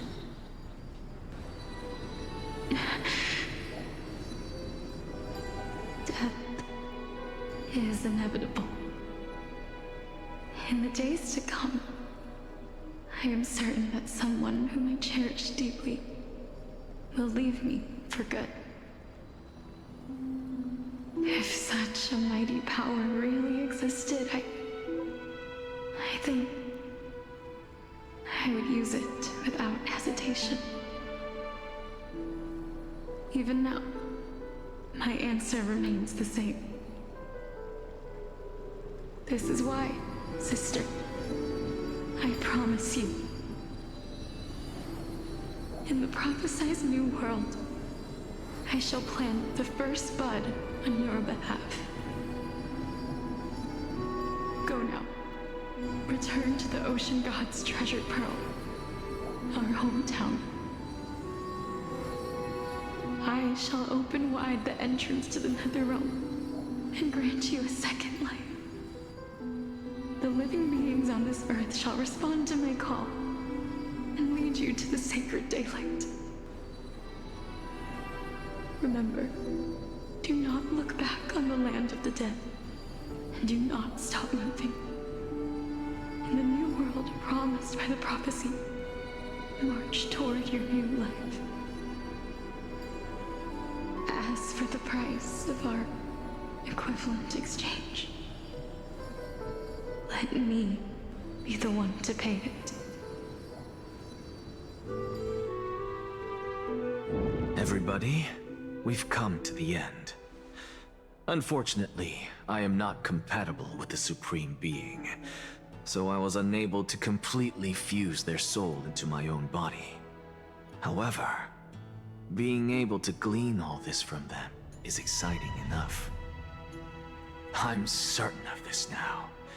Before the Titans that we are well acquainted with were born, a group of heroes roamed the land. These heroes followed a prophecy and took possession of divine authorities one by one, until they eventually became the pantheon of the new world.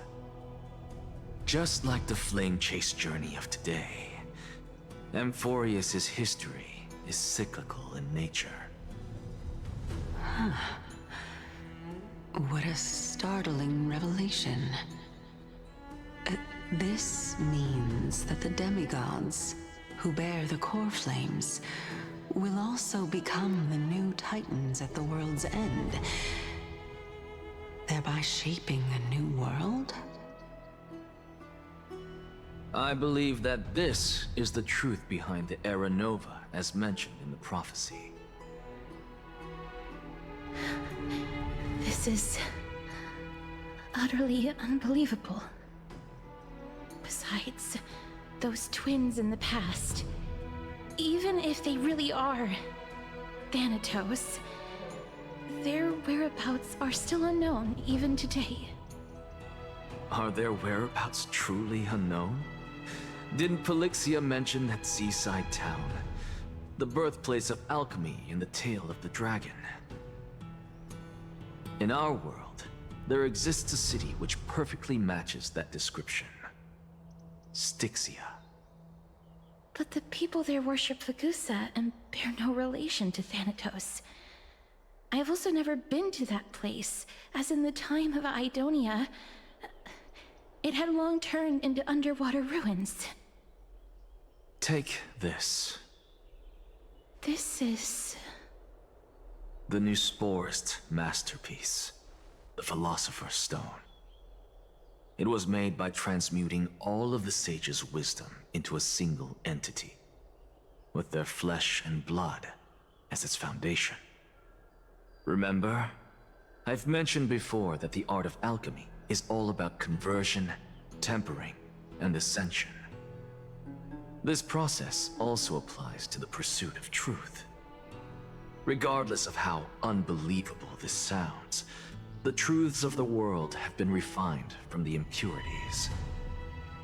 Think about the story of the dragon. This stone will lead you to your real hometown, allowing you to reform the door to the Netherrealm and discover Thanatos' fate.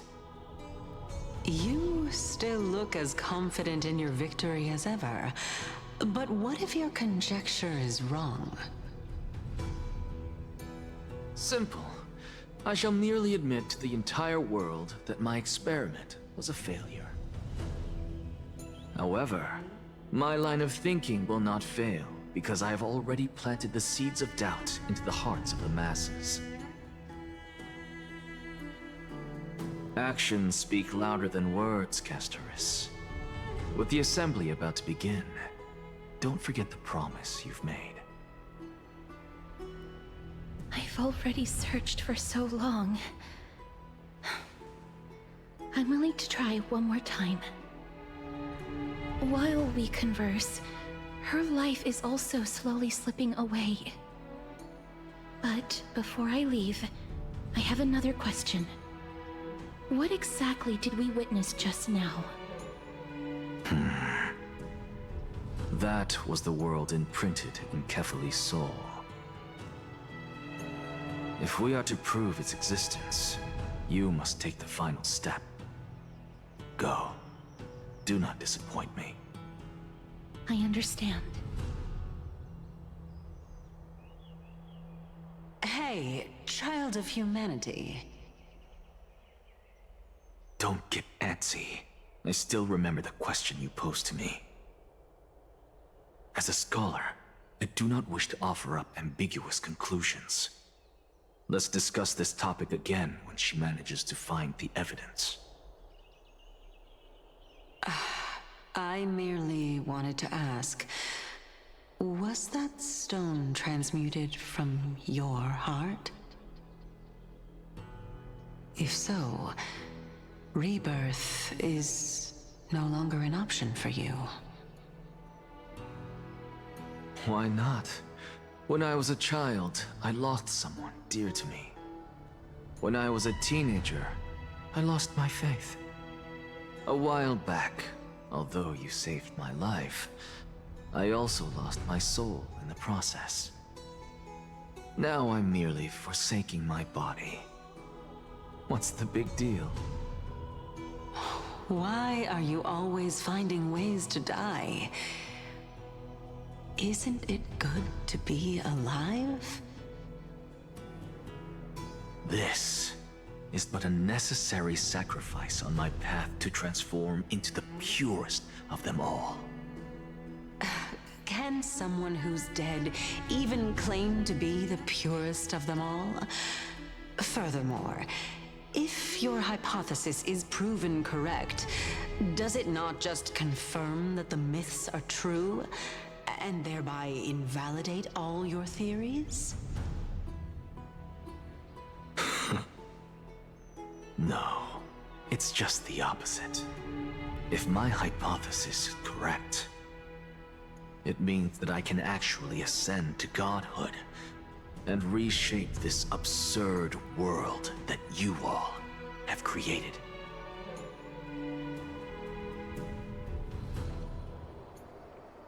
That's a lot to take in at once.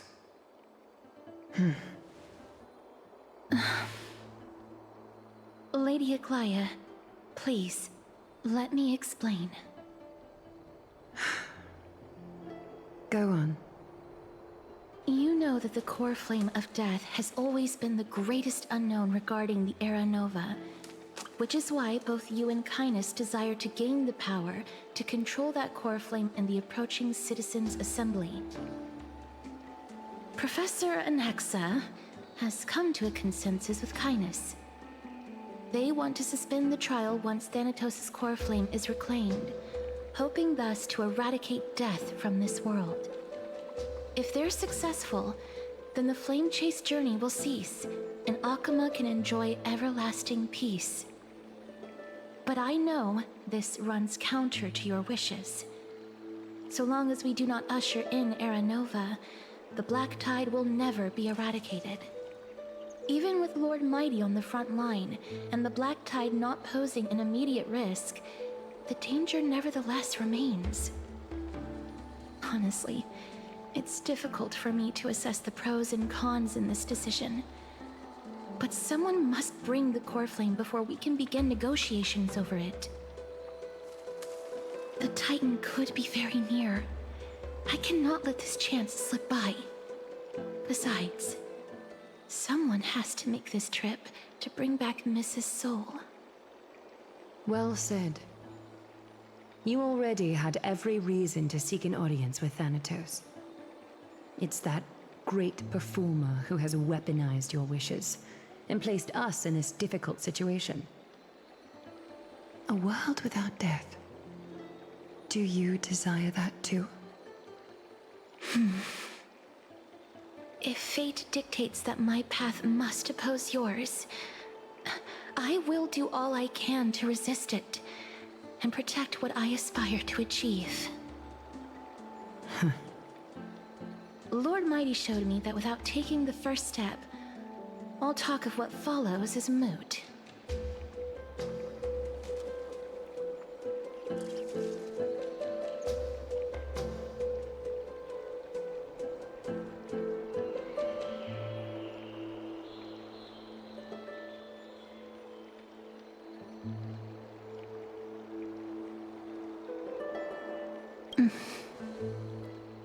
I have always hoped to hear you speak your mind, Cass. And I am glad to have heard your true thoughts. Styxia. I visited that place in the past. Though it is now an island surrounded by the river of Soul's torrents, it's not hard to see its former splendor. Go. I will not stand in your way. As for you, you are someone who has cheated death.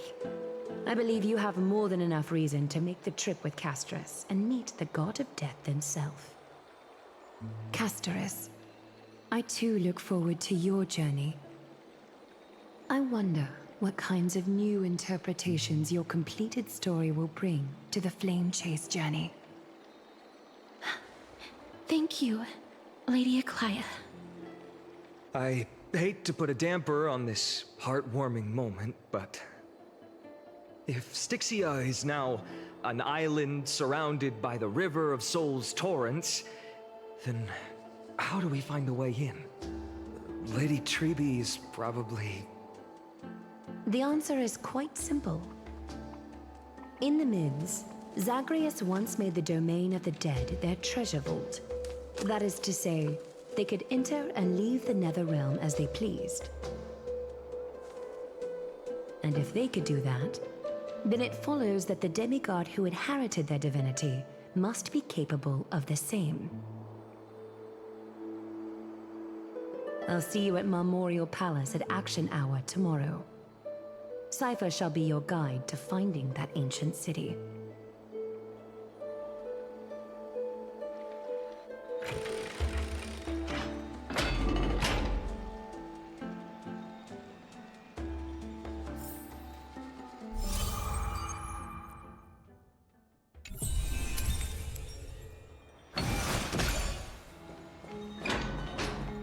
Hey, friend!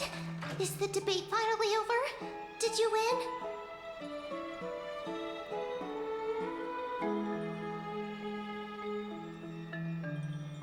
Really? But the look on your face says otherwise. Well, moving on. I was hard at work even while you were at the debate. I borrowed a mountain of books from Cass to see if I could find a way to solve your problem.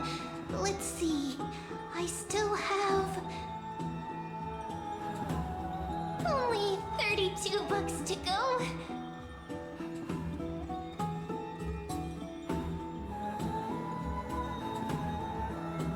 Really?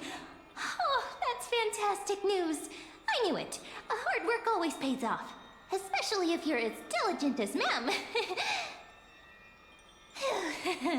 I feel like a huge burden has finally been lifted off my shoulders. Why are my eyelids so heavy all of a sudden?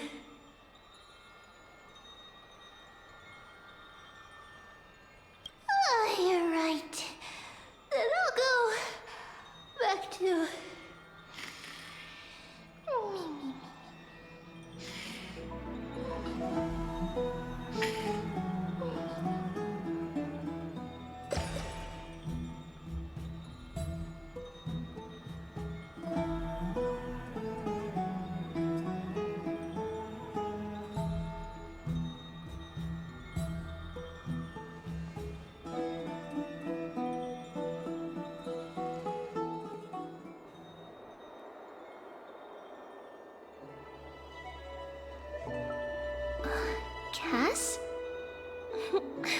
what a surprise.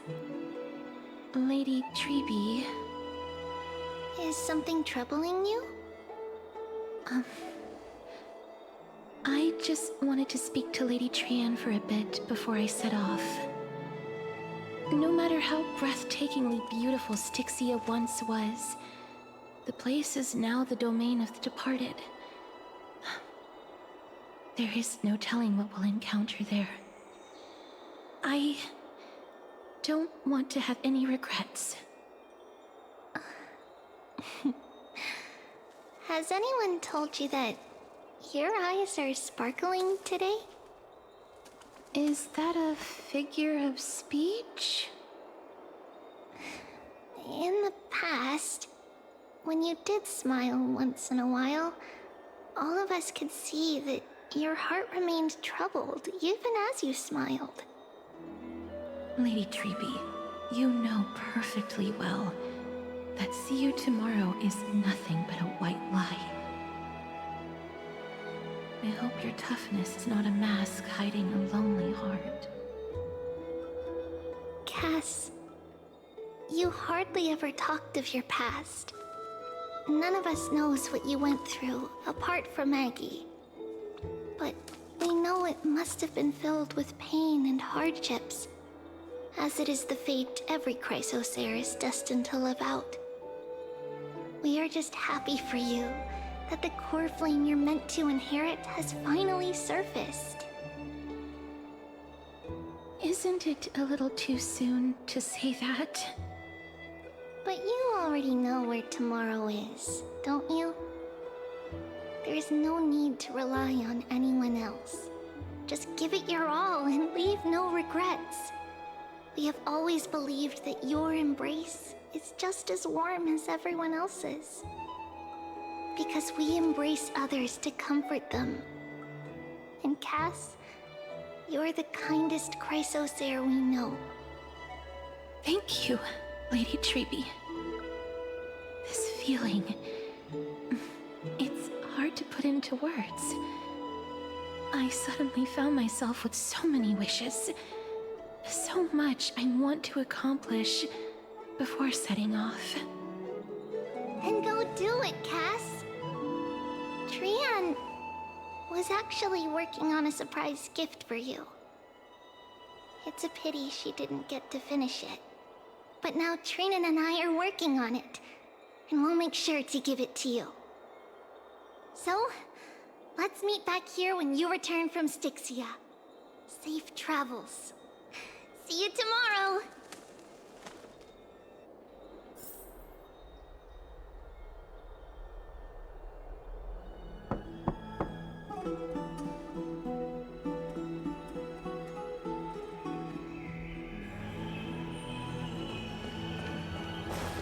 It's me.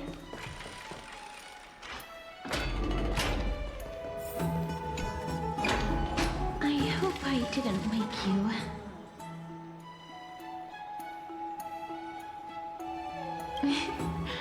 I'm glad to see you're as full of life as ever.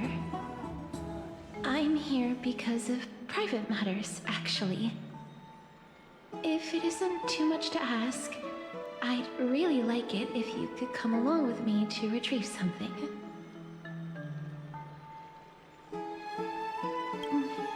Aren't you going to ask me what it is? It isn't a long way from here. Shall we? I'd love to know.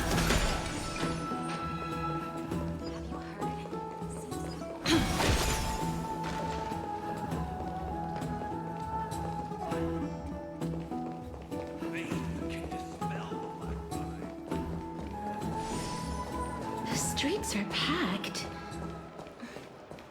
It seems the vote to pause the flame chase journey has begun. I want to vote! Tell me how I can vote! Take your ceramic shard engraved with the Kephili rune, select the Council of Elders in your heart, and pray silently until the shard registers your choice. Then toss it into the Dolium. The Council of Elders? More like the Council of Buffoons! The Black Tide took my hometown long ago! Who are they kidding with bringing back Eracrysia? It's all a sham to create their own Eracrysia in Akama! The Titans are just. So long as we do not overstep our bounds again, we will not incur divine wrath. Oh, please. The time when these deranged Titans should have vacated their spot to the demigods is long overdue. You'll see soon enough, you old fogey. And I pray that Talanton smacks some sense into you with their scales. We shall see how this turns out. That was quite a spectacle.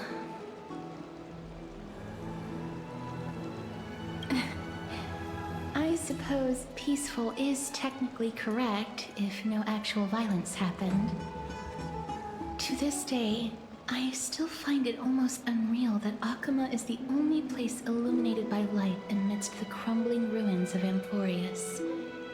And its people are even holding votes to reconcile differing opinions. This peaceful sight is making me forget that this is the end times.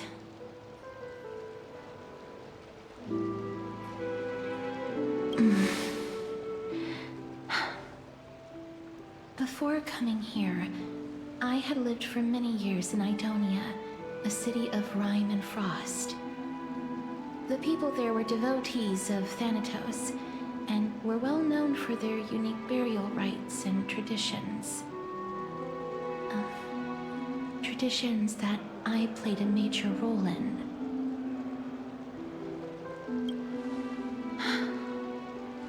Yes. You now know me as the Mortician of Akama.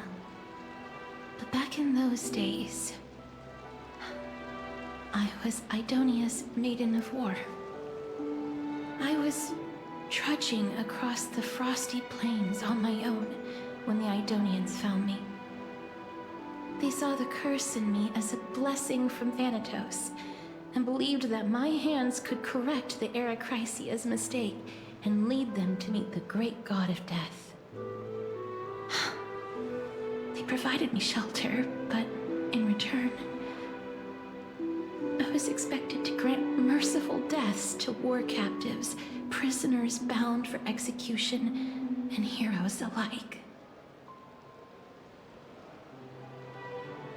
Is that how you see it too?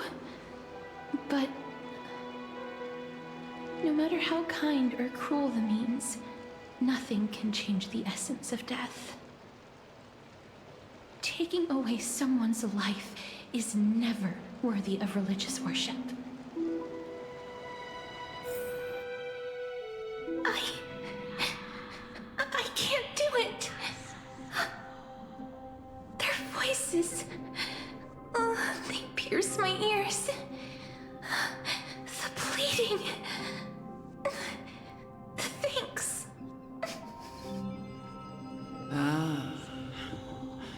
I know that feeling, child. I was once as lost as you are now. But you must respect those walking towards death, just like how you should respect yourself as the Holy Maiden granting humans glory and liberation. What you're asking me to do is no better than the task of an executioner. And yet you want me to respect myself. No matter the titles, I am still taking away human lives. This won't be the first time that Idonia's fanatical nether warriors have faced death. On the contrary, recruits new to the battlefield often run away from their first fight. Death is the mightiest and gravest power in this world. The fact that you can wield it means you are deserving of respect. That's such a twisted reason. Then let me tell you a story. In Idonia, the great swords commonly used by executioners are called draconian, in memory of Drakon, an elderly executioner. The sword has 3 air holes along its body. If the sword is swung down swiftly and accurately, the holes would make no sound, and the executed would also depart this world quickly and painlessly.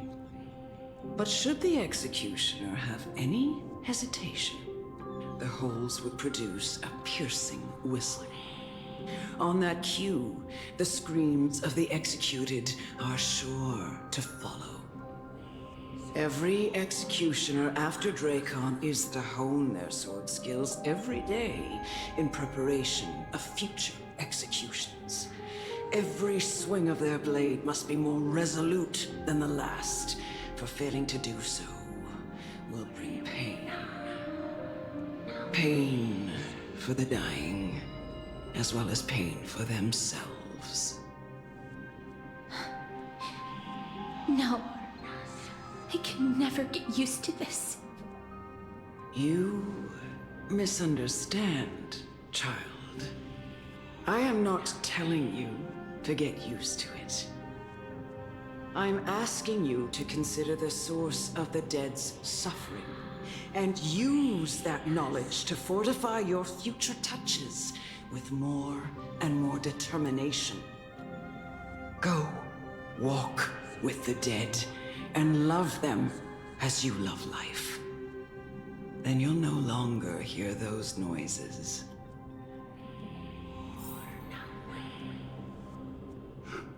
Please, don't kill me. I don't want to die.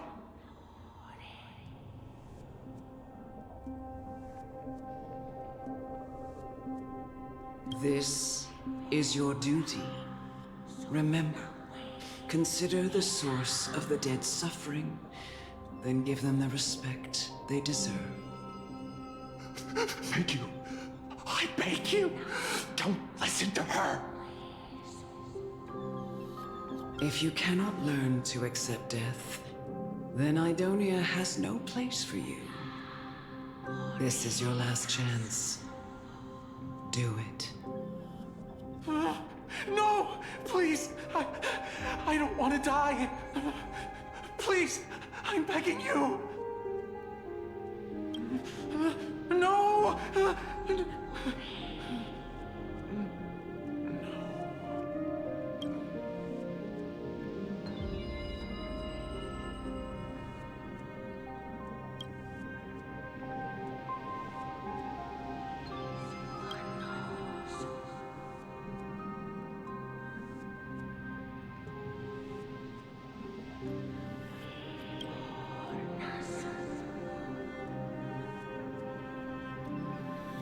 May you gain some insights through his sacrifice.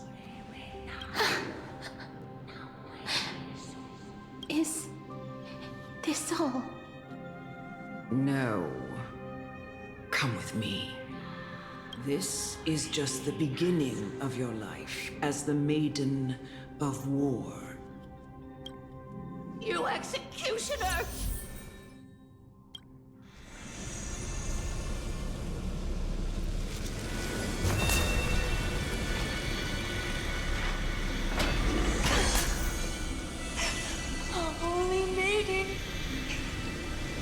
Go.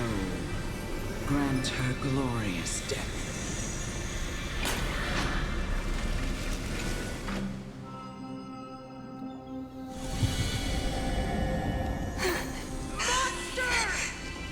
Thank you.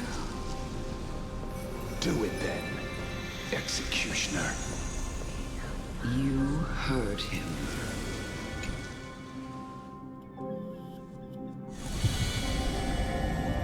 I curse you to live in eternal pain. Please, grant me release.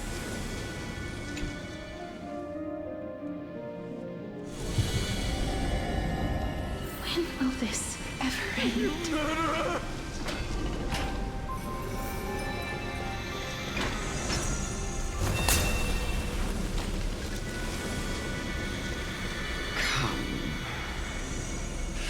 fulfill your duty. What are you trying to do with me? I have aged. The time has come for me to heed the summons of Thanatos and journey to their domain. The final resting place of every Idonian. You're not that old yet. You still have many, many years ahead of you. No. I'm already dead. For I have come to fear my declining health and impending death. Castoris. Will you give me one last chance to charge towards fear and prove that I am no coward? I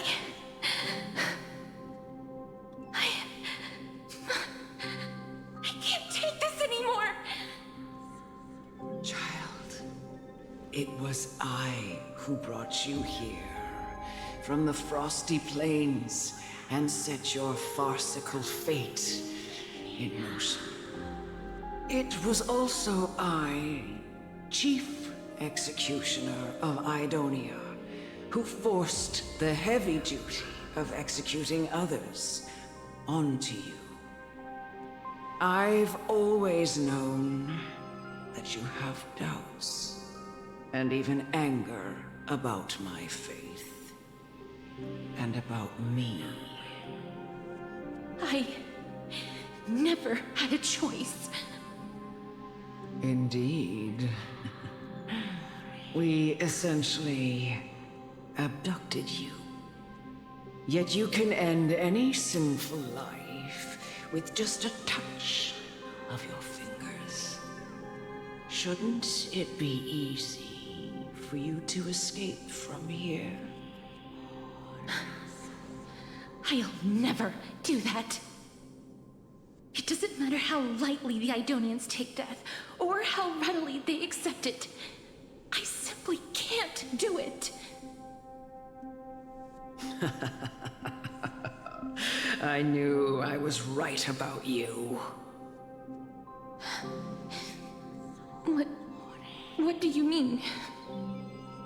I've taught you and cared for you as my own daughter all this time because of this blessing that's been with you since your birth. I know no one else in the world would understand the weight of life and death more than you do.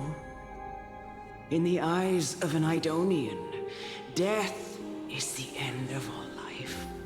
A destination we will all eventually reach. Humans should not resist it, but learn how to face it. You can only live your life to the fullest after understanding this principle. And when you do, even if you eventually leave Idonia's protection, even if you must carry the curse forever, you can live with your head held high, like everyone else. No! How can I? Come now. It's time. I've already taught you all that I know. Show me that you are a fitting holy maiden. Or at least, that you possess the resolve to become one. Come now. It's time. I've already taught you all I know. Show me that you are a fitting holy maiden. Or at least, that you possess the resolve to become one.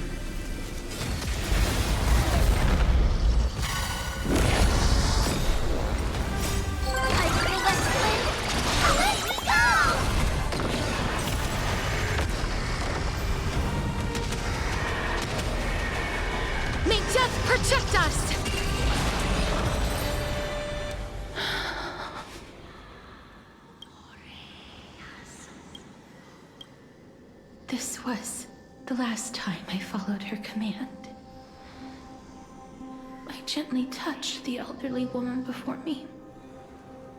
The executioner, who had seen too much death, died the same way as everyone else. I gasped for air, a wistful look in her eyes, and a barely perceptible tremor in her fingertips.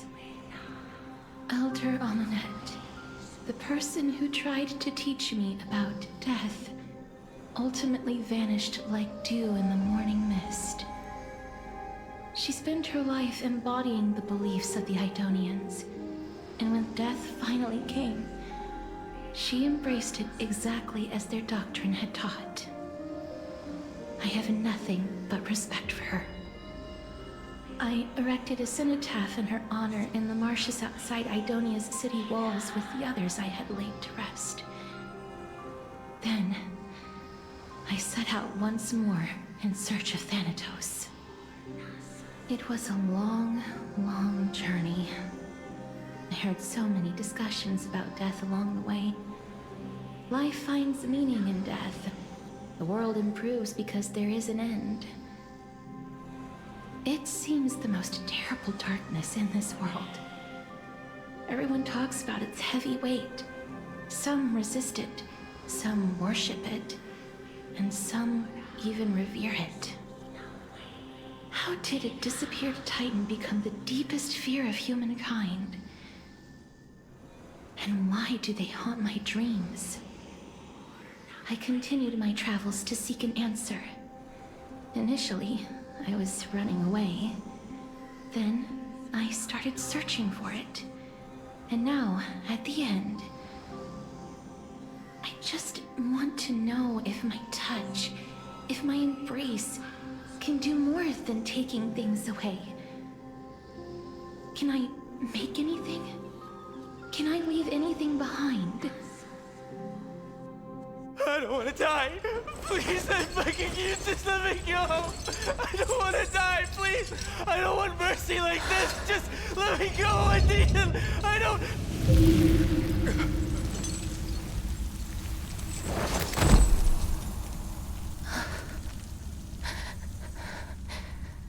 I hate these icy hands.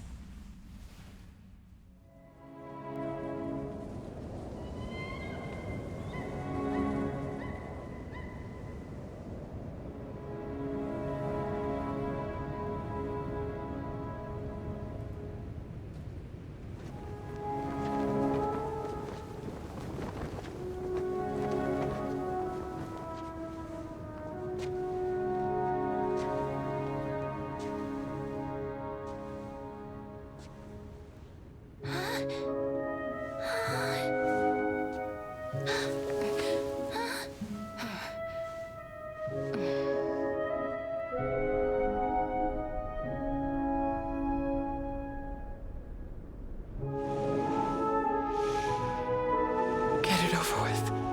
End its suffering.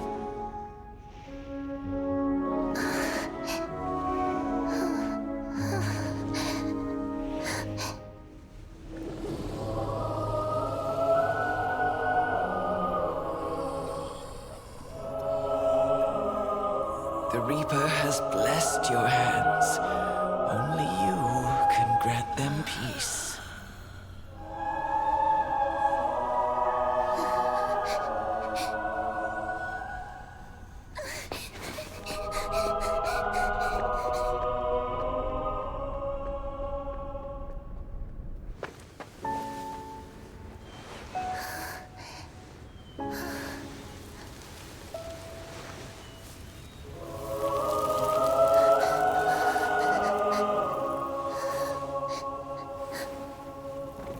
Embrace death. Walk alongside it.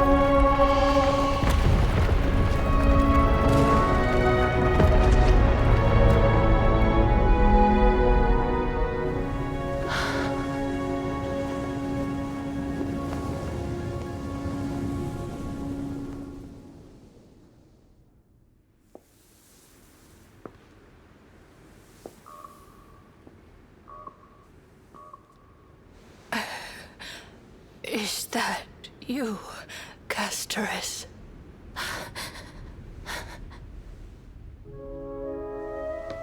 All of them have gone, heeding death's summon, crossing into their domain.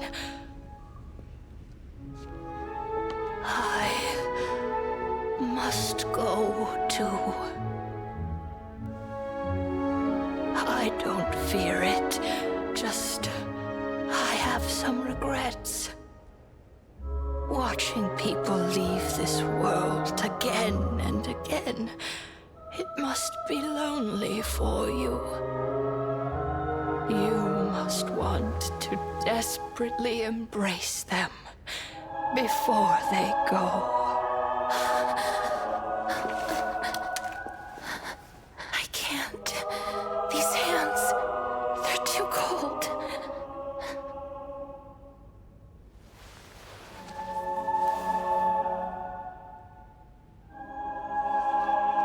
But Big Sister Castoris, your hands are so warm. Just like anyone else's. So go on. Don't hold back. Give me a warm hug.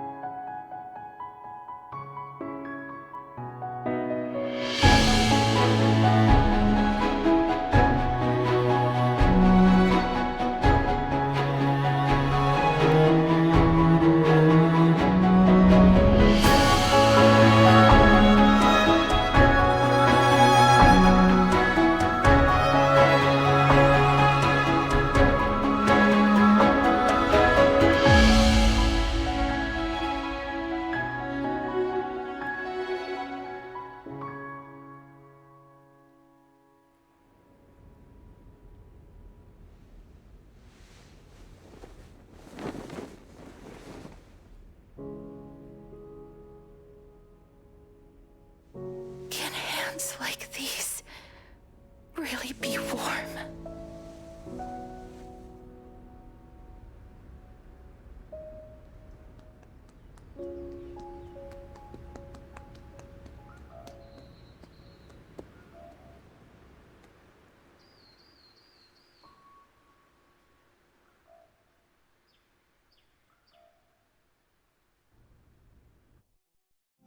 On the day that Orynyx's trial ended, you must have had many questions.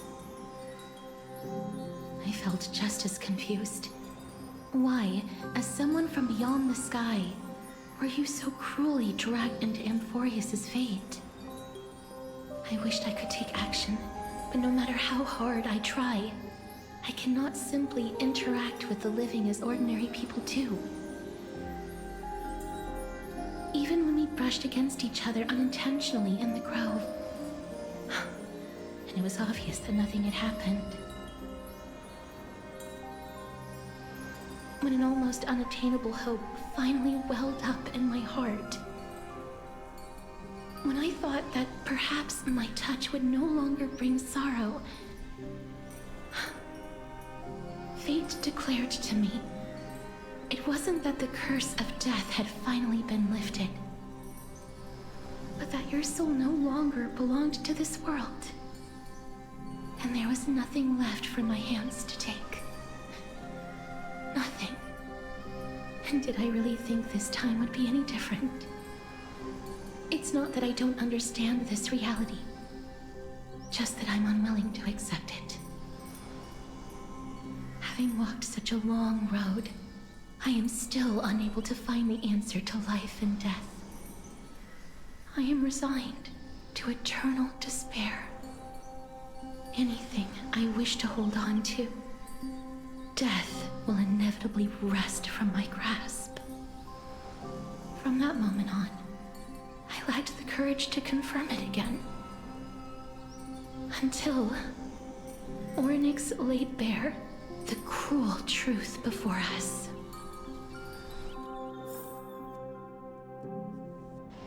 But now, perhaps I might have one last chance. Long ago, Trinan read a prophecy to me.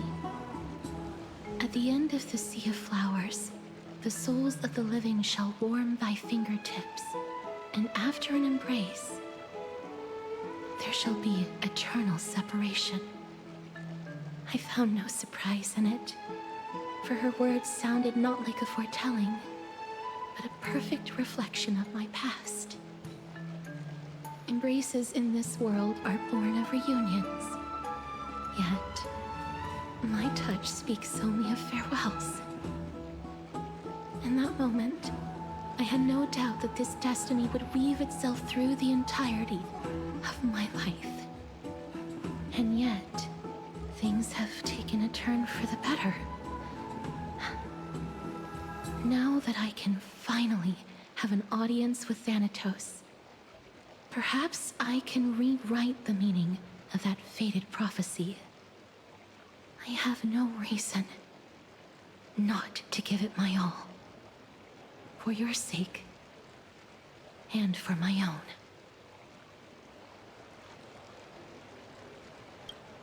With that, I won't have any regrets.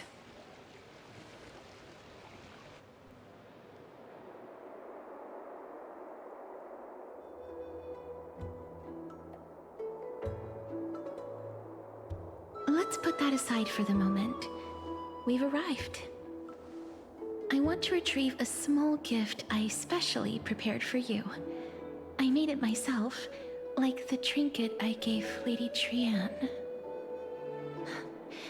I want to leave something for everyone, if possible. The journey to seek an audience with the Death Titan cannot be an easy one.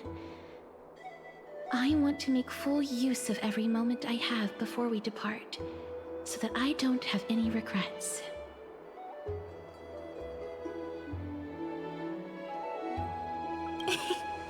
No, it isn't. You'll know when you see it. Look, it's right there. Huh? Where did it go? What's going on?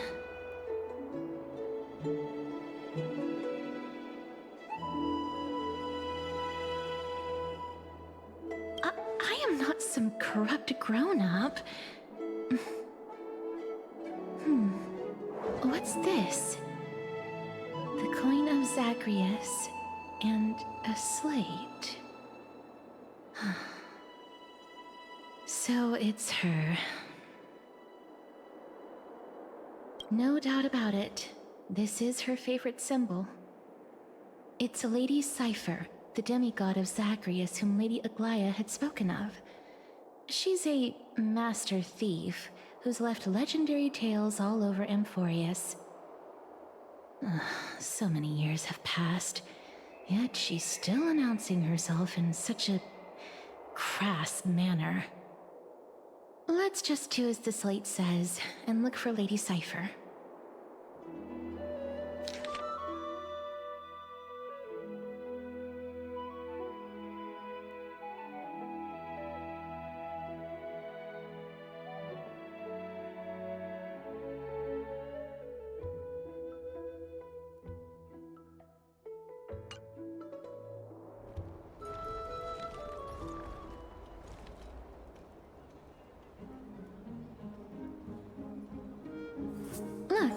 It's right there.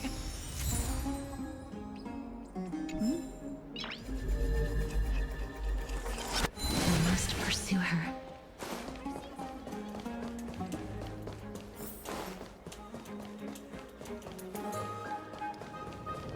Huh? This is a trick she left for us.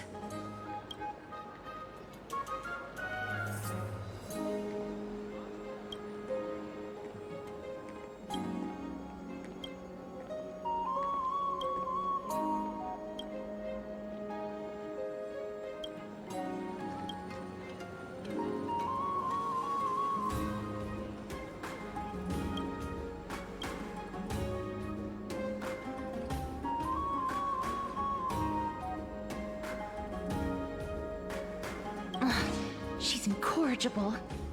Follow me.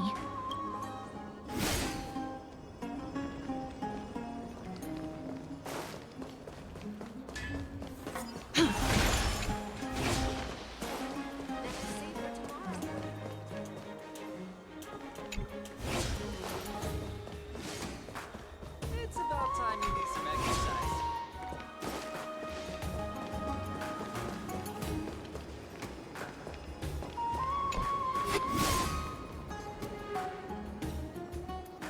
Exactly the kind of thing she would do.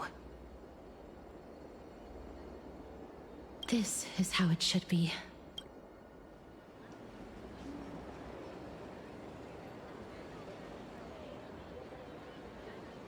We must pursue her.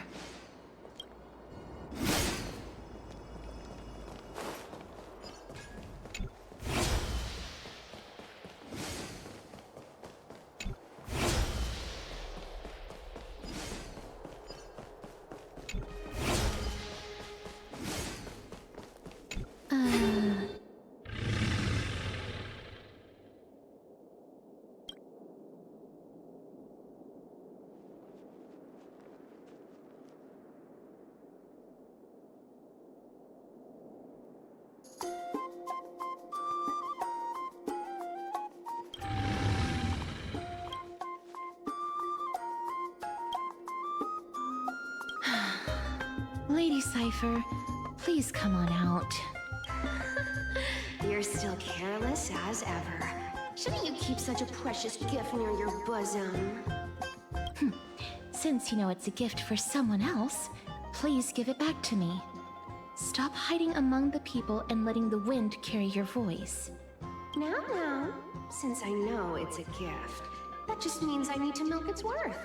The children of the wind never stay for long in one place. Unless your offer is tempting enough to steal the wind. What say you? Name your price. I'll give you however much you want.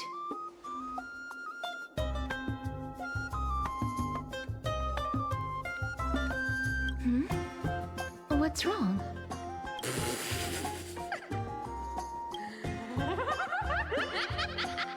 No wonder they call you Princess Homebody. Why don't you two come over to my place? It'll make a better venue for proper business discussions. You can find where I live through the winds I've sown. Right. Piece of cake. I can do that even if I can only sense your soul. All right, I'll see you there. Oh, by the way, everyone cool with me collecting a deposit before we reach an agreement, right?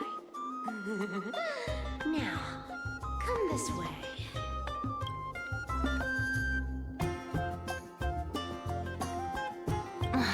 She's incorrigible. Follow me.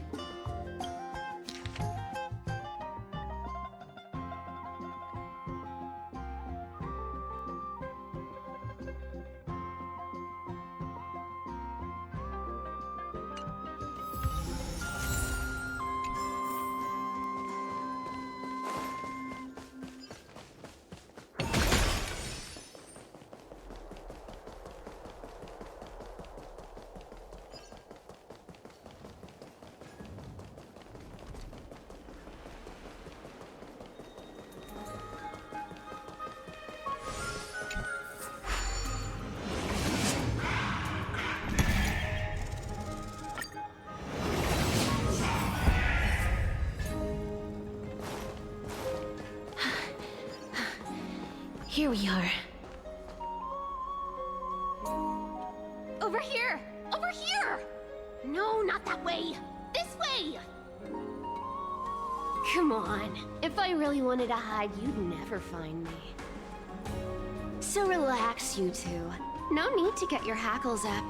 I'm not that scary, am I? Meow.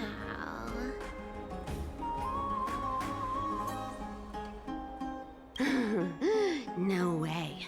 Some people might have been into that a millennium ago, but it's long since gone out of style. Loosen up, buddy. Shall we get down to business? Give me the jewelry piece first, or everything's off the table. Oh, come now. Don't be so upset. Relax. Relax. Look, isn't the view here just great?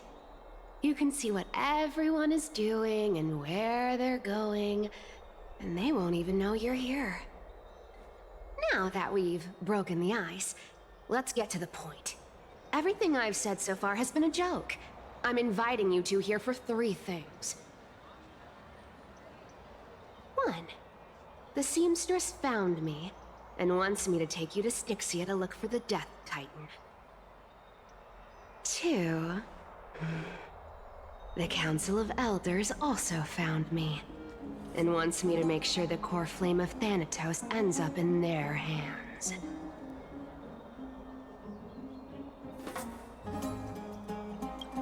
Of course.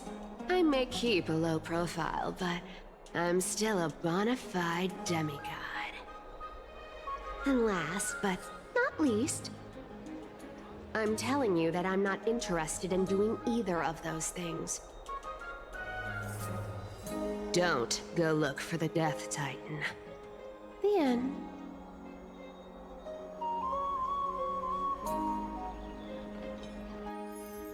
Wow, this is some high-quality stuff.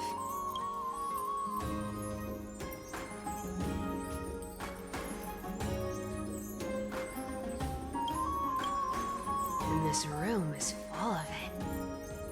How much are these worth, Did you get all this through that Aranova gimmick? Some of it is family fortune, while the rest came from my business as a dressmaster. Don't liken the flame chase work to your shady dealings. Wow. I should have busted down your door instead of going around like a thief. Well, spill. Why are you giving me so much money? Payment for doing work. You're worth this much. Did you forget my stance to all this? I thought I made myself very clear. You wish to run away. Run away from your responsibilities, from the prophecy, and from your destiny. You shall walk with greed and die over petty change. I understand this prophecy weighs on you immensely. That is why I have never approached the demigod of trickery for running away. But I need you right now, so don't turn me down. You know, maybe the gods got your tongue with their golden threads, Aglaya. I'm not hearing any sincerity in your words. Give me a reason why you're bowing your noble head to me. We lost Trian. Oh. The divine power of passages is running out. I need another demigod to escort Castoris and help her fulfill her lifelong wish. Oh, I get it now. You're sending Castoris to her death. And you want me to die with her. This is Castoris' own request. I have never seen her so determined. She brought this up herself? You're not pulling my leg. She's also made up her mind to leave her confused past behind. As will you, Cypher, when you finally make up your mind. Don't be so sure. Time is hard on the likes of you and I. But Castris remains pure as driven snow. She can always turn back before the end, you know? Maybe she'll remember Trian's sacrifice. Maybe she'll remember the countless martyred Chrysos heirs. Maybe she'll remember you, with your one foot in the grave. I ain't as optimistic as you about what she'll want to do. Tell you what. Why don't I take this room of treasures as a security deposit, and we make a bet? Go on. I bet she'll change her mind and turn back. Now, if I lose, I'll do what you want me to do. Return this deposit to you, plus giving you another room full of treasures. How does that sound? You sound like you have all the confidence in the world. In that case, let's make a pact with those conditions. I hope you're prepared to lose it all. In conclusion, I want to win. So I hope you two can give up on going to Styxia. I'll give all the treasures in that room to you.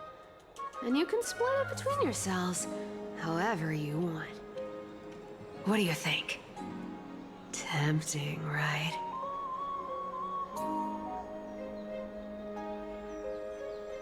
I decline. If we don't find the Death Titan, her soul will... Oh? I can't go into the details, but we have to go to Styxia. I really don't get how. Princess, homebuddy, you keep talking about needing to find Thanatos, about getting rid of your curse, and you don't care about anything else. But did you ever live for your own pleasure? Even for just one day? What are you trying to say? I'm saying, contrary to your beliefs, Aglaia didn't take you in just so you can die for her Aranova. The flame chase journey walks hand in hand with sacrifices. Isn't that why you're always running away from Lady Aglaia? Fine. Never mind. We all have our own problems. I ain't gonna say anything anymore. It's not like I was gonna honor that bet anyway. But listen to me. Styxia is no tourist destination. Sure, the treasures buried in there are 10, no, 50 times richer than Aglaia's vault. Yet, I've never been there. And I never plan to. Because even a demigod can't be sure they can walk out of that place alive. And now I'm supposed to escort you to Styxia. Sure. Pay up.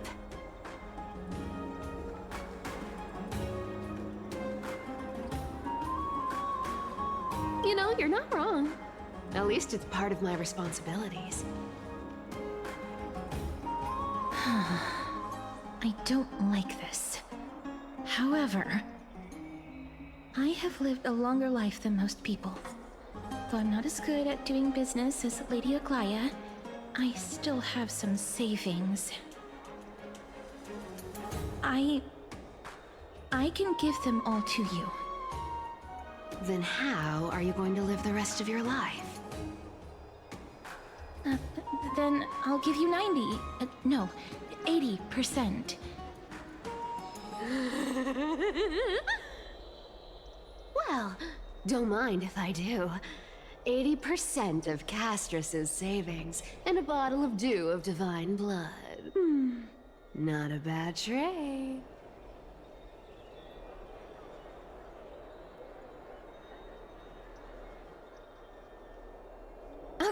Okay.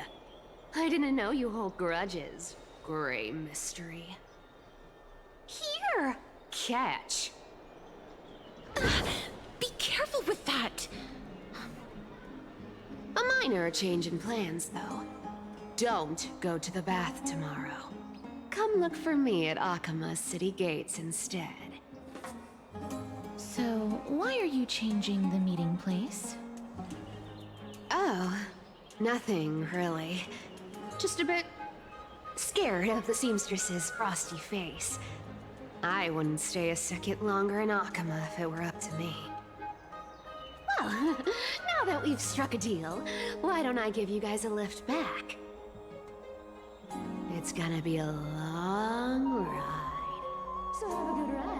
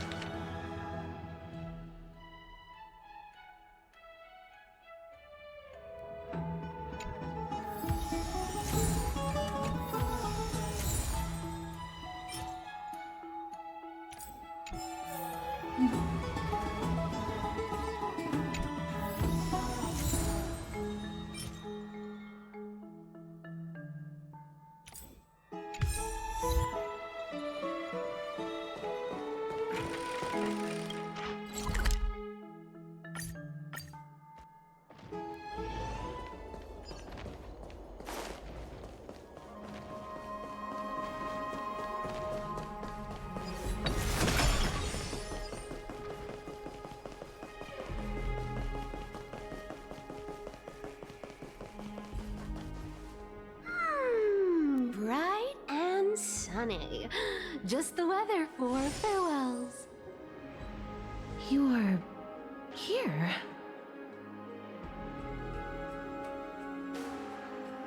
Totally. The trio team is the best set up to reach the finals.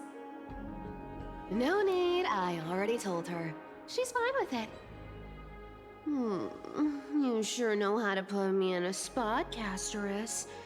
I need to travel with you, but I can't touch you. What a bother. Sorry. Aw, I was just teasing. Don't take it to heart. Did you know that the legends say you have to put an obol into the mouth of the dead or over their eyes if you want them to successfully cross the River of Souls and enter the Netherrealm? That's the fairy fare for entering the Netherrealm. However, I honestly won't ask you to pay this time. I'll pay. And then we'll just have to go through the motions.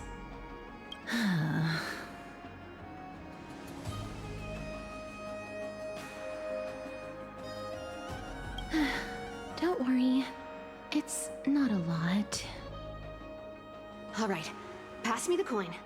It's time to get the gods' powers going. A fleet-footed trip to the Netherrealm. Here we come. Oh, one last thing before we go. I gotta give you this piece of advice. Especially to you, Princess Homebody. You can't catch the wind by waiting. You only live once. So make the most of every moment you have. Get ready. Be steady. Hi, your turn. Don't be nervous. After all, it'll be gone in the blink of an eye.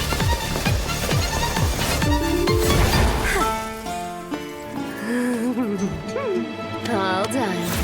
Bye-bye.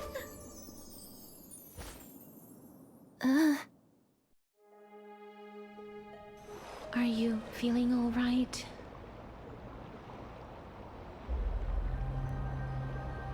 She's the demigod of trickery. When she flips the coin of whimsy into the air, she gains incredible speed that lets her travel anywhere in an instant. Just like how she clearly had no intention of lingering here for even a second longer.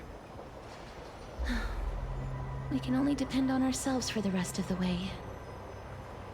Don't worry. Mem's here to help. think I even meet the height requirement for the ticket, so I won't need one, right? This is Styxia, the city of dragons and waves. Anaxa hypothesizes that the missing Thanatos is somewhere in these ruins. This is the land of their birth. Or perhaps of their death.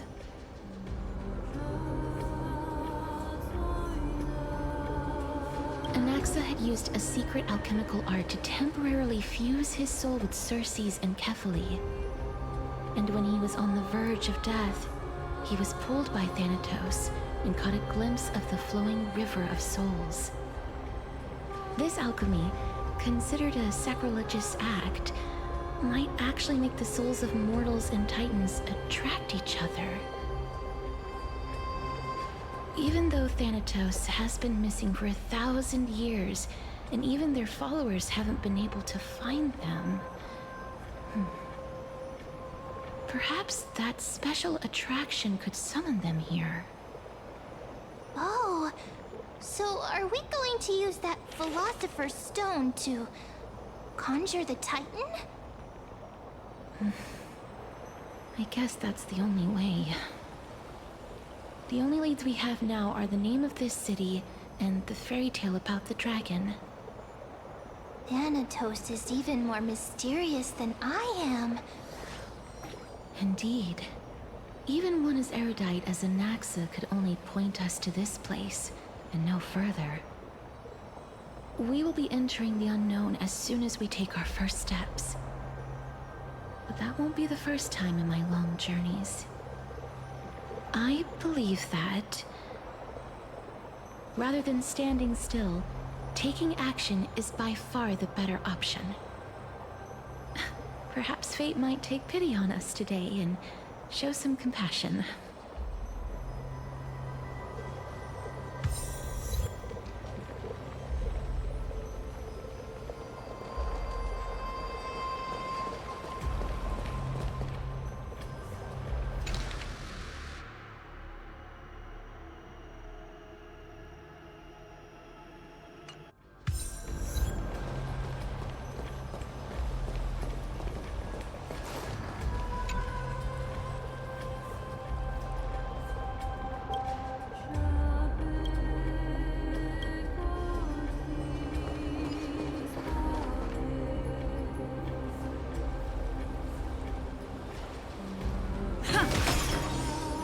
Go back whence you came. Go back. Ahead lies the realm of the dead.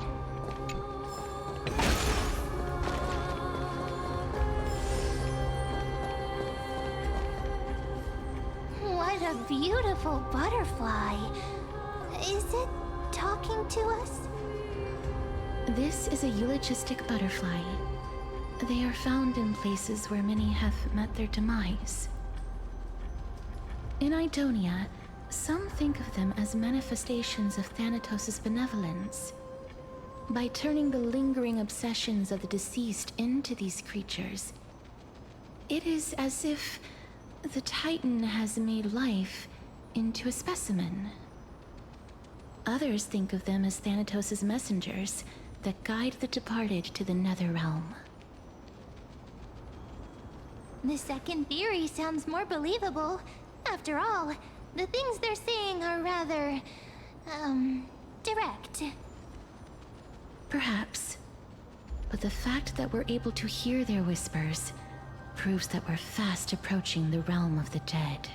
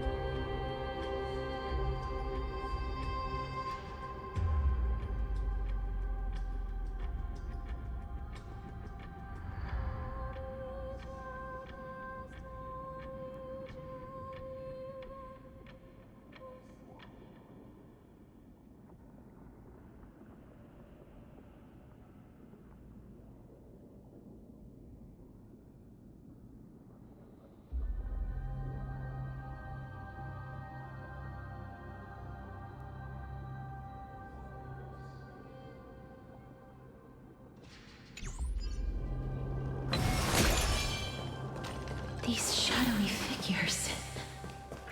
Are they illusions reflected by the River of Souls? Do you want to buy any fish? Huh? He can see us? Wait. More living people. I'm not selling my fish to living people. You lot are too shameless. Buying fish without paying. If I ever see her again, I will... Could it be that you're all dead souls that never achieved rest?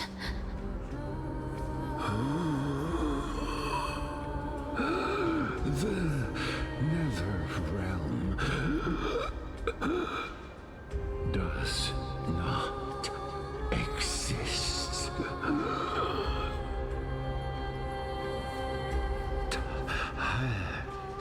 Titan rejects you. Me.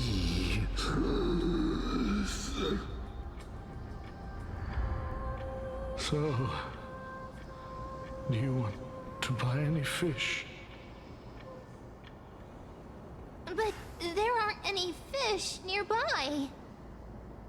Are the fish gone?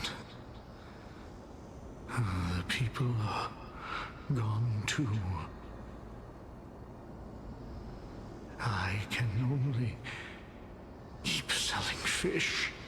So, do you want to buy any fish?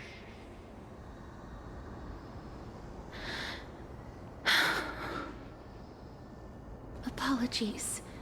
I don't have much in the way of savings, but perhaps there's another way for me to release you from your suffering. Please relax.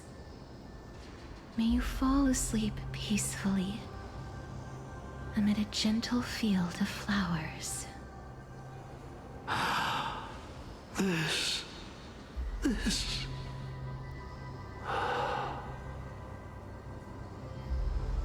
I knew it. These people aren't illusions. They're the souls of the deceased. They're supposed to reach the end of the West Wind by floating down the River of Souls. Yet, they have floundered upon the shoals of the stream, unable to move forward. Did Thanatos reject them?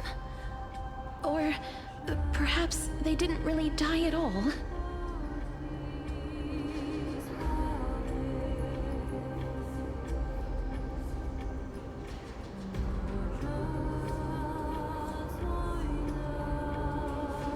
I have no idea. This circumstance is completely unprecedented. Hang on. Didn't he say more living people? So that means he's seen other members of the living apart from us. Could it be that these souls are stuck here due to someone's deceit? If something is done out of goodwill, are you really gonna call it deceit? Goodwill? I can't see anything good out of... Wait a minute. Lady Cypher? That's me.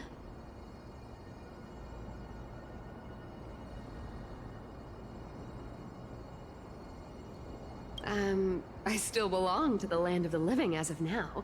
Thank you very much. Could it be that you are the living being that those souls met? I couldn't take their behavior anymore. So I stole some things here and made up some lies there. Just trying to give them something to look forward to, you know? It's because of vile living creatures like you that we're being misunderstood by all of them. What else am I supposed to do? You can see the mess this place is in. These poor souls are denied by the Nether Realm. So now they're stuck in a few brief moments of their life, unable to move forward or back. Did you see those two blacksmiths on the way? They've been here for as long as the sun's been around, wailing over and over about casting a shield. Styxia is so freaky. Then why have you come back, Lady Cypher? Hey, I'm not here to aid your adventure. I hate water more than anything else in this world. Especially that stinky river of souls.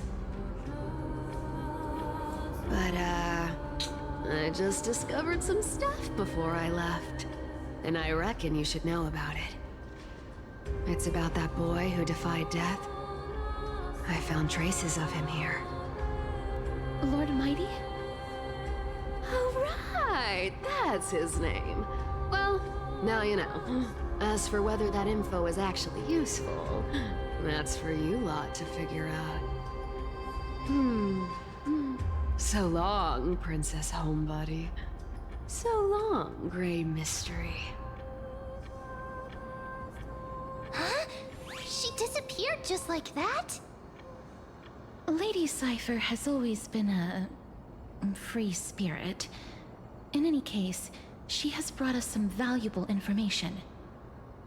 If Lord Mighty is also somewhere along the river shoals right now, then he will certainly become our signpost. After all, he's different from those wandering souls. He will find his way, even in the realm of the dead. Don't worry, it's time for me to shine. Orynyx's rune of recollection is nearby. Use prayers to return the river to before it got flooded.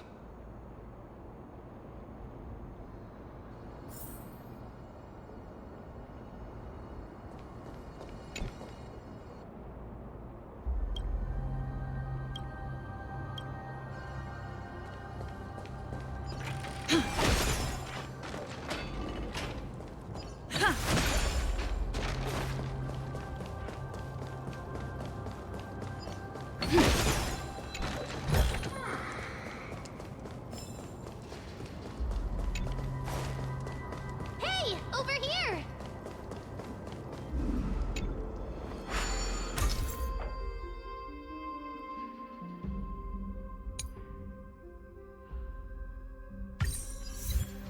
Orynyx's miracle has appeared. Amazing! It's like we're inside a giant bubble. Even the river got parted.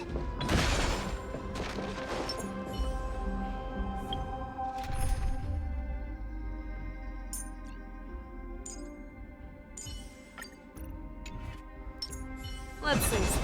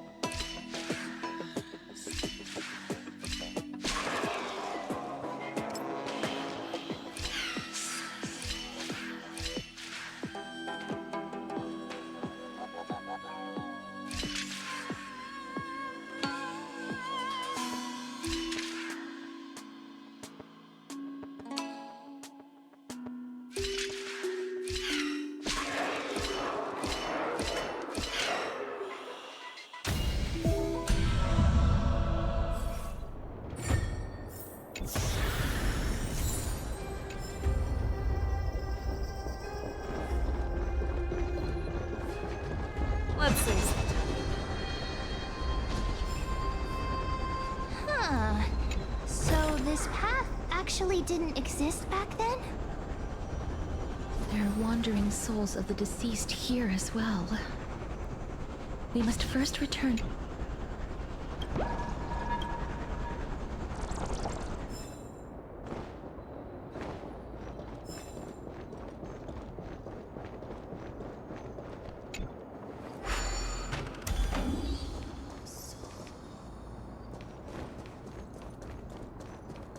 chances.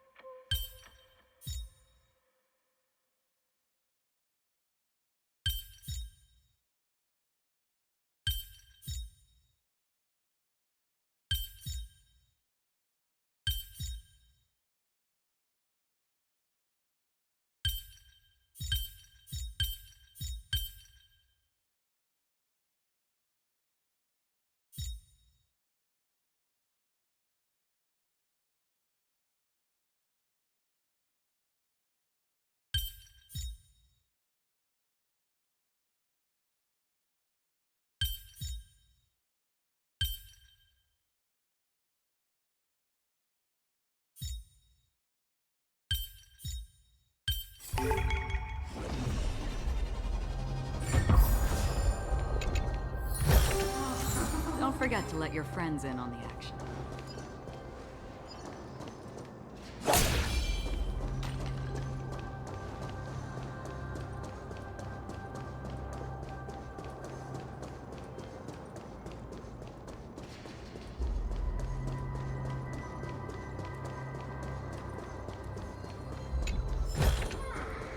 Seek, and you will find.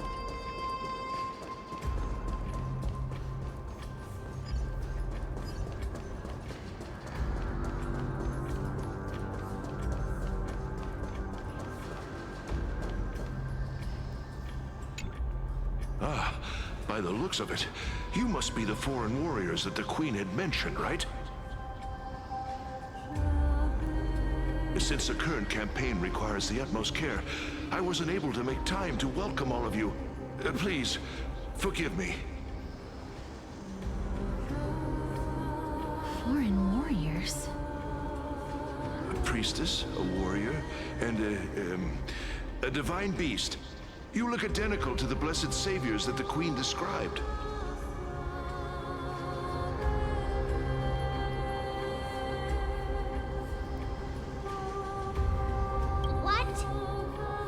A campaign? Who are you campaigning against? Nobody knows, as of now. Of the scouts that went ahead, only one has managed to return. He says that the land ahead is a forbidden land that should not be approached, as it is the doorway between the netherworld and the mortal realm. As for the rest of the scouts, they've completely lost their souls and are decaying by the day. While there is still dissension within the city, the scholars agree that this calamity was so unprecedented that it needed to be given a new designation. An unprecedented calamity. Could it be death? It seems that you have indeed heard about this. Well, death is just one of the possibilities. It's too early to come to a definitive conclusion. A world that has never seen death. Looks like these people lived in the era Chrysia before the Calamity Titans descended upon the land. May I ask, where is the scout who managed to come back? So he returned to Styxia. He only had enough left in him to last no more than half a day. However, it was his intel that convinced us to rally together. He said that he witnessed the demonic specter of an evil dragon at that treacherous land. The apparition opened its giant maw and devoured everything in sight, and thus brought Styxia that thing called death. Styxia. An evil dragon that brings death. It all sounds rather familiar. Wait, wasn't this part of that fable? Sir, could I ask how the Queen and Princess are doing? The Queen?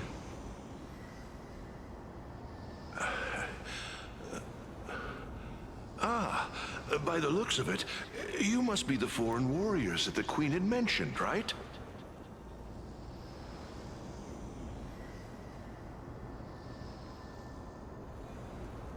Oh, it's the same lines. Looks like he's still trapped in the moments before his death. Leave it to me. Sir, the war ended long ago.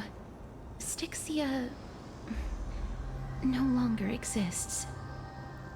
Styxia is no more? This cannot stand! Newcomers, hurry up and go take your positions! Oh, looks like it's difficult for this gentleman to accept reality.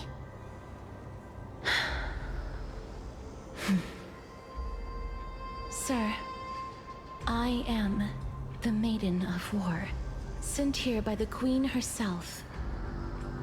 If you accept my blessing, then today's battle will be smooth sailing. Maiden of War? I've never heard of this. There's little time to waste. Please don't take too long. Don't worry. I'm typically unwilling to prolong such a moment.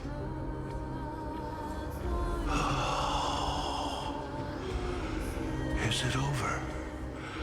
Have we won?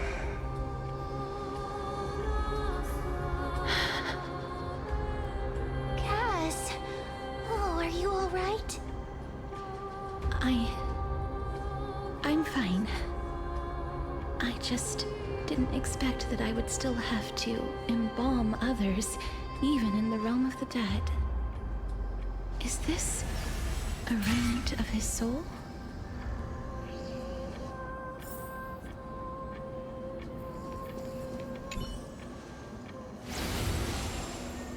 Well then, why should I place my trust in you? Holy maiden from afar. Wait, this is... I don't quite understand what you're trying to say. Since the prophecy has already pronounced your name as Chrysos' heir of death, Akima ought to treat you as an esteemed guest.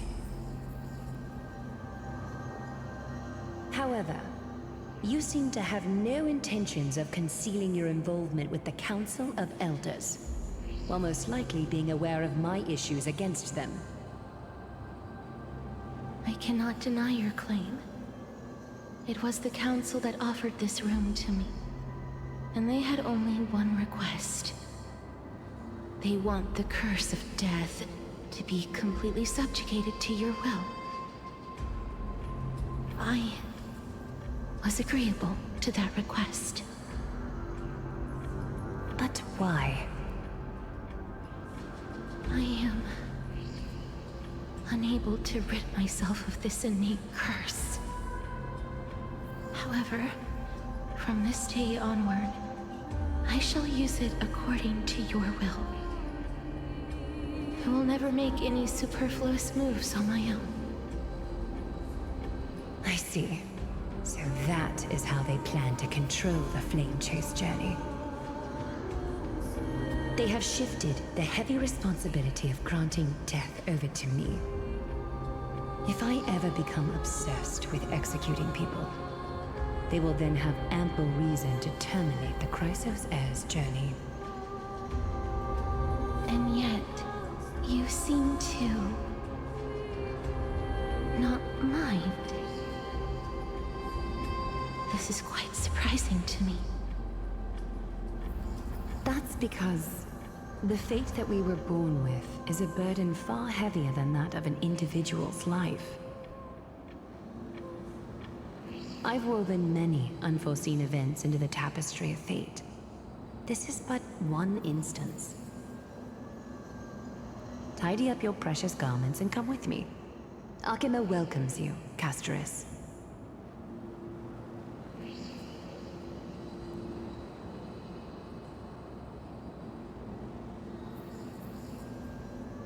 I didn't think we'd find vestiges of memory here. Maybe they've got something to do with Orynyx's rune? Perhaps, but I do not need a reminder from them. This memory is one that I will never forget.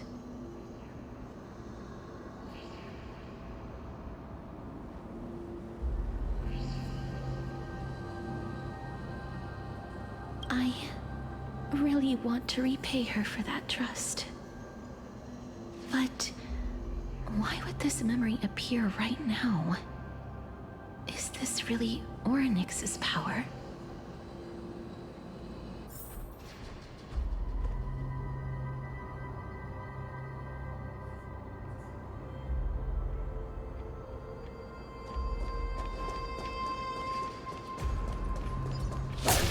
Could these dead monsters actually be monsters here too! Can they swim in the River of Souls? Even Thanatos wouldn't be able to accept black tide monsters into their realm. These traces seem to suggest that anybody who trespasses upon death will pay a heavy price.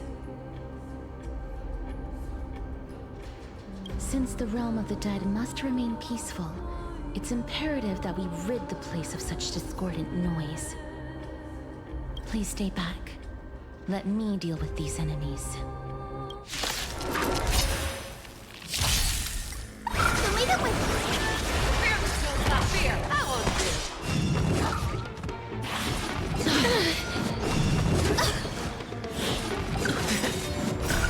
Dispel the gloom!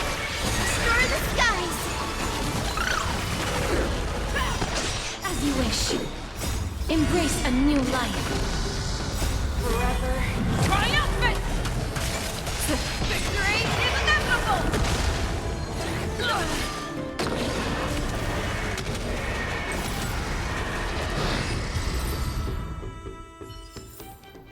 Another blood debt repaid. The path ahead is blocked by the River of Souls again. In that case, let's go back to the past. This miracle sure is handy. This is yet another aspect of a Titan's divine power.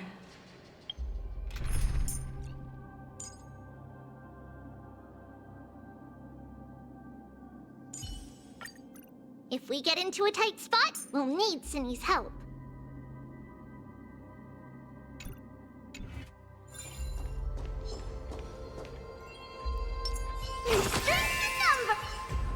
Emerge from your cocoon.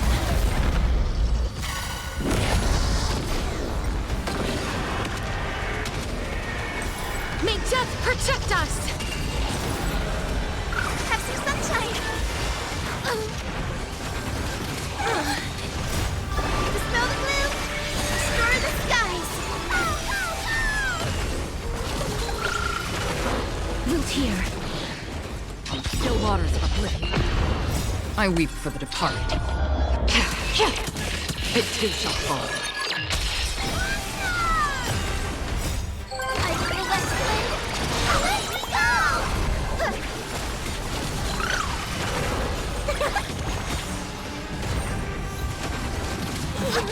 As you wish. Embrace a new life.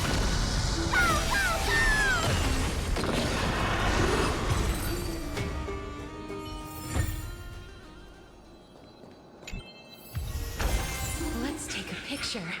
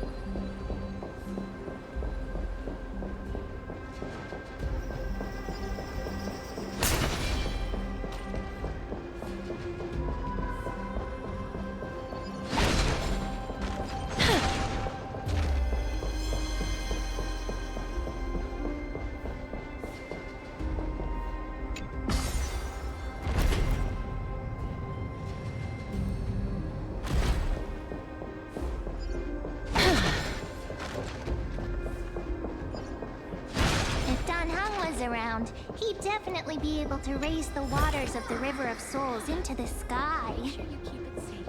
If Lady Hycelens was still alive, I think she might be able to do that too. The path ahead is blocked by the River of Souls again. In that case, let's go back to the past. This miracle sure is handy. This is yet another aspect of a Titan's divine power.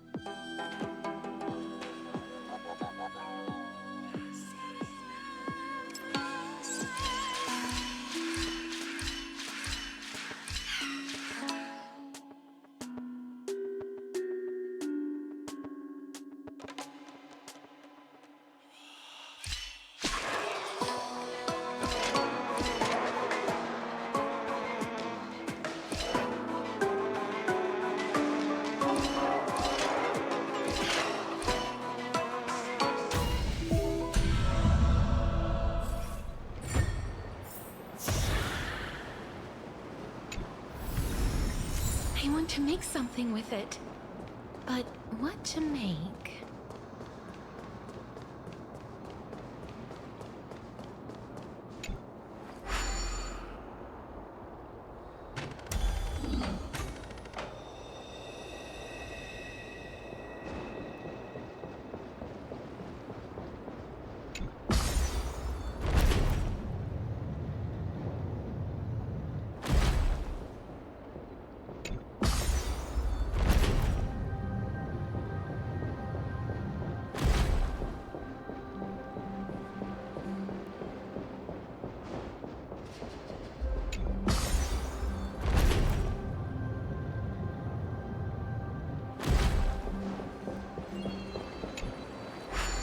You seem to be able to discern both the past and the future. Make sure you keep it safe.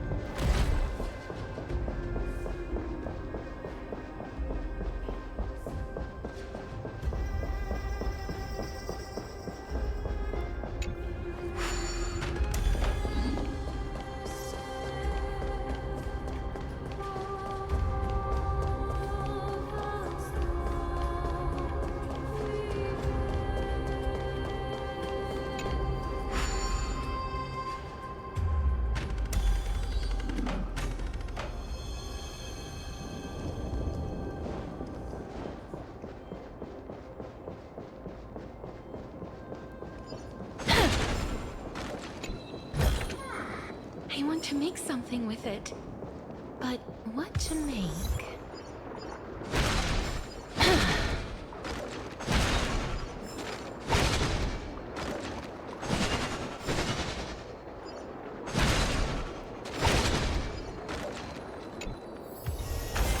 Let's take a picture.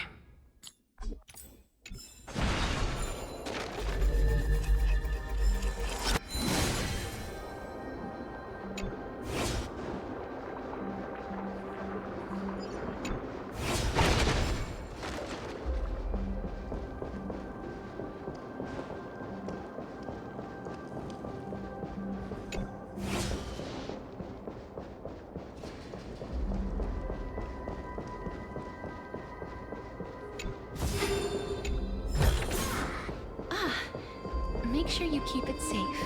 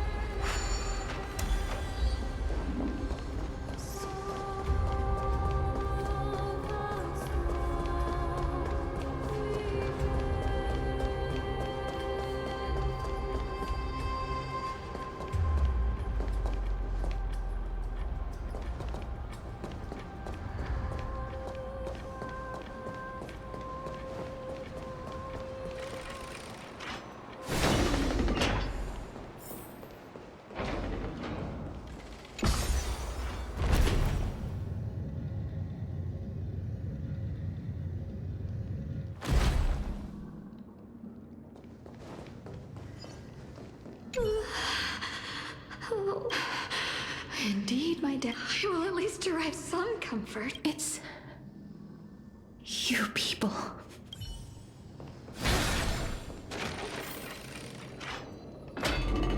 Oh, this place. Must have been a beautiful courtyard in the past.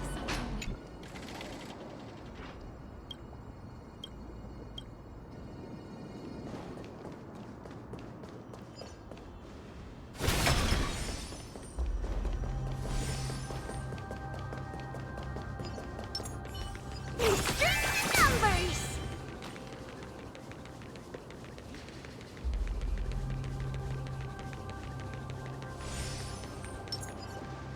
Please excuse me.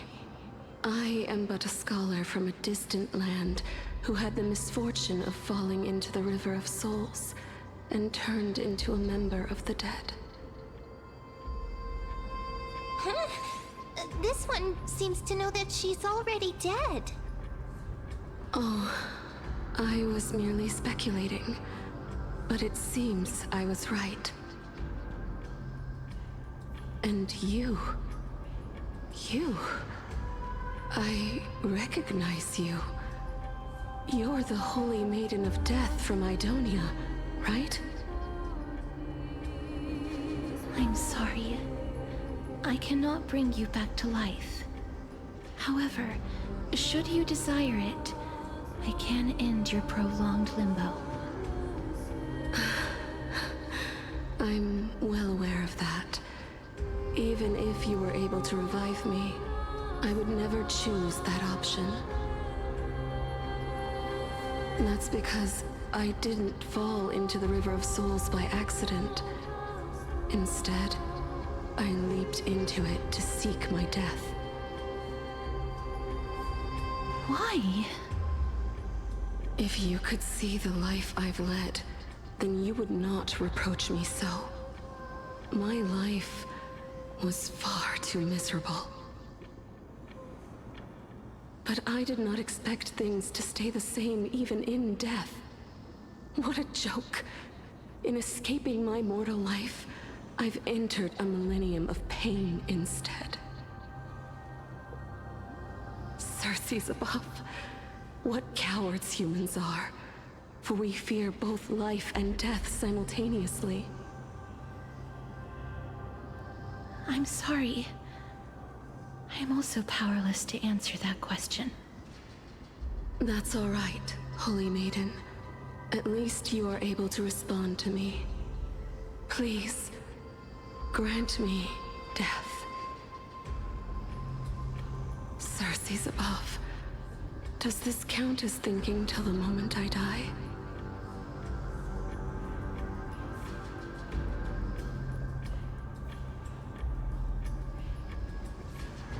I have seen too many farewells. Her distress is quite commonplace. There are those who will end their lives over what seems to be the smallest of worries. For some people, this power that I possess is a blessing rather than a curse. But I never managed to convince myself of that. Cass, are you still trying to create a world without death? Yes, because when placed under time's vast scales, there is no worry in this world that cannot be solved.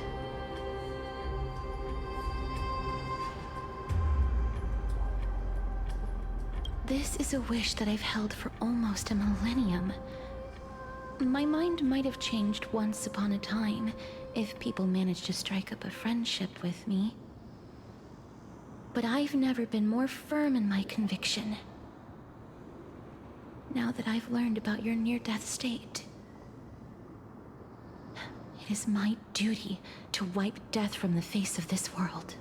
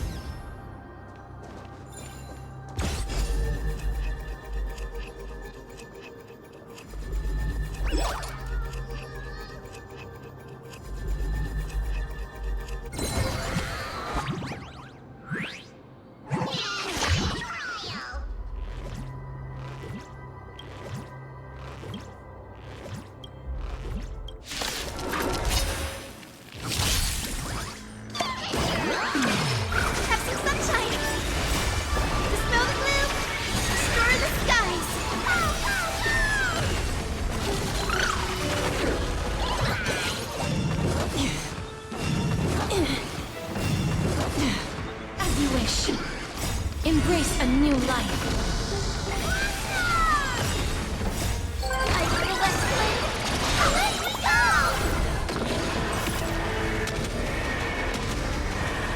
May death protect us!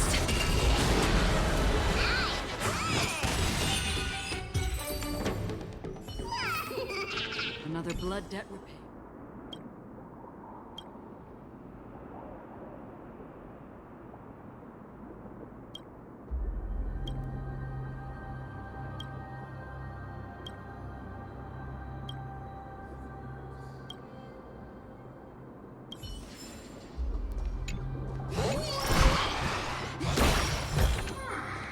Seek, you will find.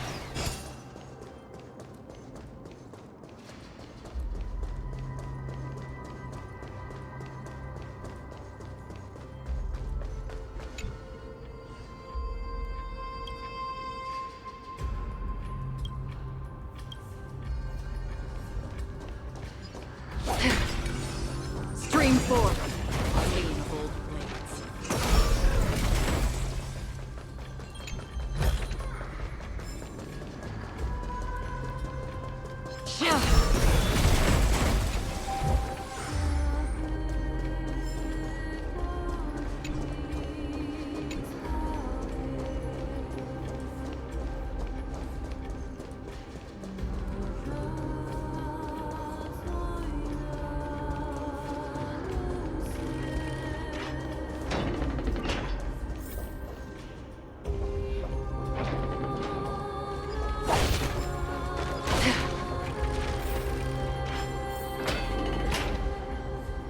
Wow. This place is so spacious. Is this the kingdom's vault?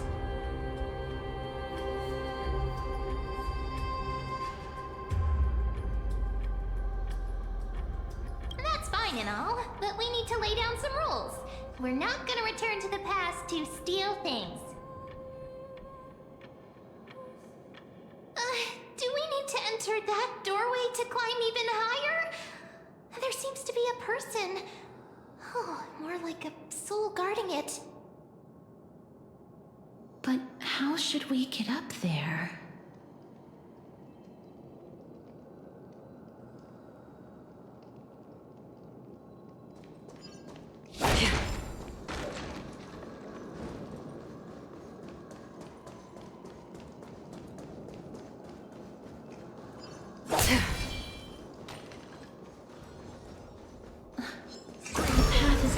Yet again.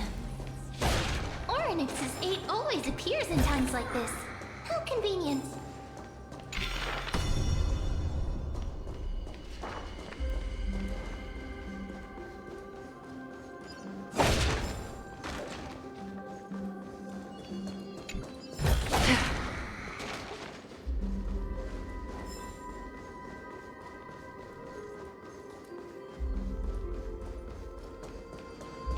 Stream forth, the gleam of old blades.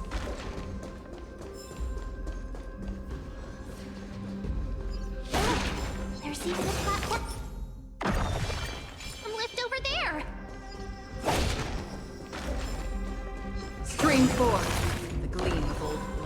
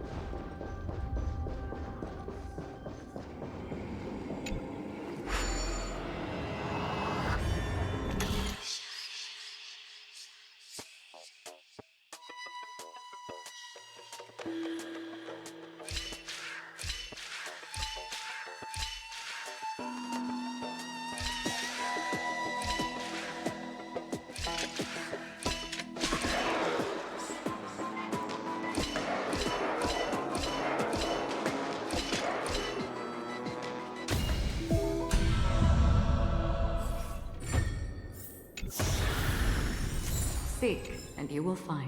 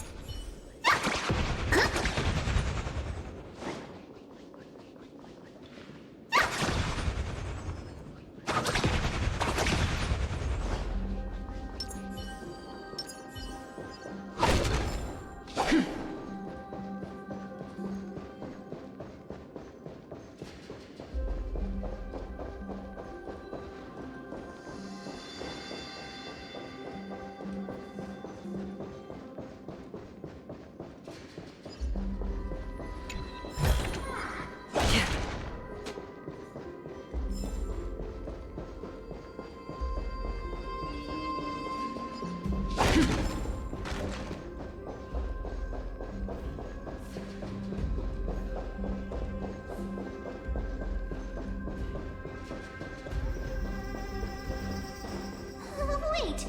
What if the miracle suddenly loses its effect? Ma'am, do you really want me to answer that?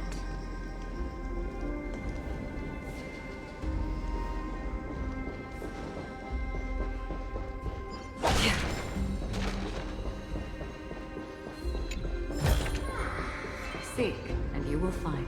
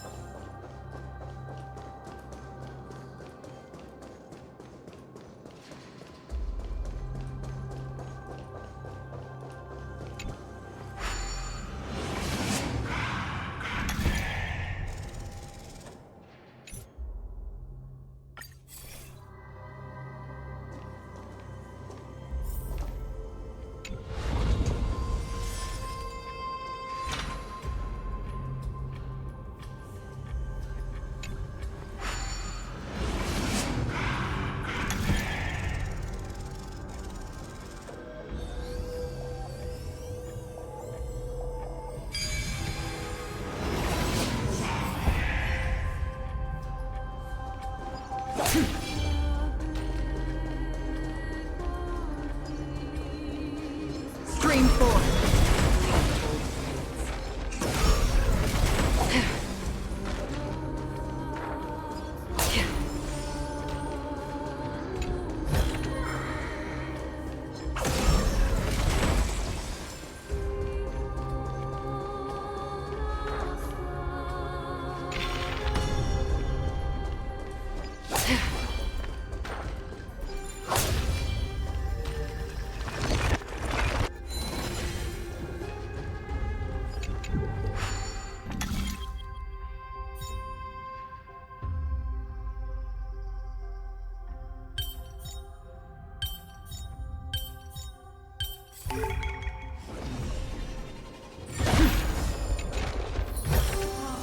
Seek, and you will find.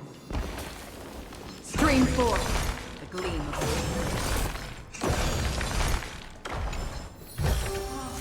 Don't forget to let your friends in.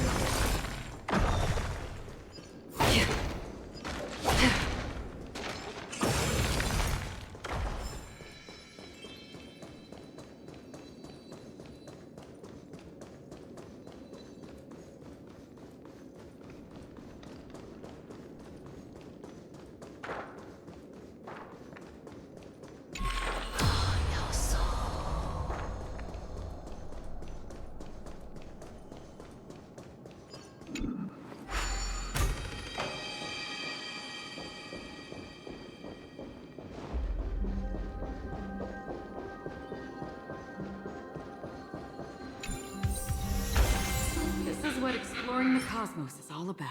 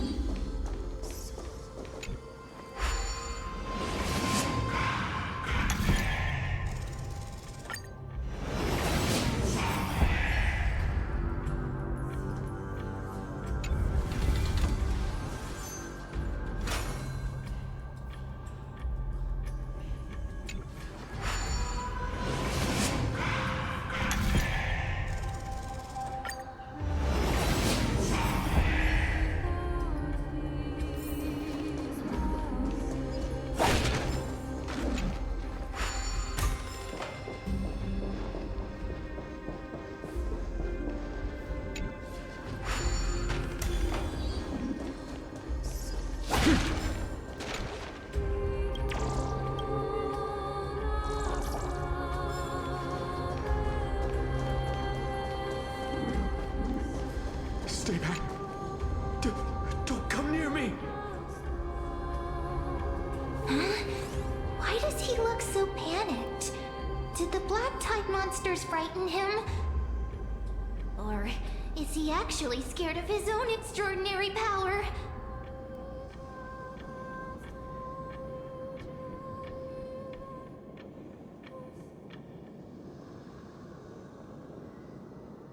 There's no need to be alarmed. We're just passing by the area. See? None of us look threatening.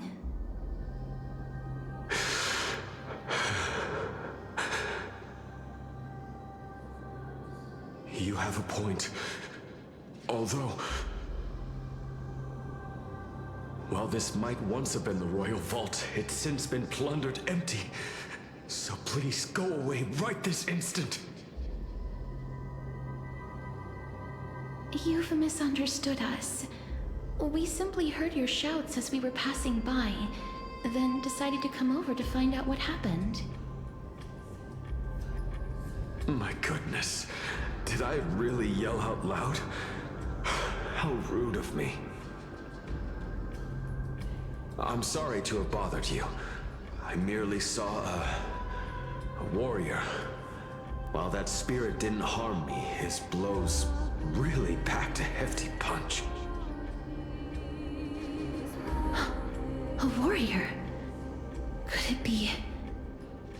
Wait a minute. You seem to be quite different from him. Are you actually alive? How can you walk around here while alive? It's a long story. We're here to seek an audience with Thanatos. Thanatos? Who's that? Is it possible that he's also living in the era before death descended? Death? Could it be that you are here to defeat the evil dragon Pollux? Pollux? Is that the embodiment of No. Death?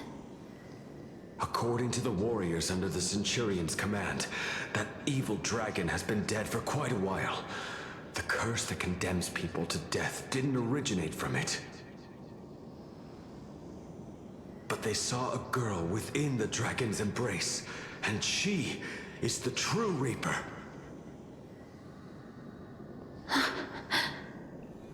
Pray tell, where is that girl right now? I've heard that the Queen spared no effort in bringing her back to the castle.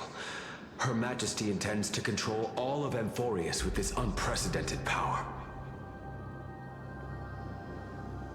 As for whether this rumor is true, well, no one knows. You have my thanks for the invaluable insight that you've given us. Please, treat this touch as a token of my gratitude. You... are you...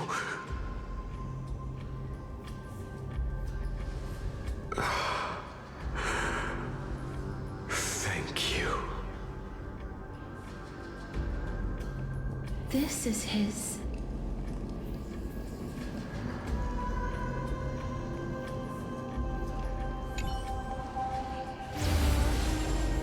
Then you granted him death?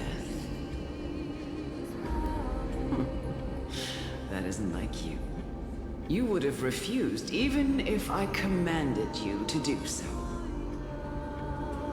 I don't know.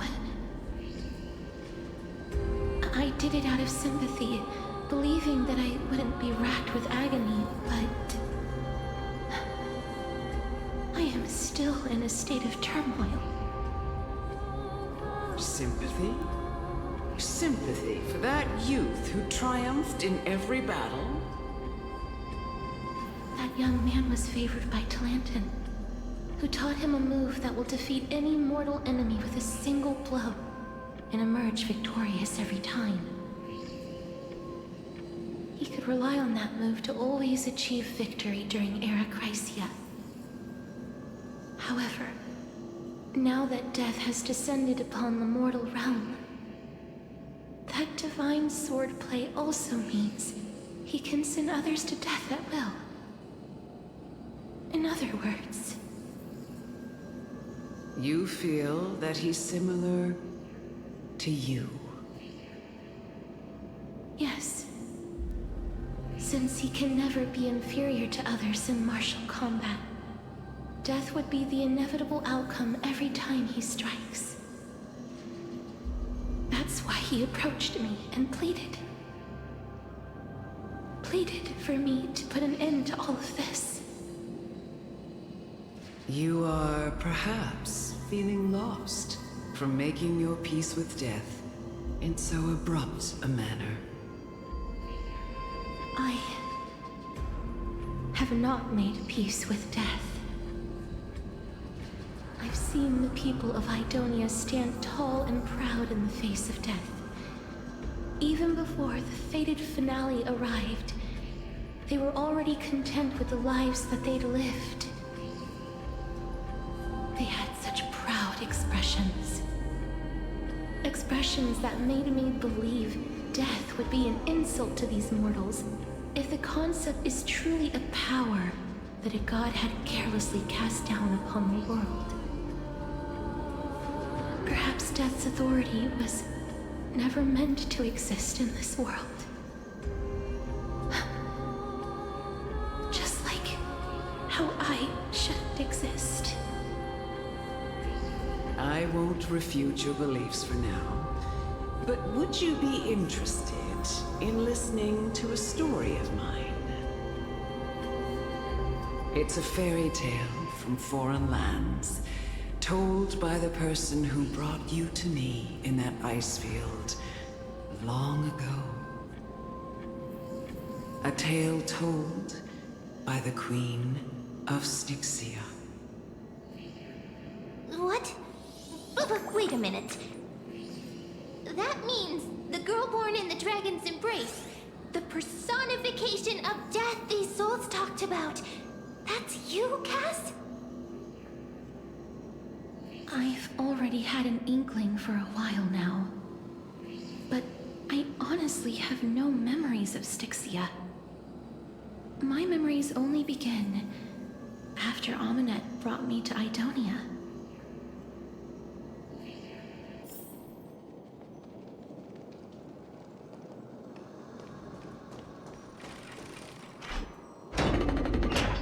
Don't look back. Keep moving forward. Always.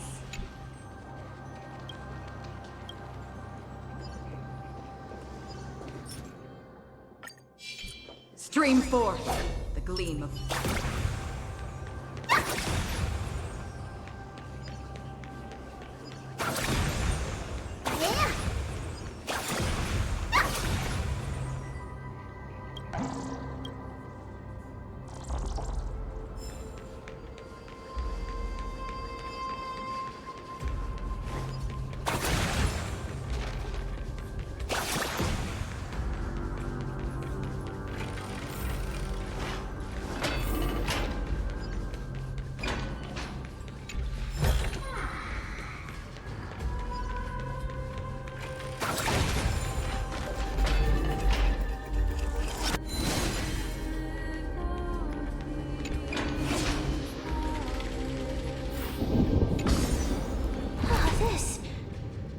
corpses.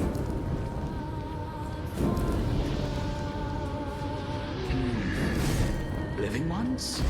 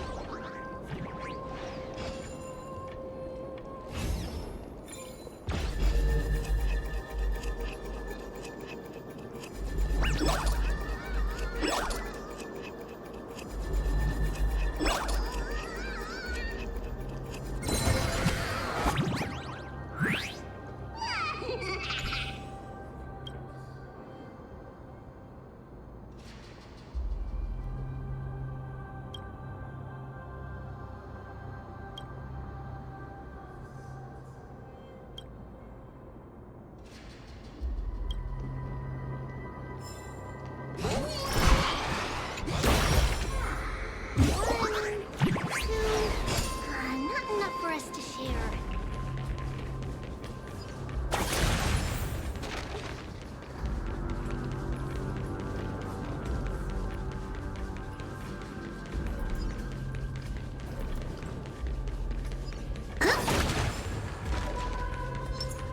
Stream 4.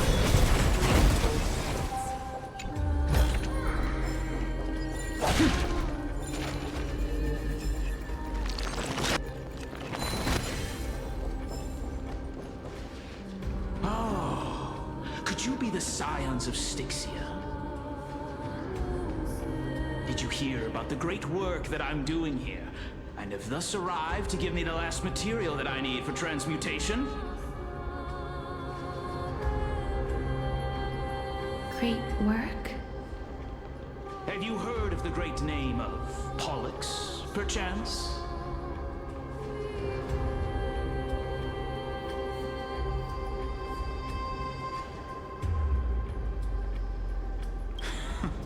You have?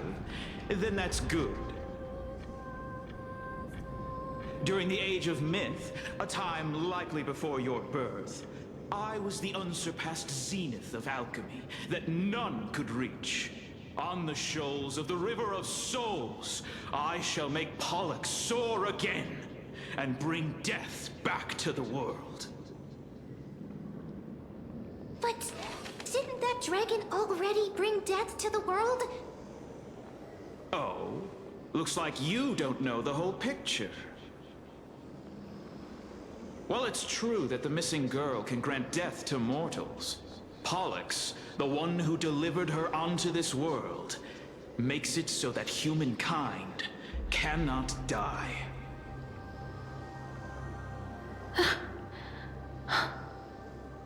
So, it's just as I feared.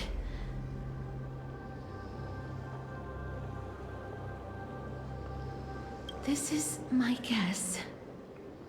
The deceased are supposed to drift down the River of Souls until they reach the end of the West Winds. But this River of Souls was blocked by Pollux's fall. That's right. That's why it's imperative that I bring the dragon back to the mortal realm and make it soar the skies again. I have long since prepared my alchemical matrix in the tower. Although, I am still missing the most crucial material of all. That final ingredient, the final sacrifice, is none other than the girl who lives out her days with death. What's going on? You didn't touch him, did you? I know that I am no longer capable of carrying out that task. Take this, all of you, and please fulfill that great undertaking on my behalf.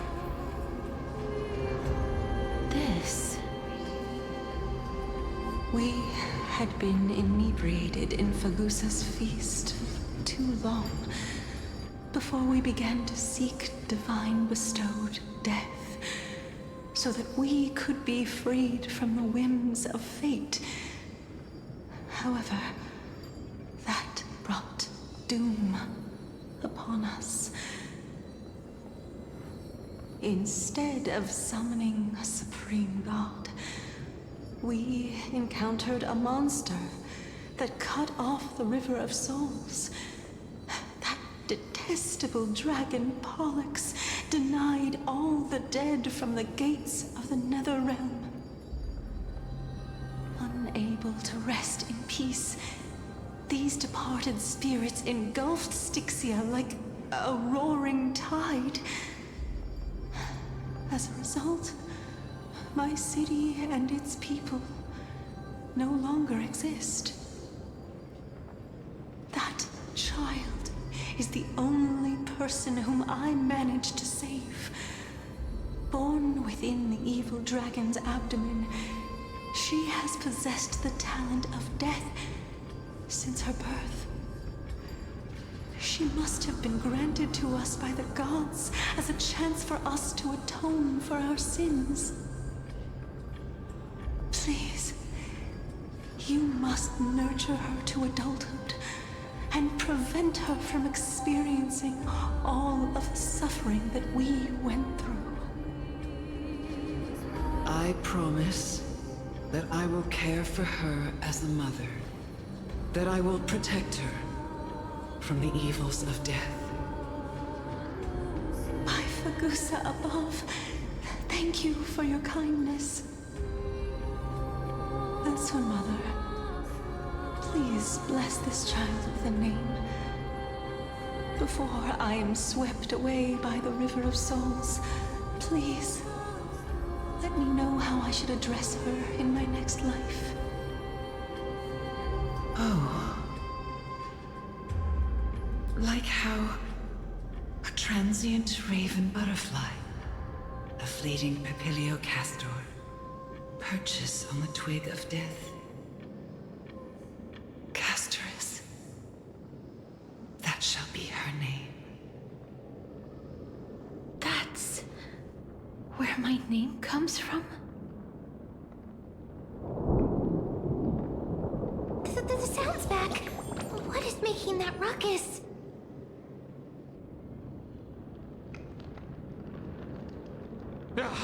Living ones, don't waste your time bickering.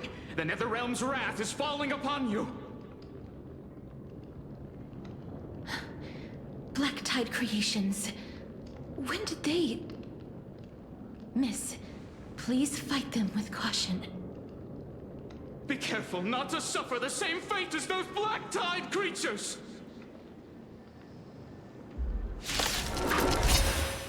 Everyone, hide behind me! Have some sunshine! Okay.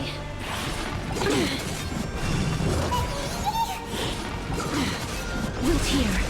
Destined for oblivion.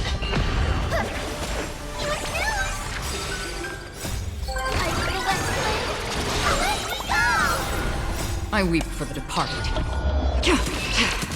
It too shall fall. There's so many of them! How are we holding up? Smell the gloom! Restore the skies!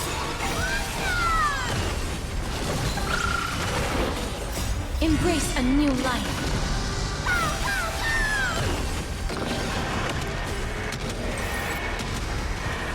May death protect us!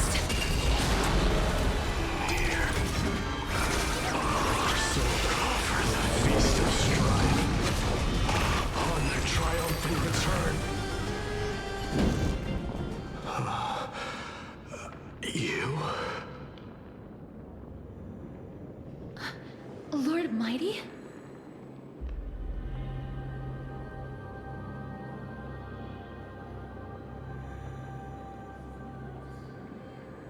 Lord Mighty, you've been through some tough battles once again.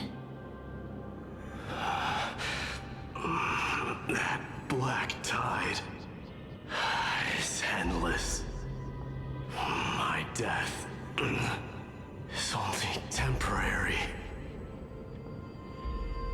I will find my path of return and go back to the world of the living and continue my protection. Lord Mighty, I have always wanted to. Why does death reject you? I'm the one resisting it. I must resist the temptation to go with the flow. I'll go against the current and kill my way out of this cursed nether realm. That is my destiny.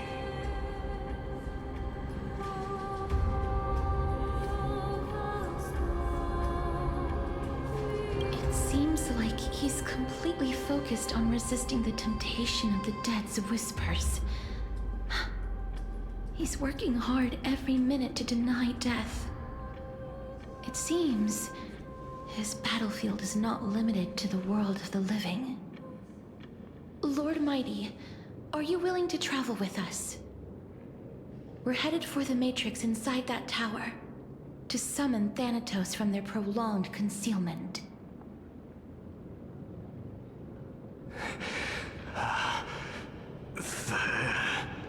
Thanatos. Challenge. Death. That's right. If we can work together and defeat them, you won't have to be troubled by the curse of immortality any longer.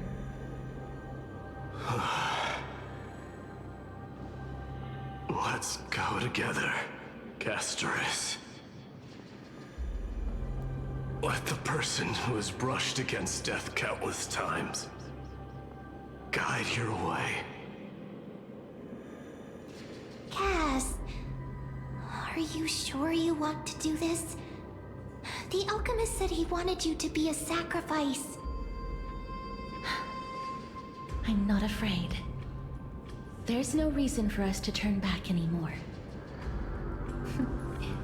Rather than standing still, taking action is by far the better option. Perhaps fate might take pity on us today and show some compassion.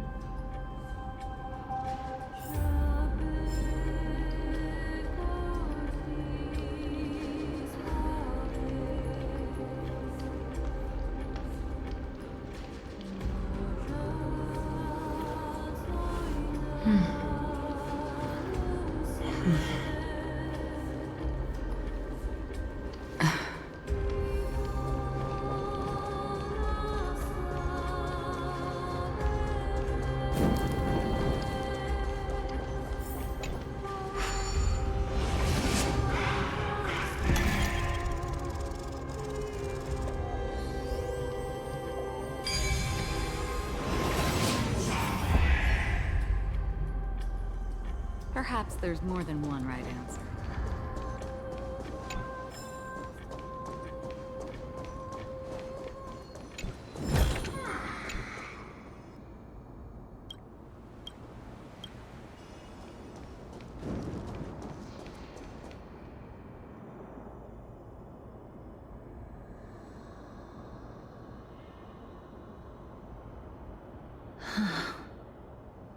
This is going to be difficult.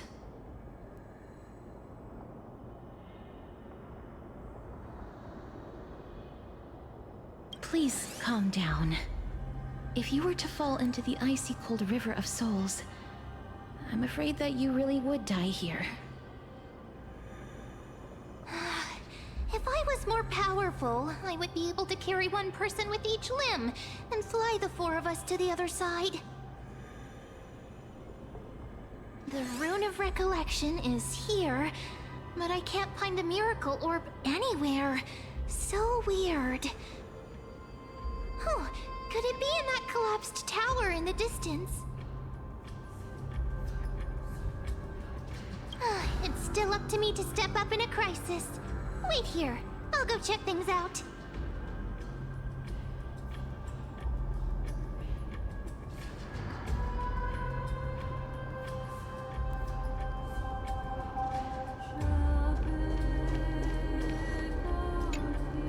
Just shout for me when you need my help!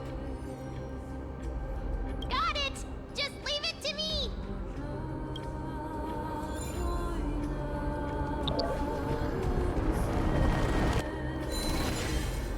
Mem did it.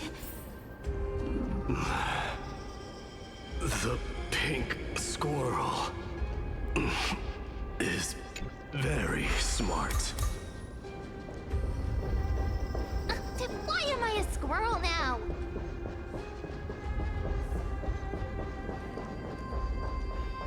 The miracle's range is limited. Please come a little closer.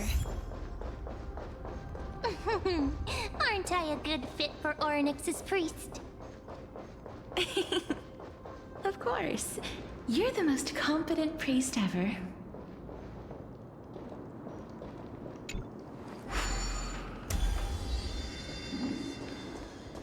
The alchemical matrix should be behind this door.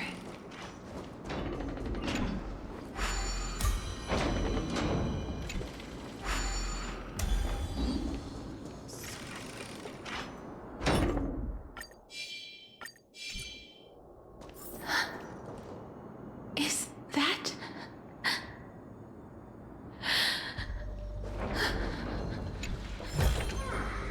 Don't forget to let your friends in on the action. Wow, there are so many of you! It's little Cass and little Grape. Oh, there's also little D and the pink puppy! Trian? Aren't you... Get what? I'm getting even more confused.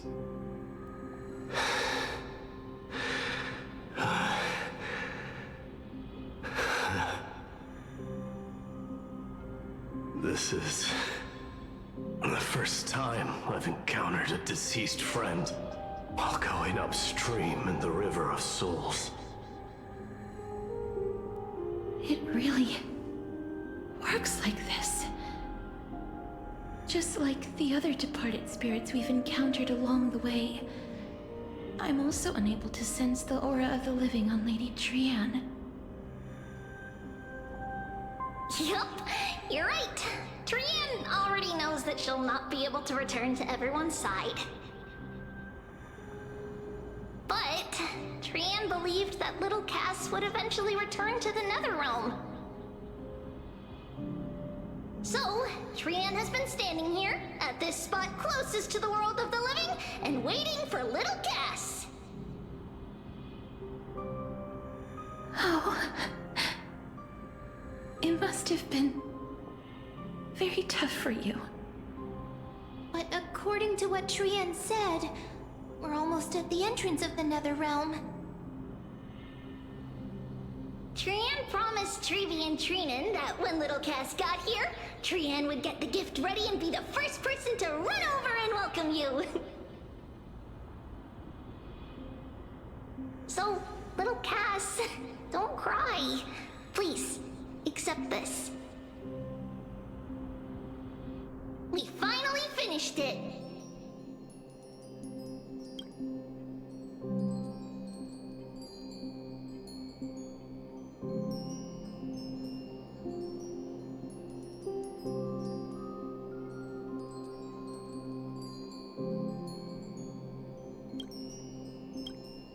This is what Lady Treeby once mentioned.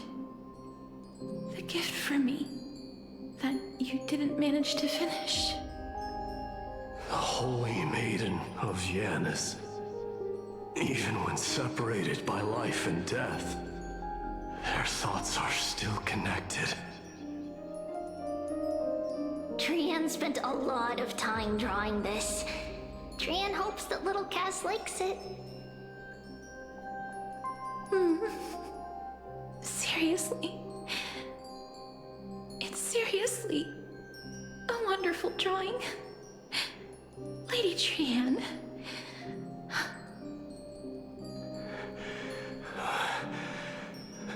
This is our flame chase journey. Little Cass, we don't know what your journey was like before. Treeby has always said that it must have been a very harsh and frightening journey. But little Cass no longer has anything to fear now, because everyone is here with you in this flame chase journey! That's right. Only now, when I see Lady Trian's gift, do I realize that I've already obtained so many things I would never have dared to dream of since I embarked on the flame chase journey. It's the first time I've gained so many companions. The first time I picked up the hobbies of crafting and photography. The first time I had dinner with someone else. The first time I went to the market to buy the Chimera doll I'd liked for a very long time and hugged it to sleep. The first time I wore a dress personally made by Lady Aglaya. The first time I went for a walk with Lady Treeby, Lady Trian, and Lady Trinan. The first time I enjoyed the night breeze and looked up at the stars with Miss Hyacin. The first time I took care of Dromasis with the Trailblazer. Looking back at all these experiences I never thought were possible, it feels as though the scales of my life had shrunk from centuries and decades down to minutes and seconds. And all of them are so precious. I took countless photos in the past, but they're all black and white landscapes. I don't have a single one with friends. If I had known, I would have taken more pictures.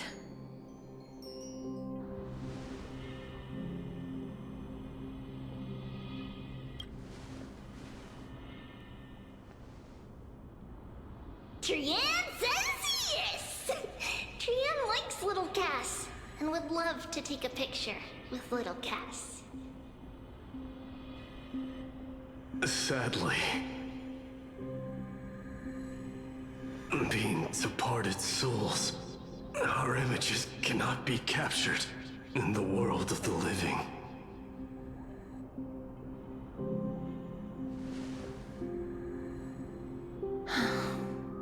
I thought so too.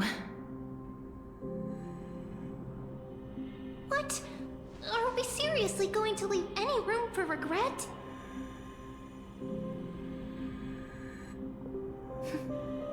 There won't be any regrets. This vivid drawing surpasses any photograph from the world of the living. Little Cass smiled. Treeby, Trinan, and Trian's wishes finally come true!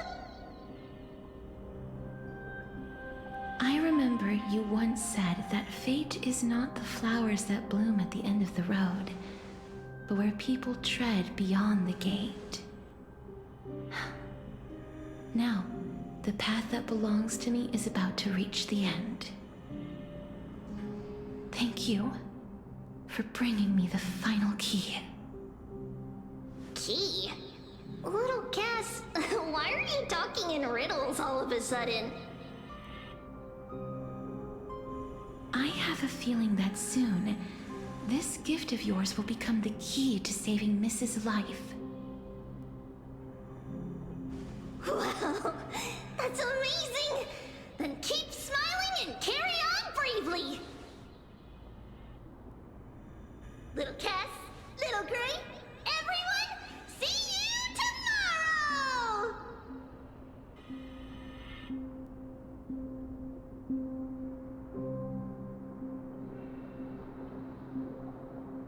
Lady Trian.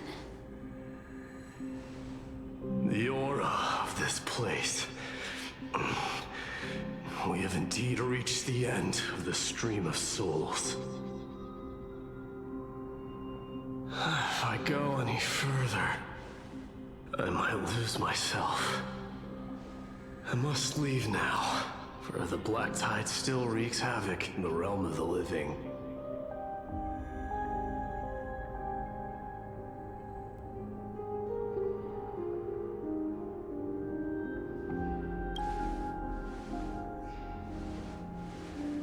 I have broken free from the chains of death countless times.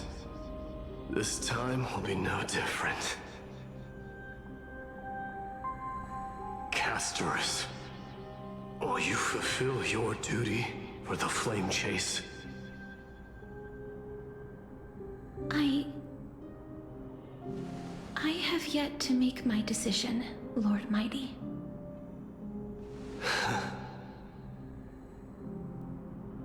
No matter. Make the choice your heart desires. Even if it takes 1,000 years of waiting. I will continue to fight till I die. Then rise from death. Till the miracle descends.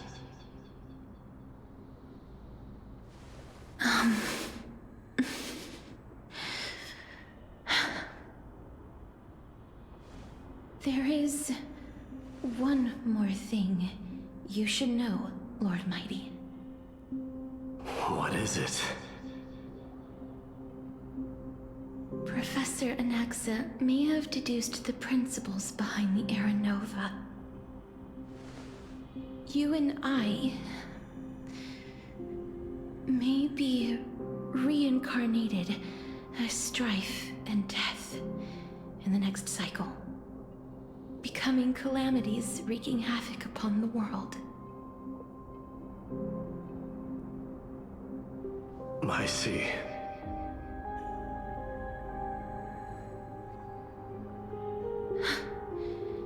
Is that all?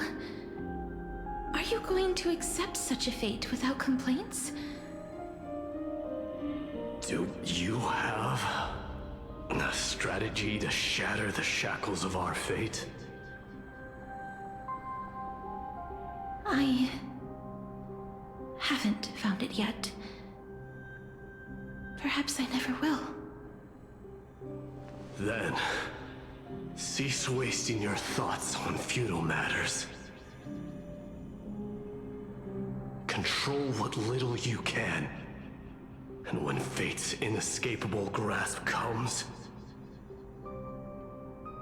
resist it with the strength of your mighty will.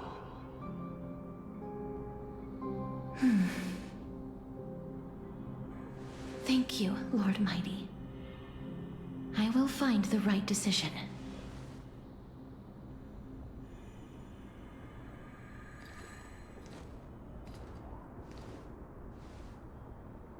In the name of strife, may you meet a fitting end. This must be the alchemical matrix the spirit mentioned. Let's see. We need to insert Aquila's sky, Georios' earth, Kephali's fire, Fagusa's ocean, and Nestia's love. It seems our sweet Princess Homebody has made up her mind. In that case, seamstress, I suppose I no longer need to deliver your message. My time is rather precious after all. Whether you wish to break free from death or not, please, follow your heart.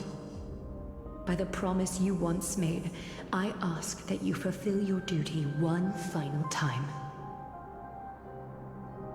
Castorus, please, live as a human, and die as one. According to that alchemist, the final piece is supposed to be me. However, he is not privy to the past, and therefore cannot see the full picture. The past? I saw the twins of death in Kephali's memory, and now I am certain that I was one of them. The trial of the Hand of Shadow demanded taking the life of your family. I died during that trial, falling before the gate to the new world. And my sister, whom I never met, became the Titan Thanatos of this cycle. She was consumed with regret over my death, so she used the Titan's authority to reforge my soul. Yet, it also means she has never revealed herself to anyone, hidden away from the entire world. That's because the Titan she became already fell at the start of everything. They died for me, and now lie in slumber in the River of Souls. You mean... Pollux? That's right. The River of Souls is no material river. It cannot be blocked by ordinary means. Only a divine corpse can prevent the dead from reaching the next world.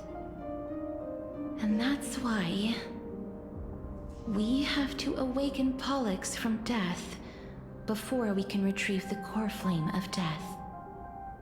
We have to reforge its body with the power of alchemy.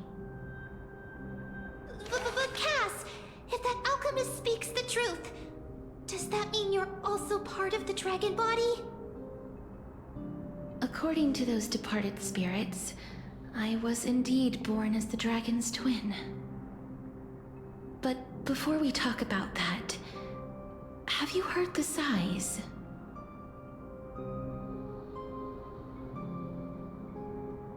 No, not from me. The sounds that come from the memories when we were collecting the souls. I heard them too. So what are those? I think it's probably the sign of Pollux's wish being fulfilled. They must have realized how heavy a price they'd need to pay when they used their divine authority to resurrect a dead woman. That's why they exerted every ounce of their strength to send me to Styxia, a city that called for death, a land where none is hostile to death. They never saw their wish fulfilled and fell so prematurely, all because they wanted to give me a new life. Pollux must really want to know how their sister has been after giving their all to save her. That wish is the reason Pollux's soul still lingers in the mortal realm even after their fall, quietly watching and documenting every detail of their sister's life. So instead of picking up objects on the way here... We were instead showing things to a strand of yearning that lingers here. Now, we must weave these yearnings together and restore them into Pollux's complete soul. But all of this is just a hypothesis, right? What if we go through with the ritual and it turns out totally different? That's fine. As Professor Anaxa often reminds us, such is the nature of alchemy. The true outcome can only be known once the process is complete. This is why alchemy is also known as the miracle of creation. Now, the puzzle of Pollux's yearnings is nearly complete, with only one final piece remaining. I shall reveal what they have been yearning to know in the alchemical matrix. I will show them my whole life since I left Styxia. Lady Trianne has already drawn a picture of my entire life, and it is now in my hands.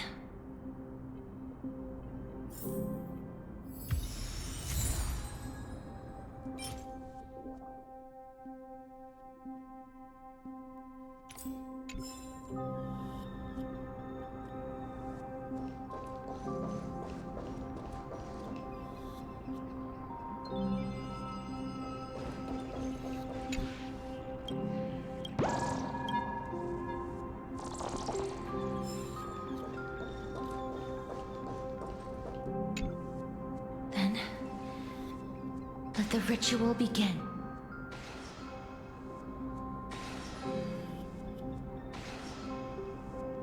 And now, the objective is complete. That is all. Such is what Professor Anaxa always says after preparing for an alchemical ritual. And now, Pollux, I shall lift you from the river of souls and reforge your soul. Perhaps you will be disturbed by this, and your body may become horrifying to behold. But if even the slightest trace of your soul remains, the soul that once ferried me to this side of the shore, then please, look at me. I wish to thank you in person. I have obtained everything you sacrificed your divinity for. Lady Almanette. Did she recognize you? Oh, she must be the first soul we can communicate with here, right? I'm afraid she is just another spirit trapped here, like the rest of them. The only difference is that I was there when she died. Please, go on. I'm listening. Are you about to tell the story of Styxia? Yes. You're just as smart as I imagined, but... never mind. Now's not the time. There's no need to worry, Elder. Take a look around you. You're already at the resting place of the dead. The world of the dead. But how? I understand that you chose to remain silent about the story to protect Casterus, the girl who coexists with death. But you no longer need to hide that story. I can assure you that you have protected that girl's life well.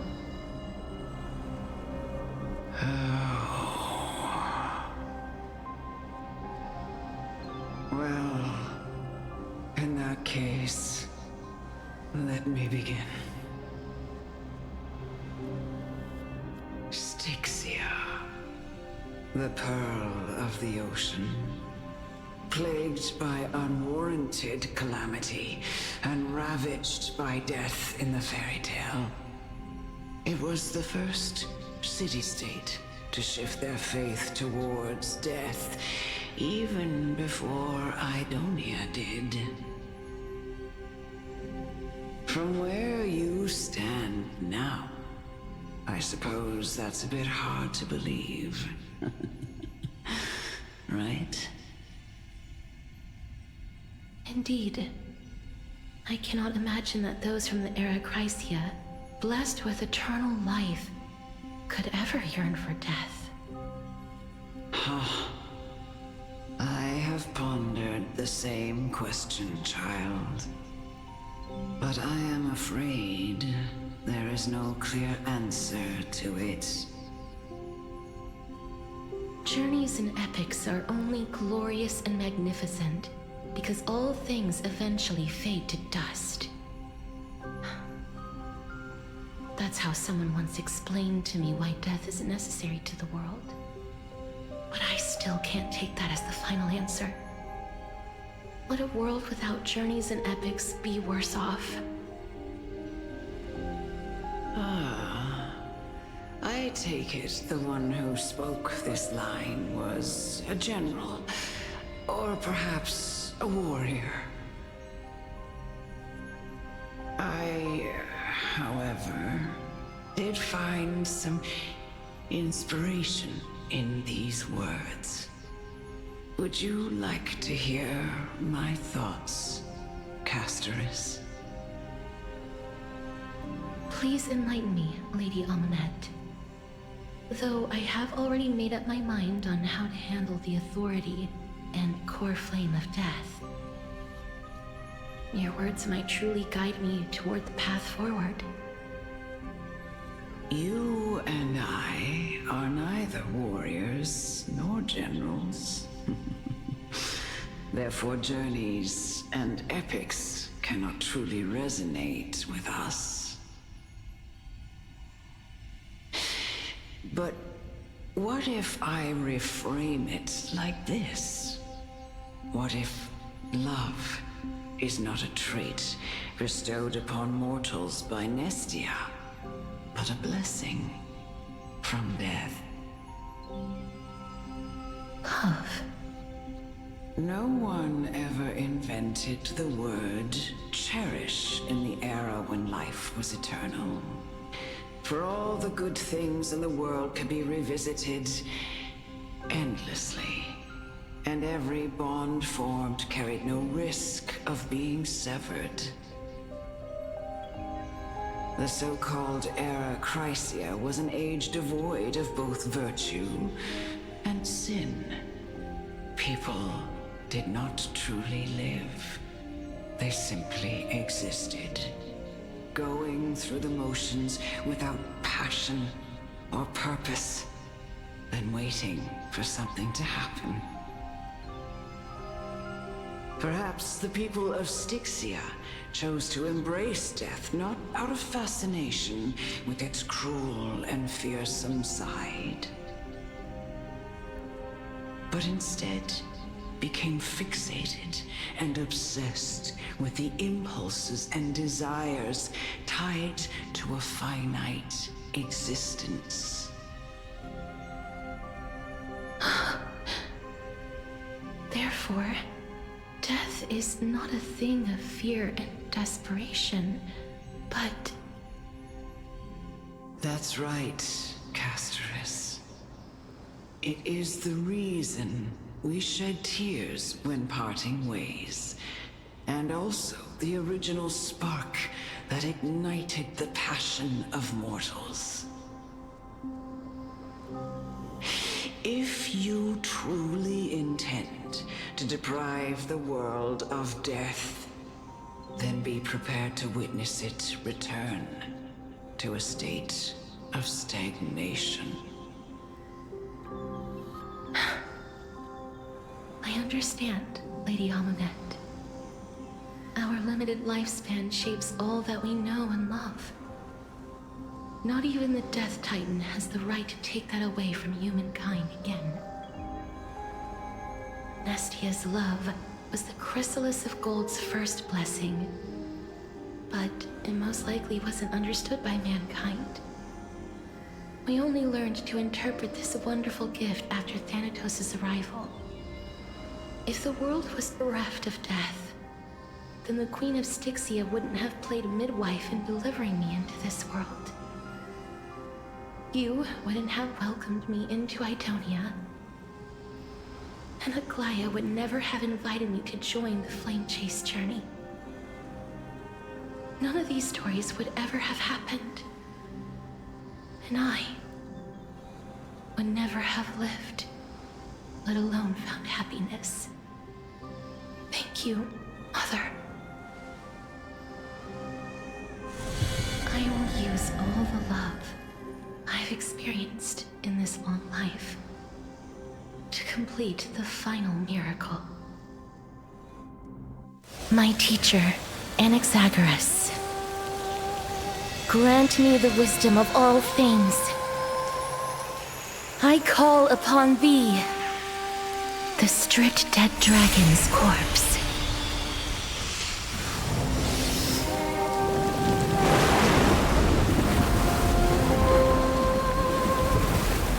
Rises from the earth, falls from the sky. As above, so below. This is the greatest power of all powers. Unstoppable in this world.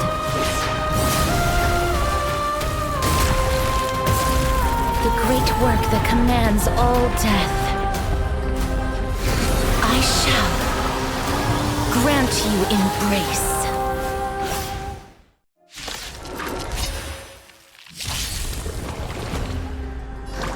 We completely lost the fantastic sunshine. I shall remember this moment.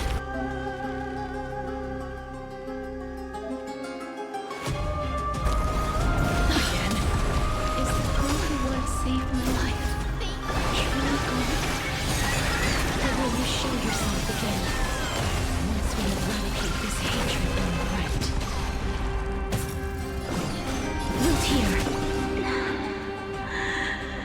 And I know you're anxious.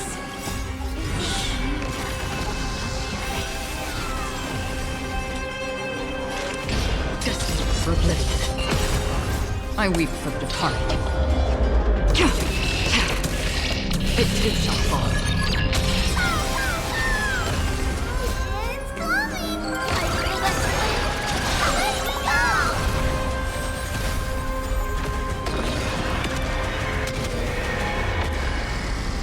There's no more need to weep in grief.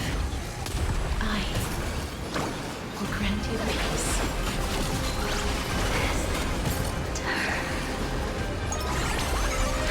Yes, it's me. I'm back.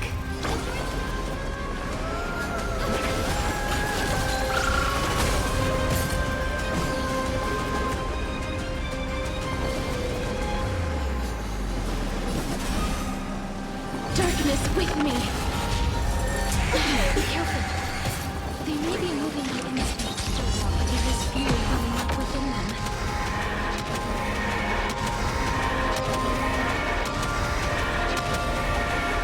May death protect us!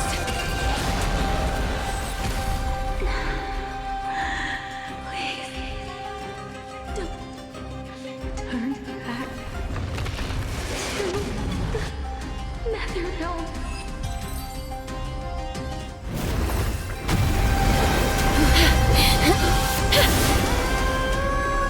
Oh, death. Sleep in peace.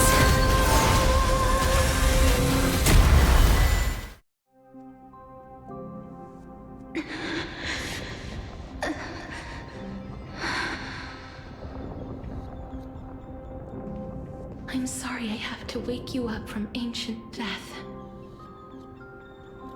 And I know you're anxious. Shh. Don't be afraid.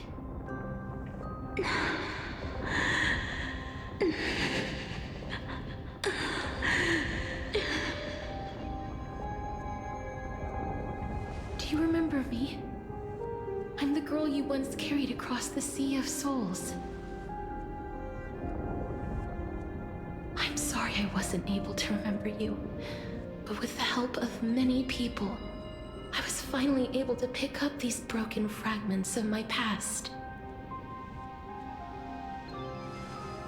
I'm back, Pollux.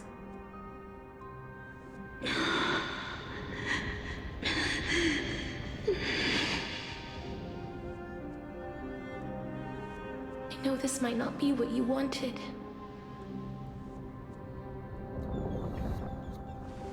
But I have to do this.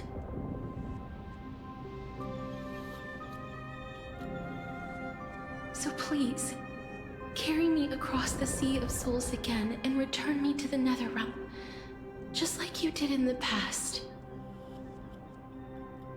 Please take me to where the core flame of death rests.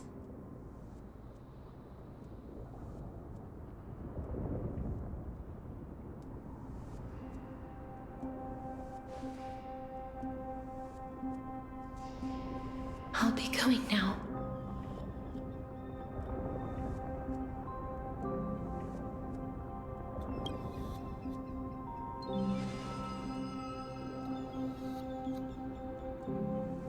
They may look scary, but as long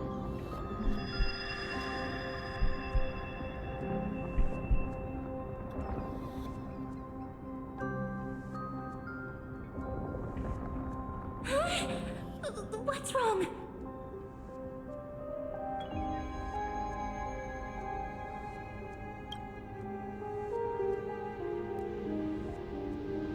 Are you...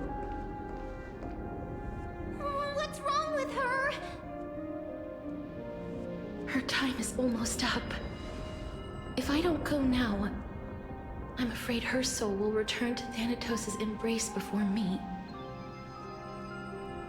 What? Oh no! Is there anything we can do? Don't worry. I promised I would ask Thanatos for the Trailblazers' right to roam the Earth again. Mem, stay here and keep a close watch until I return, all right?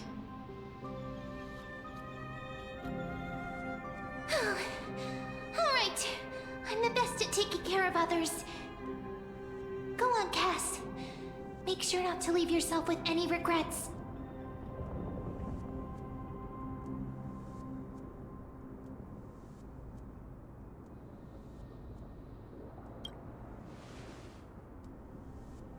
That's not funny! It's a deal then.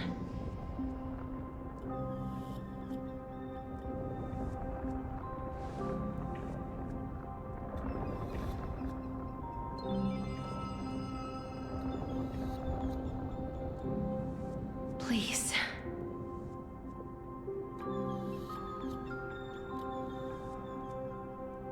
Wait for me.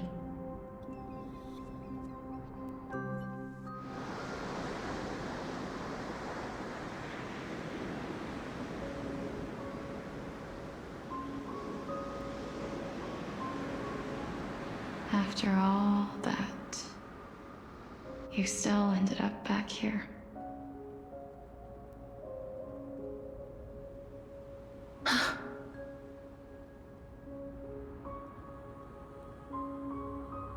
So the legends were true. The Netherrealm really is a sea of flowers. Yes. Just like the flower fields we tended to back then. Is that you, Plexia?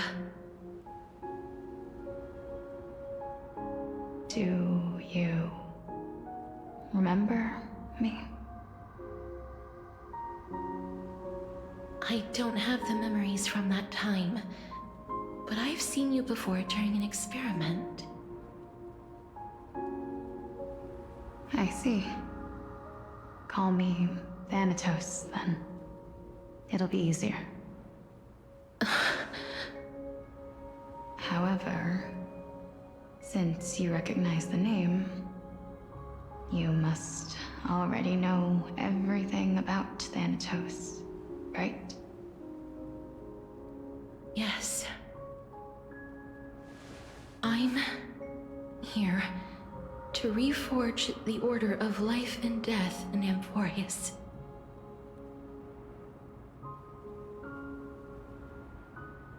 You know, my sister was a sympathetic, but rather sensitive person. Whenever she didn't want to say what was on her mind, she would avoid eye contact and look off into the distance.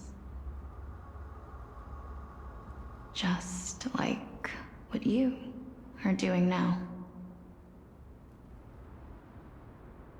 Can you tell me about the last Era Nova? What did you do, Plexia?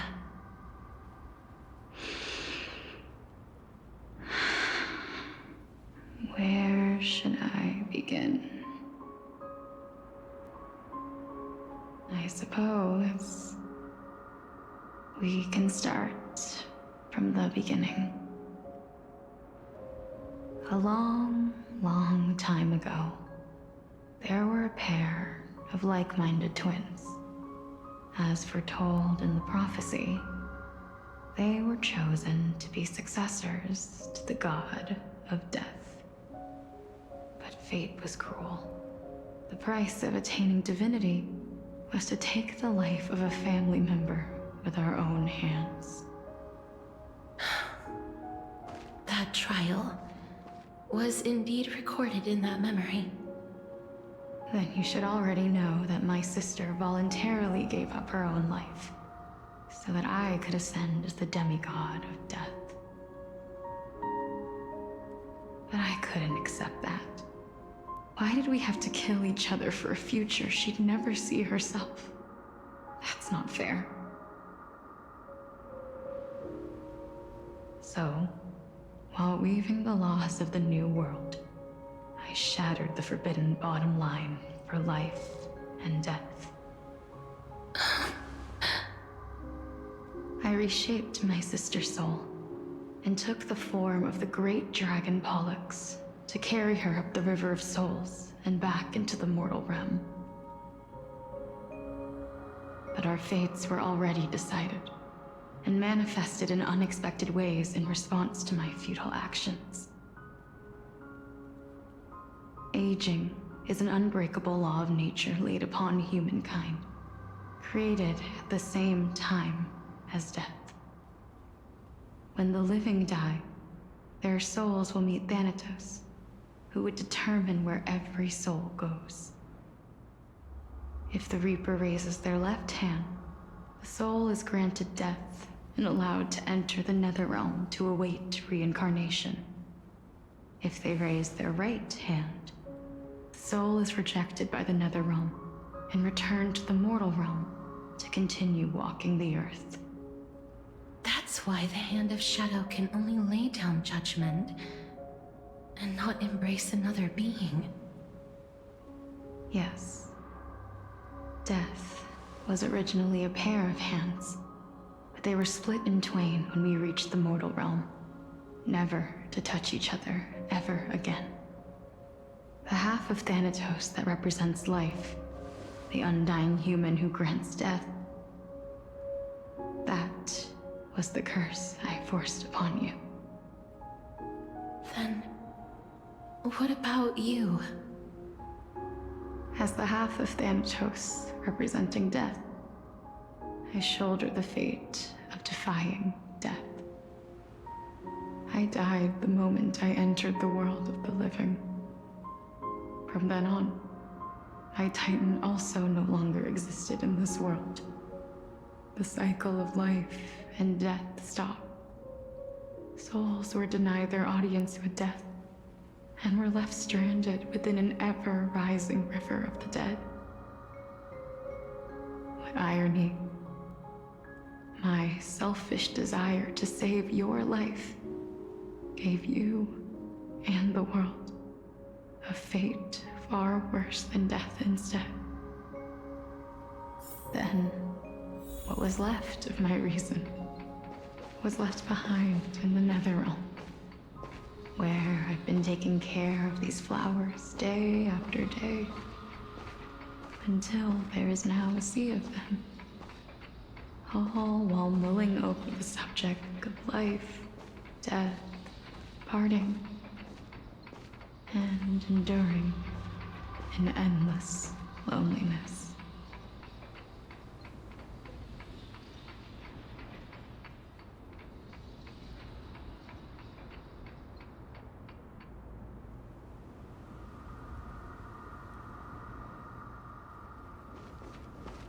Fate is absurd indeed. Our lives were a mirrored image of one another, like a pair of hands. Even so, we arrived at the same destination. We walked different paths, yet experienced the same pain. I had hoped that maybe you would at least have a good life in this cycle. I'm sorry. I lived my life well. It didn't go to waste. As far as I'm concerned, you did nothing wrong. Even though I forced the authority of granting death to humanity upon you, a total stranger. Too many responsibilities were forced upon me in the course of this long journey.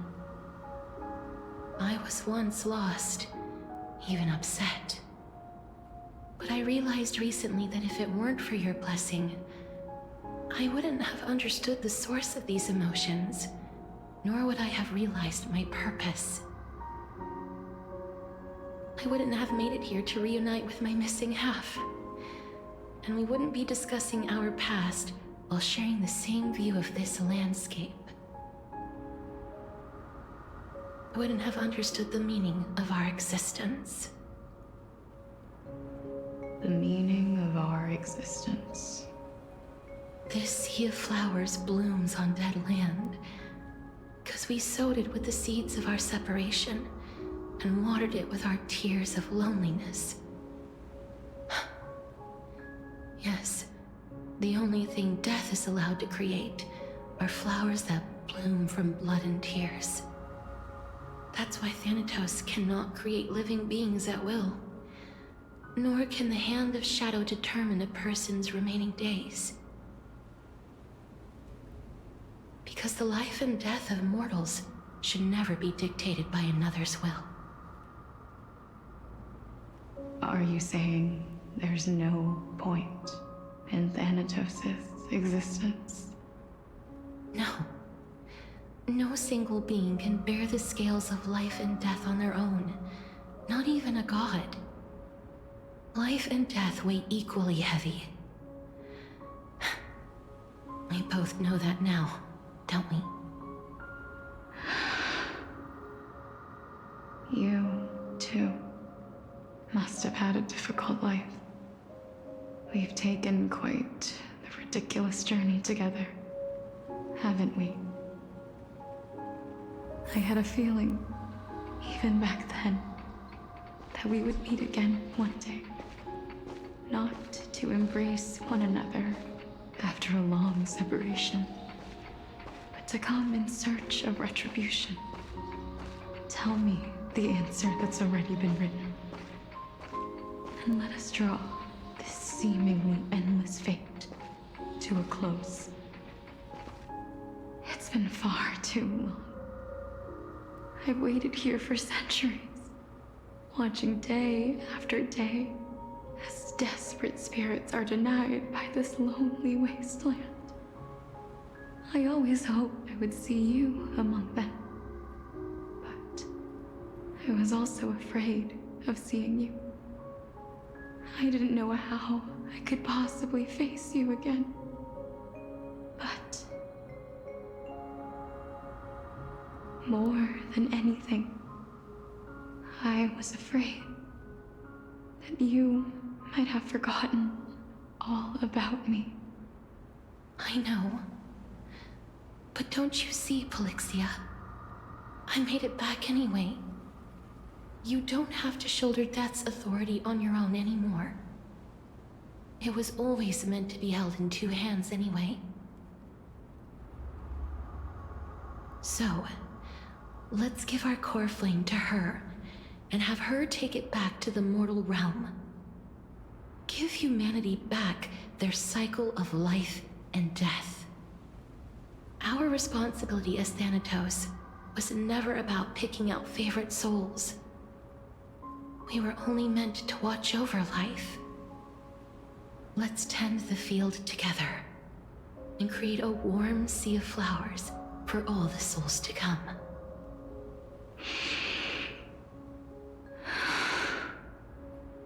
What do you think, Polixia?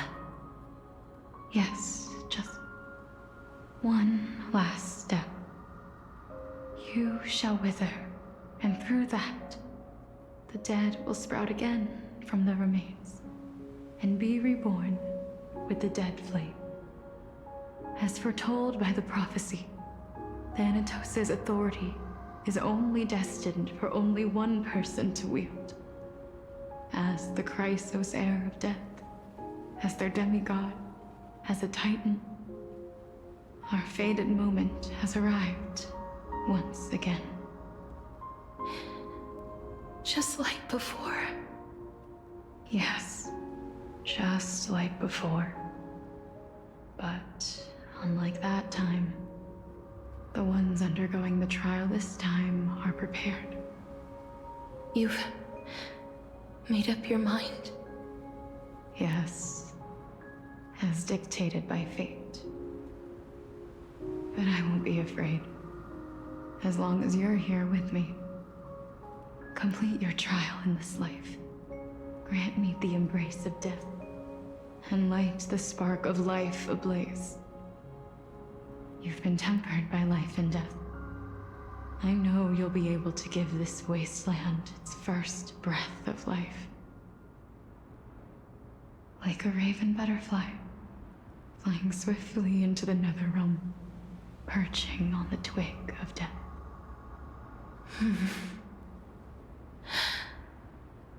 I will. After this, I will remain permanently in the Netherrealm. The River of Souls shall return here and rain down from the sky, scattering souls across the earth. The cycle of life and death will flow once again. This sea of flowers you sowed shall bear countless joyous or sorrowful souls, and bloom evermore.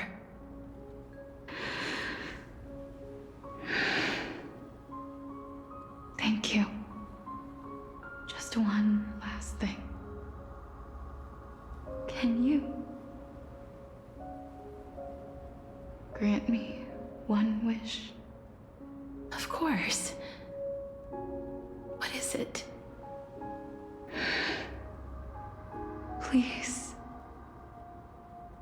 don't forget me. I promise you, when we meet in the next world, even if I have endured another reincarnation,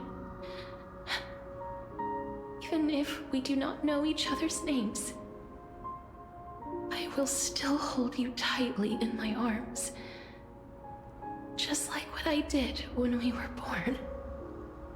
Casterus. Casterus, you're as beautiful as a fleeting butterfly.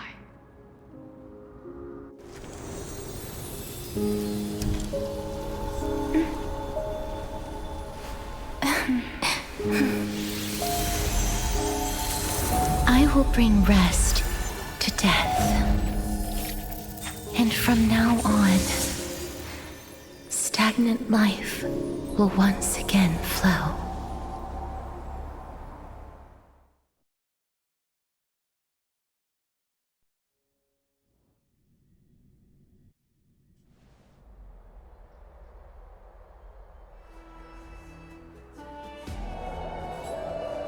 Time flies.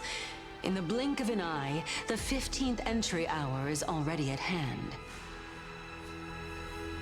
When this farce is over, your soul will be placed on the scales of life and death. Are you ready? No need to ask so many times. Of course I am. Then why do you drag your feet? Is your fear of crowds holding you back again? I simply find them too noisy. Paying attention to conceited fools like them would be an utter waste of my time. Such harsh words. As I see it, you are no less arrogant than they are. I couldn't agree more. Oh. I did not expect to hear that from you. Are you not going to refute me? I know myself better than you think I do. At the very least, better than a stowaway like you. And they say men whose ends are nigh have but kind words. Well, that is exactly why I chose you. Should I thank you for the compliment? The hour of the trial has come. Do you have an answer for me? And how will you prove the veracity of your argument? I suppose there is no point in putting this off any longer. Do you recall where we stopped the last time? You were saying that Amphorius's history is cyclical. Indeed. The demigods that bear the core flames eventually become the new titans at the world's end. Remember what happened on the Holy Mountain? Calypso, Naias. As their destined ends approached, one by one they left this world, leaving only the twins, who are fated to succeed death. Unfortunately, while their journey is consistent with ours, you and Calypso, as well as Nikador and Naias, act as supporting evidence. I can only come up with a rough sketch for my theory of a cyclical history. For all the pains I took to reach this point, I had already lost hope of ever obtaining definitive proof. After all, the past is in the past. Proving that we are the legacies of heroes of the past is a hopeless endeavor. That is, until I met a girl named Polixia and her sister. If Castorus was truly sent from the past to the present for the Titan's self-serving reasons, then having lived through 2 cycles, and with Styxia as the pivot, she will no doubt be the link to connect all of this together. If the Twins of Death can bridge 2 cycles to reunite at the shores of the Sea of Souls, then my hypothesis will no longer be just a hypothesis. And you too will get the answer to your question. Well, that is all well and good, but how can you be so sure? If there is even the slightest error in your hypothesis, the girl will be shattered. It matters not. The most important quality a scholar must possess is foolhardiness. If you are overly cautious, then you'll never have the gumption to make the first step, and change will never come. Besides, I, Anaxagoras, am destined to overturn this farcical world. Come, let us go and teach those pathetic worms one final lesson.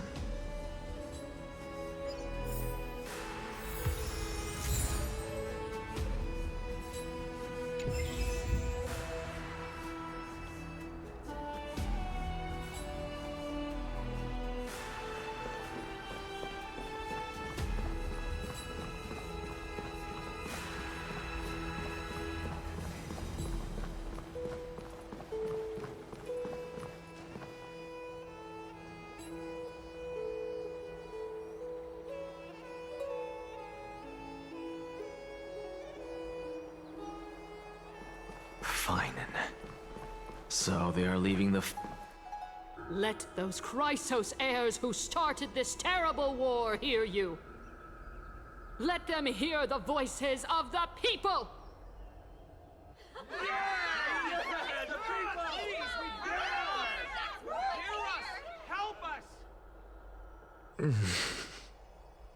As always, that woman knows how to stir up a crowd.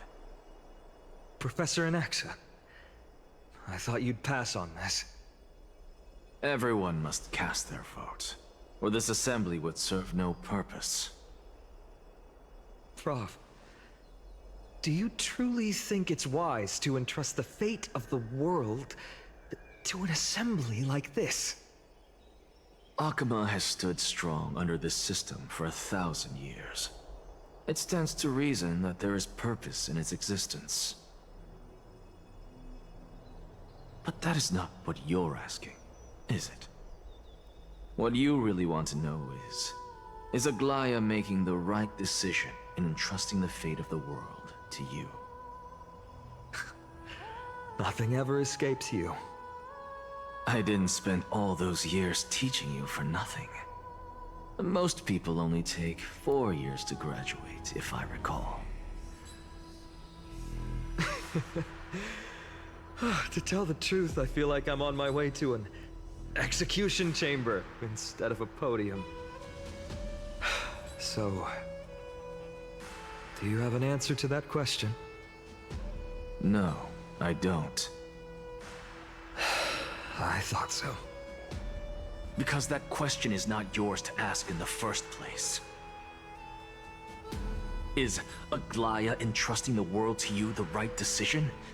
Don't make me laugh. That is a question that woman must answer herself. Why are you fretting about this on her behalf?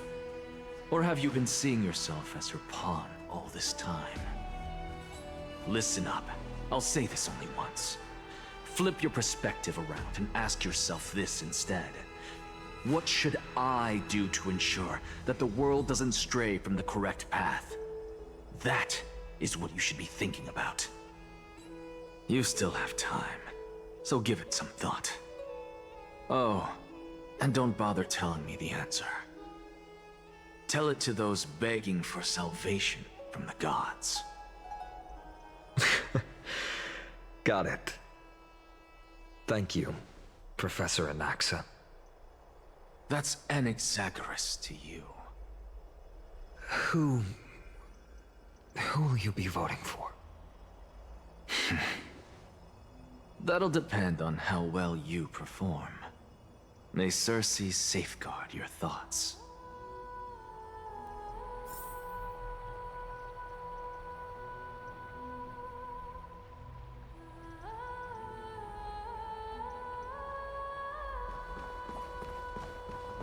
Lord Anaxa, you're finally here. The last speaker for the Assembly will be taking the stage soon. The resolution will be passed after that.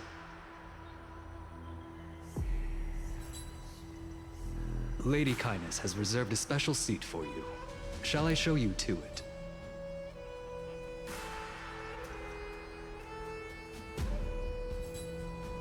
All right. This way, please.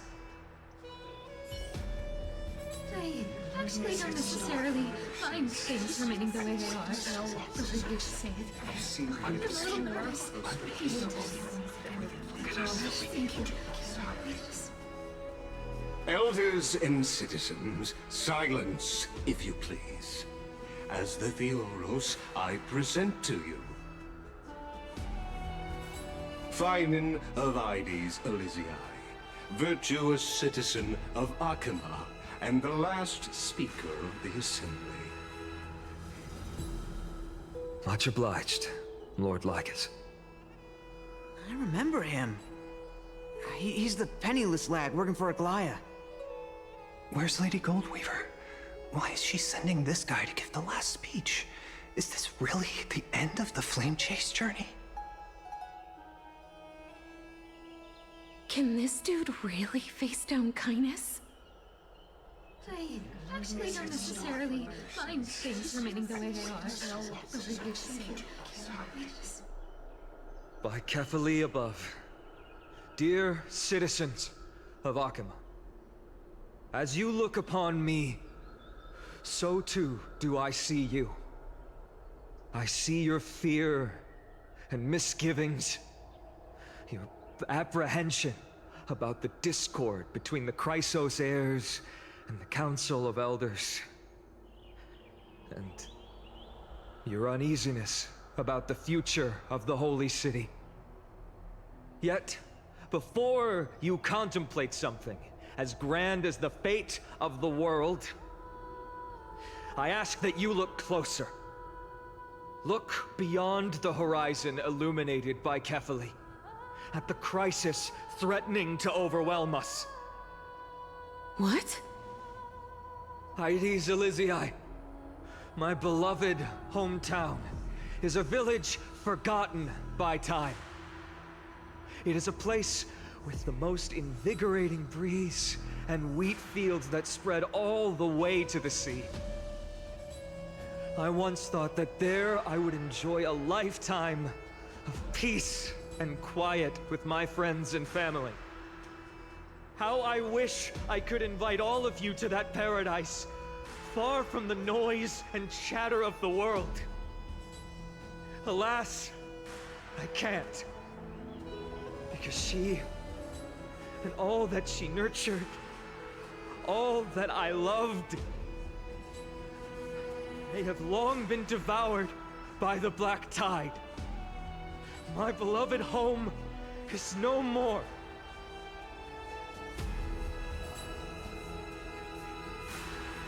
I will never forget the day the black tide struck. My father, Hieronymus, fought with a broken sword to his last breath to protect his child. My mother, Aldada, she was ripped apart by monsters. Also, I might live to stand before you here and now. Galba, he was a hunter. But in the end, those arms that once drew a bow instead embraced Piso, his beloved son, as they both breathed their last. Pythias, the teacher, risked her life to save her students, but a burning beam fell on her, crushing her. And what of Livia, her daughter? Did she make it out alive? No, she didn't. Livia, Piso, and so many other children. My childhood friends. They were all swallowed by the black tide and turned into monsters. They kept saying the same thing over and over. Even up until the final moment, I finally steeled my heart and granted them eternal peace with my sword. Why, Fina? Aren't we the best of friends?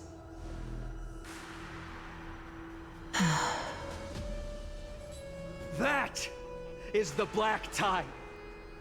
A looming threat that can bring Akuma to its knees any time. Kindness may have promised that with the 3 Titans of Calamity Con, Akuma will return to an era Chrysia once more, but... much as it pains me, I must disappoint you. While the demigod of strife has done everything in his power to hold them back, they are still coming. By now, the name of that black-robed swordmaster, the Flame Reaper, has likely echoed throughout the city already. The roaring thunder is a message from the strife demigod. The Flame Reaper has risen from death, and they hunger for the core flames of the gods.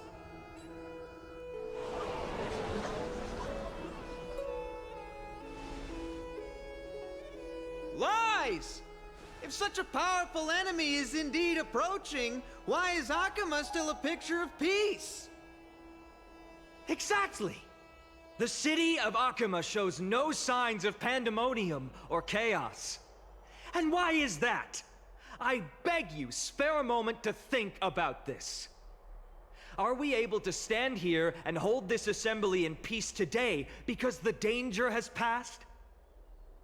No! This peace we enjoy is no gift of fate. We are able to stand here today only because the Chrysos heirs have stepped up and shielded Akuma from calamity. With her golden threads, Aglaya has preserved and continues to preserve these idyllic days that all of you hold dear. The Council of Elders claims that Aglaya will one day forsake the people because her divinity is eroding her body and soul. But ask yourselves this. Rather than offering her aid and support, why do they choose to watch and push Akuma away from the Flame Chase journey?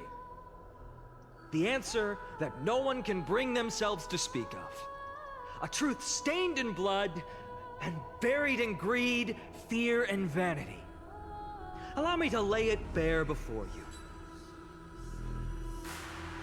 It is because the Council of Elders, which bears Akuma's history and honor, along with this citizens' assembly we once took so much pride in, are now infested with vermin.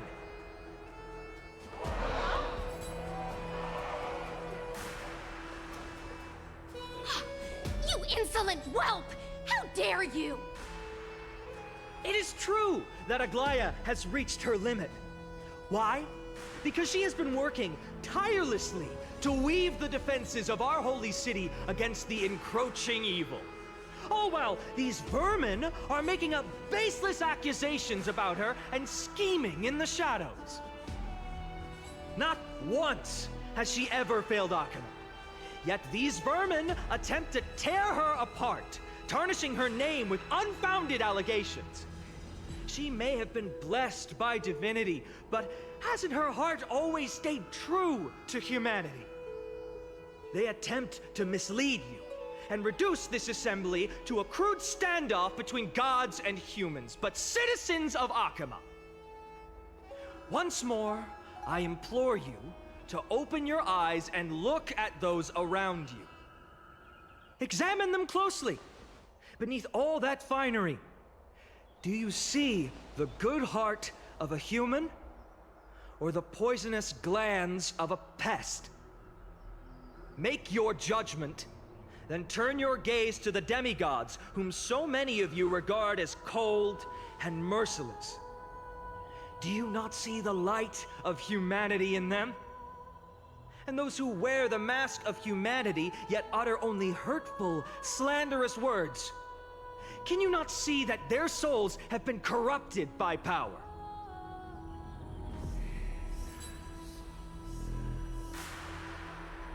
Yet, no matter what your answer is, and no matter who your vote goes to, rest assured that you have nothing to fear. For Aglaya, Tribios, and I will remain your faithful guardians and pledge our lives to upholding your decision. And this vow will stay true until the end of our days, where it will be passed on to future flame chasers.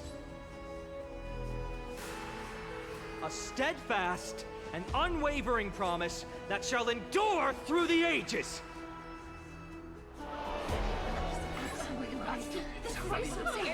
Only our best interests in mind. I still don't understand it. I will never believe our proceedings have to end. So.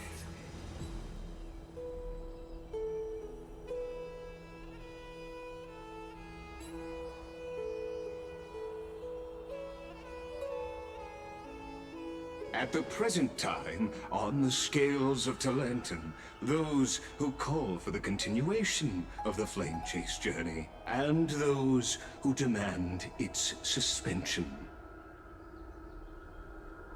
Each faction holds an equal share of votes, resulting in a perfect balance.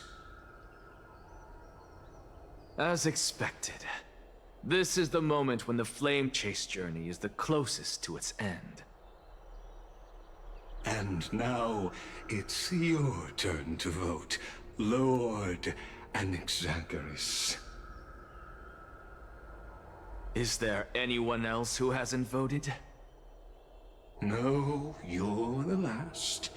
Cast your vote with care, for your decision will break this impasse.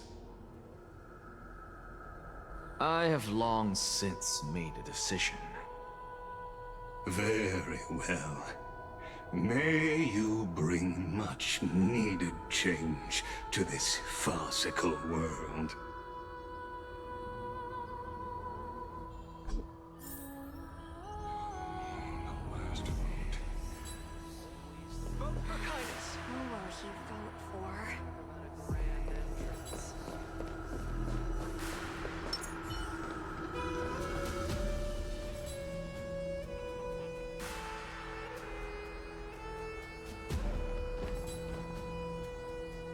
You've done well, Finan.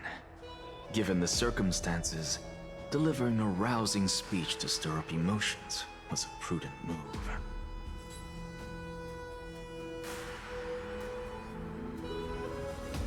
Thank you all for your patience. On behalf of the 7 sages of the Grove of Epiphany and the scholars of Amphorius, I, Anaxagoras, am ready to cast my vote. But before that, in the interest of fairness, Lady Goldweaver, I pose a question to you before all who are gathered here. Will you, as Finan has promised, stand by the decision made in the Assembly, regardless of outcome? In the interest of fairness, I make no promises, lest it should influence your decision. Very well. I thank you for your honesty.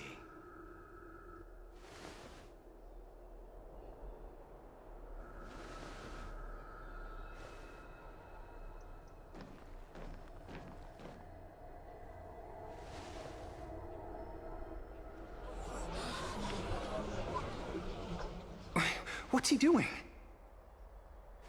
The stakes are high. Let's be patient. Cut the act! Who do you think you are wasting our time like this? Lord Anaxa, please do not forget that I... Rule number 1, do not call me a Naxa. Rule number 2, never interrupt me. Silence is golden.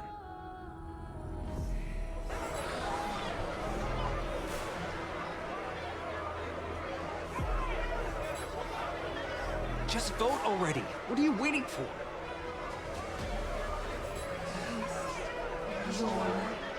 Vote. Cast your vote. Cast your vote.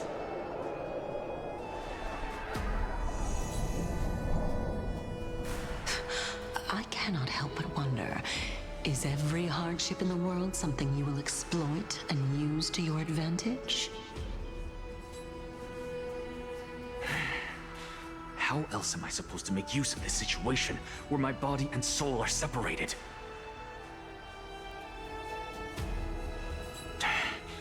Oh, Circes. Or should I say Calypso? Accompany me on this final journey. Let us journey to the Netherrealm and see how she will substantiate the answer to your question and validate my decision. We need only to follow the sound of the tides.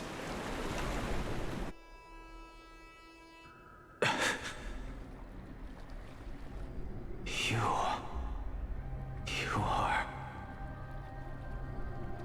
Well done, child.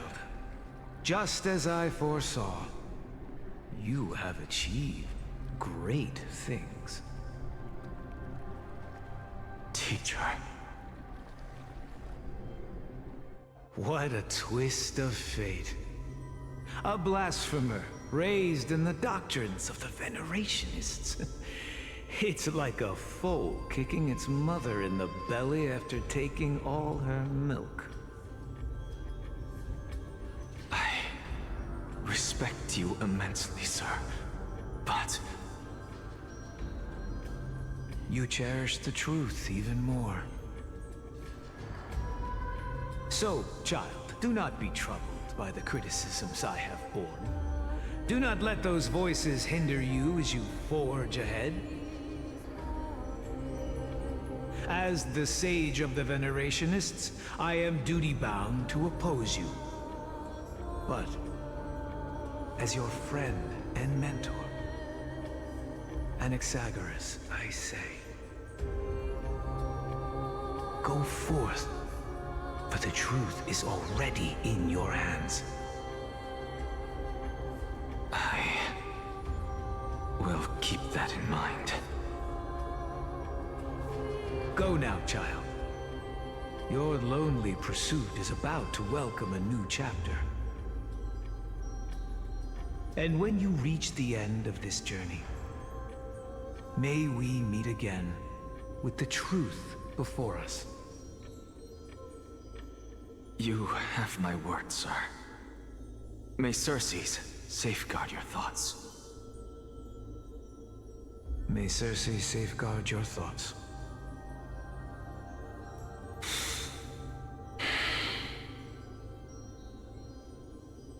You are right, Empedocles. My lonely pursuit is about to welcome a new chapter. I must be on my way now. May we meet again with the truth before us, Empedocles. What are you waiting for? Just cast your vote. Silence! Silence, everyone! Behold, Circes, here at the center of the world, I shall write the final step of my proof. For this place is but one step away from the truth.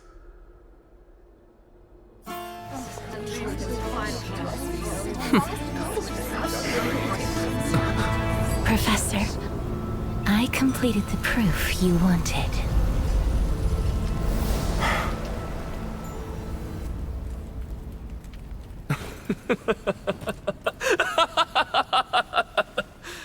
Thank you, Casterus. The answer is plain as day. My vote goes to the Flame Chase Journey and nothing else! Elder Kindness, I have deciphered the truth of this world!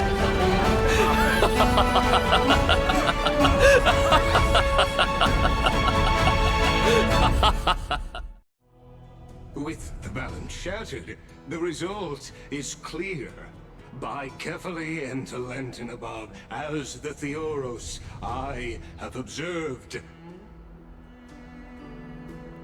No! Lygus, you can't! Onyxa, what have you done? Have you lost your mind? I hope you are prepared for the harsh punishment awaiting you. Mark my words, I will make sure that clever head of yours never forgets the price of betrayal. Have you forgotten? I told you that happens to be one of my rare talents. You put on such a grand performance just to aid their preposterous flame chase journey? Performance? No, you are quite mistaken. I may be paranoid by nature, but I've always been known for my honesty. If you really understood me, Lady Kindness, you'd realize that I never had any interest in your pathetic little game of politics. Factions, standpoints, they are jokes in my eyes. I have never once switched sides. Because I, and I alone, am the truth. Lady Kindness, with all the citizens here as witnesses, we should honor the spirit of democracy and respect the decision of this assembly. I have observed that Akama has chosen her destiny. This citizens' assembly has resolved to continue the flame chase journey. This resolution shall be put up on the Wall of Heroes, such that all citizens are aware of the city's way forward. You! It seems not everyone is ready for the assembly to end. Very well. Let me entertain you for a little longer. By your leave, Lord Lygus. Interesting. Elders and citizens, your attention, please. Stay for a moment more, if you will. Anaxagoras of the Grove of Epiphany has an announcement for the assembly. What is this performer up to now? Flame chase journey. What do you think he'll continue? I don't know. So apropos. Frankly, still. Just moments ago, all of you made a decision on the fate of Amphorius. As a supporter of the Flame Chase journey, it pleases me to see the choice you have made. But I regret to say that I still harbor doubts about this outcome. Thus, I hereby challenge this resolution. Tell me, who among you dare swear to Kefali's name that Era Nova will truly welcome the fairy tale ending that the Chrysos heirs have promised? A beautiful new world free of calamity and madness? Nonsense! That's impossible! What is he getting at? Of course he... Not even for a second. No one? Must I pick somebody to answer? Very well. You, the one acting so wise and profound, in front of all present here, do you dare swear that it will happen for sure? No? Fine. Next. You, the one with ignorance written all over your face. Yes, you. Do you dare swear by it in front of the Titan? What are you trying to do?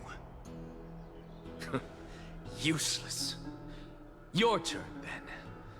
With that smug look of yours, you must be confident that the Flame Chase journey is the best course to take, right? Hey! Mind your tongue!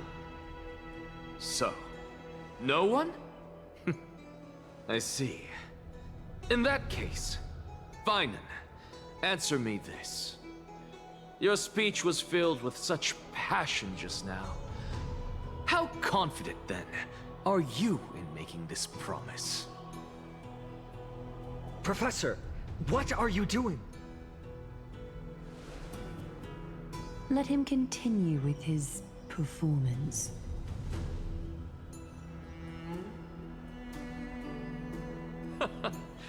Will you look at that?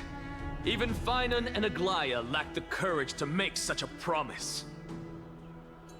And what's even more absurd is that no one but I can promise you this new world. And yet, the Assembly passed the resolution anyway.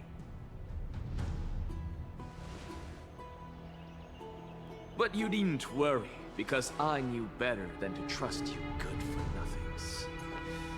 That is precisely why I am here today. To give you one final lecture. Now listen up and listen well. I, Anaxagoras of the Grove of Epiphany, hereby declare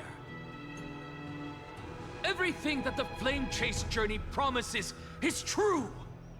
Finan of Ides Elysiae, the prophesied demigod who shall succeed Kefali, will reforge each and every one of us in the new world with his complete, intact memories.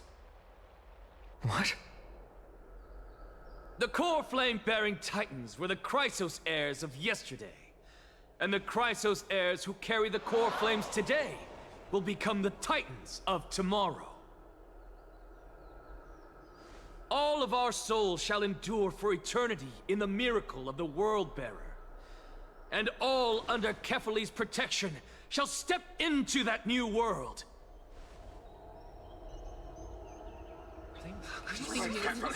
This is pure blasphemy! It's impossible. What? Are you saying that we must bow down to you and worship you, even in our next lives? Enough, you blasphemous imbecile! How dare you try to deceive us with all these lies and falsehoods? How can you prove? I told you, don't interrupt me. But since you've asked, I shall be kind and indulge you. My statements are based on my experiments on the divine body of Kefali themselves. You heard me correctly, everyone. With the tacit approval of kindness and the Council of Elders, I fused my soul with a god through alchemy and learned the truth behind Era Nova. What is he talking about?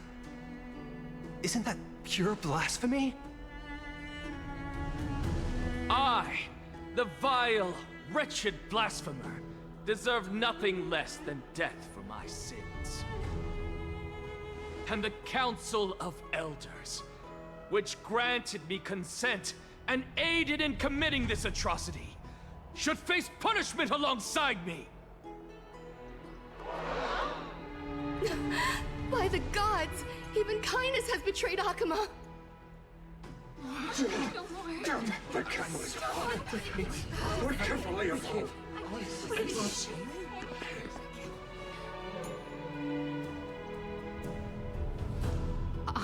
I had no knowledge of his transgressions.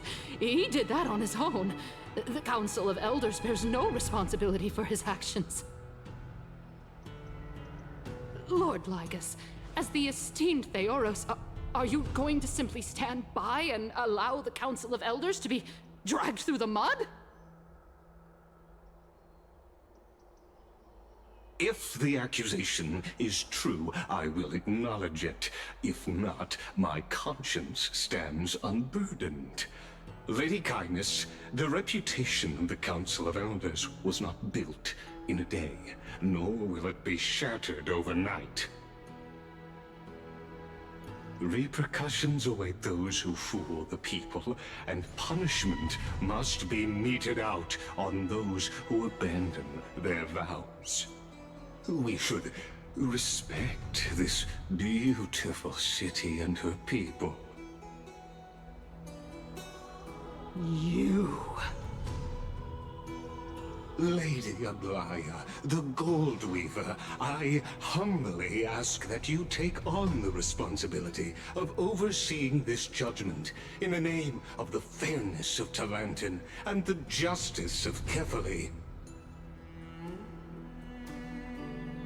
Considering the circumstances, and in accordance with Akima's codex, as the only demigod among us, you shall rightfully wield this authority.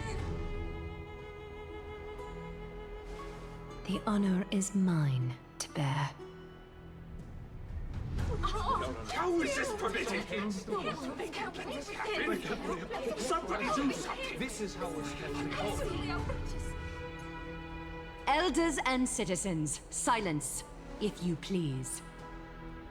Anaxagoras of the Grove of Epiphany has made his statement clear. As per Akima's codex, I request all present citizens to stand with me in exercising the right of judgment. First, Elder Kainis of Akima and Ligus the Theoros stand accused of neglecting their duties and abusing the law, leading to the egregious blasphemy against a god. In the names of Talantin and Kefali, Akima is to form a committee before the 7th action hour to conduct an investigation and disclose the findings to the public for subsequent judgment. Yes! That's what we deserve! Agreed! Curse you! Now, concerning Anaxagoras of the Grove of Epiphany, he has confessed to grave blasphemy against Kefali. In the names of Talantin and Kefali, the accused must be allowed to hear the people's voice prior to the execution, for a chance at a reduced sentence and possible pardon.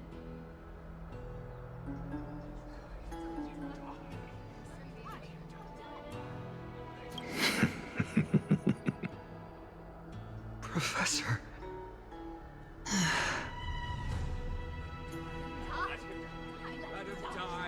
Let him die! Let him die! Let him die! Let him die! Let him die! Let him die! What decision will you make, Lady Goldweaver? Enough with the hesitation, Aglaya. This is not like you. Let him die! Let him die! Let him die! Let him die! Then, in light of the people's voice, O Talantin on high, may you bring death upon him.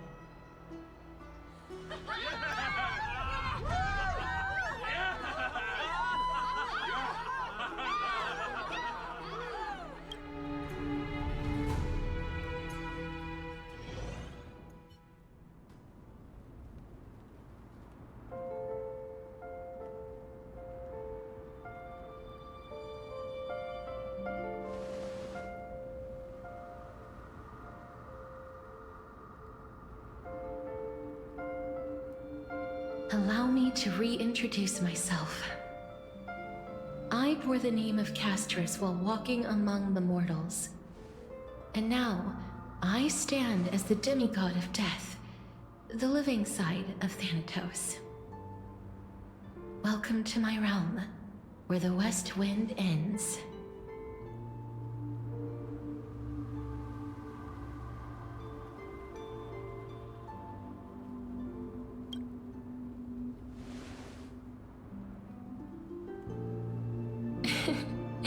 You're still as energetic as always. Did you know? Every flower here was planted by Thanatos himself. These flowers were originally both lifeless and immortal, but in the first rain brought by the River of Souls, they were given new life, flourishing as the bearers of countless souls. And it is my duty as the Master of Death to tend to their well-being and foster their growth in this serene haven. Similar to the structured cycle of life and death in the mortal world, these flowers too shall wither and fade, returning to the earth and then ascending to the sky with mist and tides. Eventually, they will descend to the mortal land as gentle rain. Every soul undergoes the perpetual cycle of reincarnation, albeit in varied forms, until the world meets its end. Yet, sadly, there's no time left for Emporius to wait for when the flowers bloom again. Now, death is the power at my fingertips. It once led the souls of the deceased here, but I shall open the gate of the Netherworld and return you to the realm of the living. In exchange, please, take the core flame of death with you and complete the flame chase journey. Do not let our work thus far be in vain.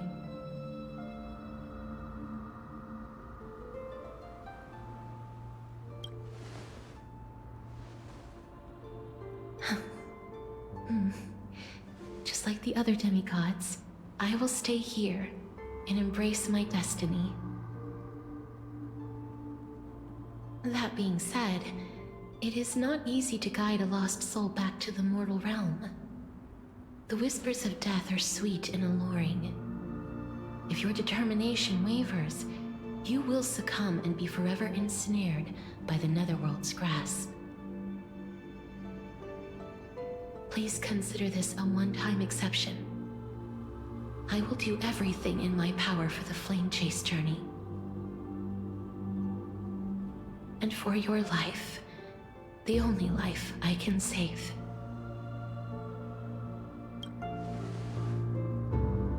I am glad to hear that.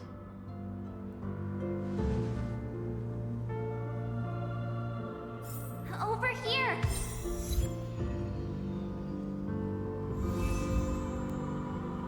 I believe in you.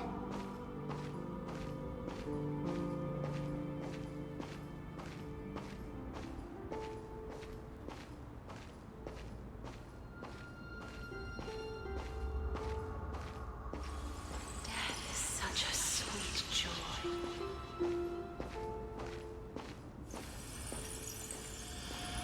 Don't go. Lift your chin up high and step forward with us toward tomorrow!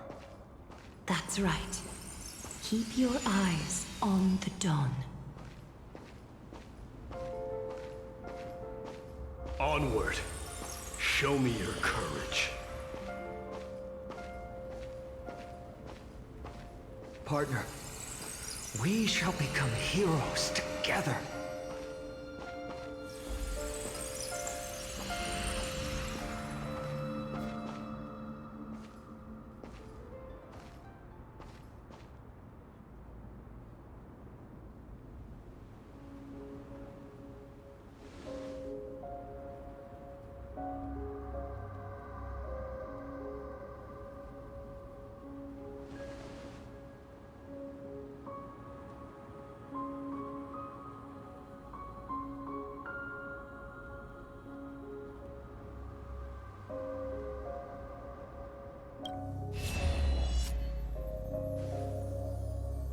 Fear not, as a touch of red will be awaiting you at the end of the path.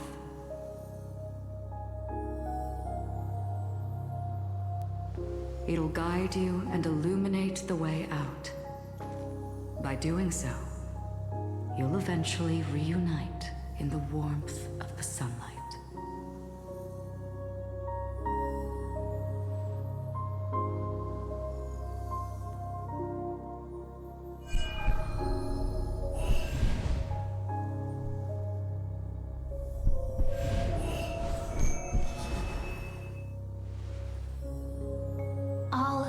This is proof that you once lived. Your soul, your memories, the years you've journeyed through, and the path they revealed, leading you back home. So, continue onward. Do not stop moving forward, and do not let her sacrifice and the support of all who have stood by you be in vain. Over here, friend! Take my hand. Let's go home.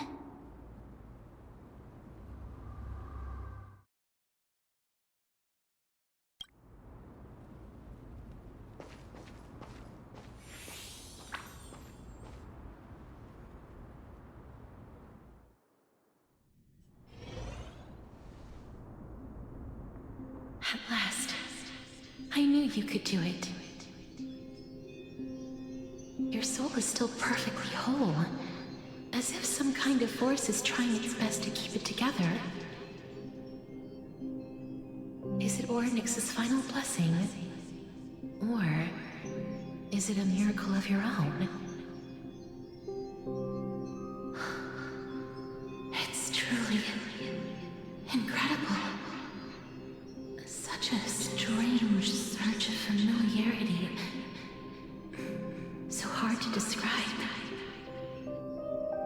Perhaps it is fate, once again fulfilling its own design. Or perhaps it is the laws from beyond the sky, so familiar to you, that intertwined our fates long ago.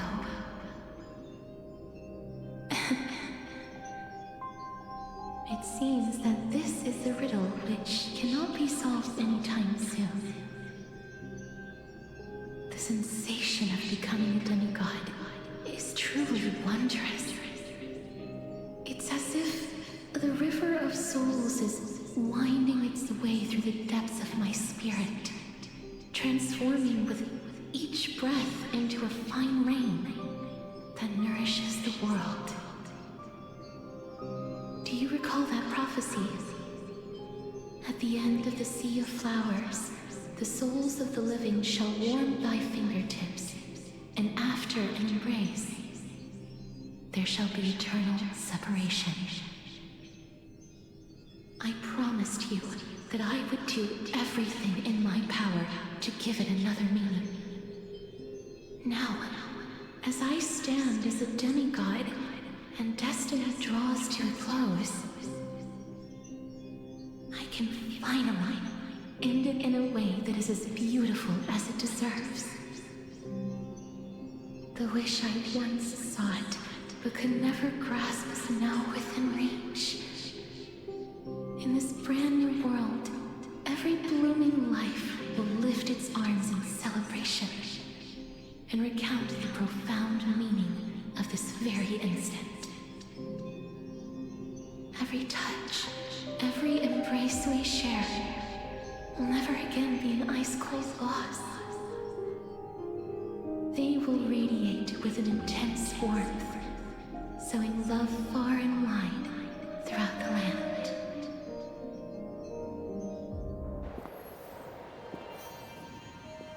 The other shore is very cold.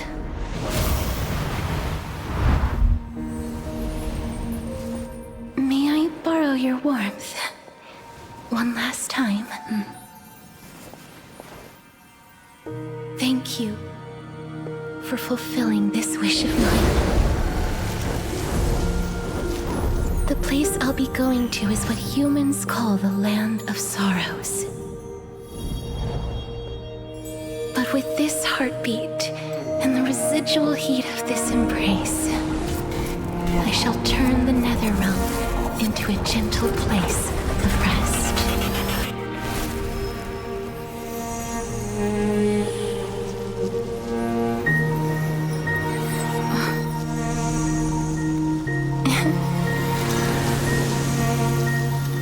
This embrace may be brief, but it's the proof that I once lived. Farewell, then. May we reunite in the new world.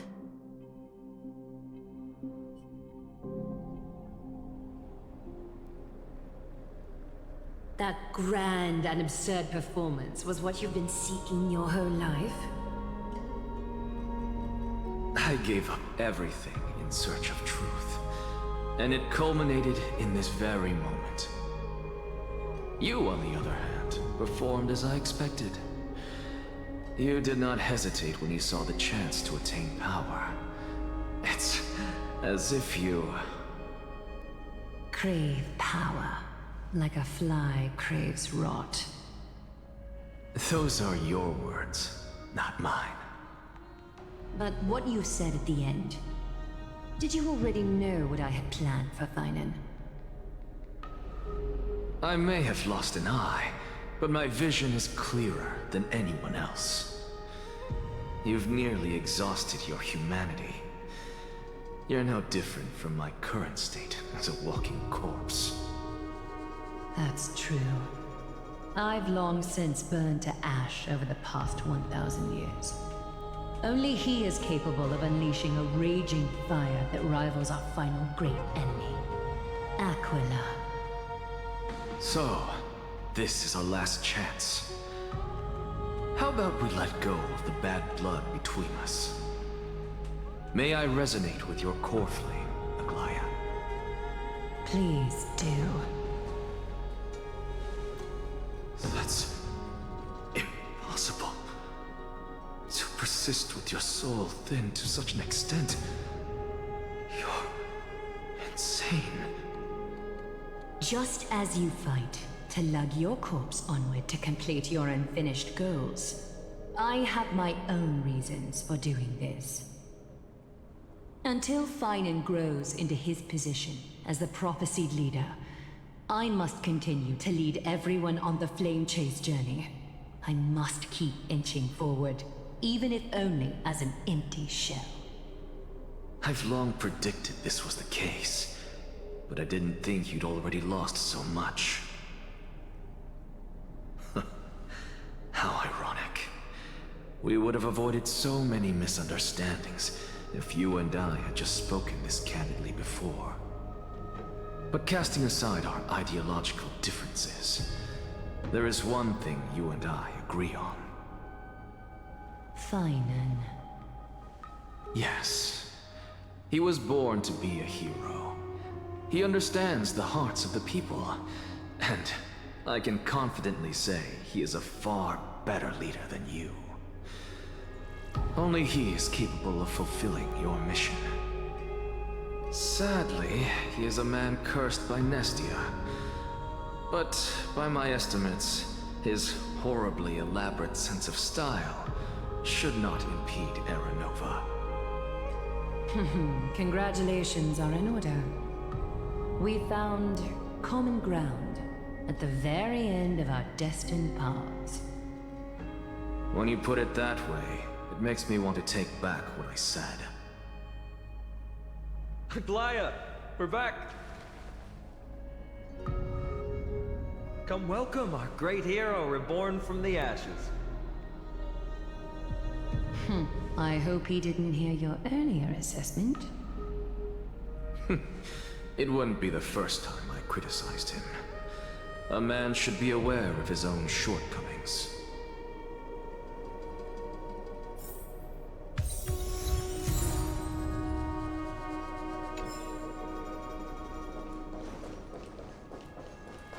I'm gladdened by your triumphant return. But I don't see Castris among your number. It looks like she not only helped me prove my theory, but helped you fulfill your mission as well.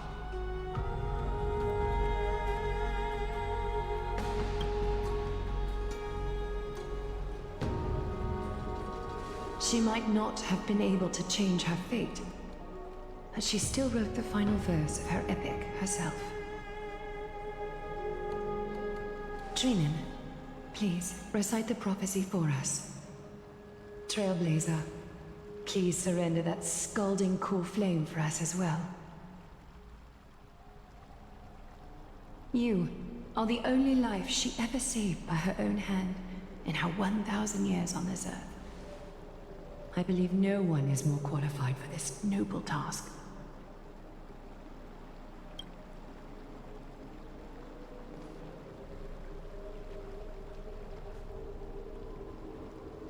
O gods who have returned, and gods who are still watching, today we bring you a soul laid bare. The Hand of Shadow, Thanatos, remembered their name from the past. From daylight they came, and to their fragrant dwelling they return, to walk now among your ranks. And there was one who joined hands with the Titan, a traveler risen from the dead, and reborn among mortal kind. She is the everlasting night, and shall now proclaim in her good name, O Majesty of the 12 Titans, pillars of the world. We seek your divinity to mend the rifts of the world. Fill our bodies with blood of gold, till we wither in willing service to the prophecy. Step forward, trailblazer from beyond the sky, and together with us, surrender the core flame and carve their star into the sky.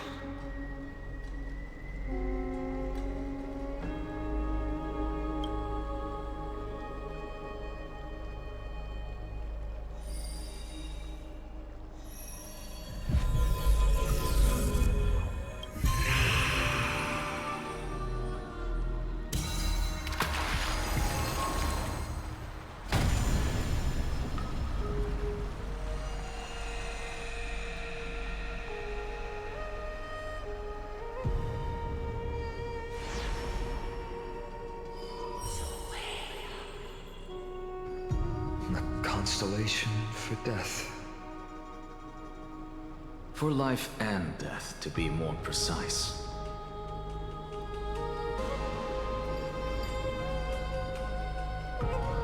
Look! It's...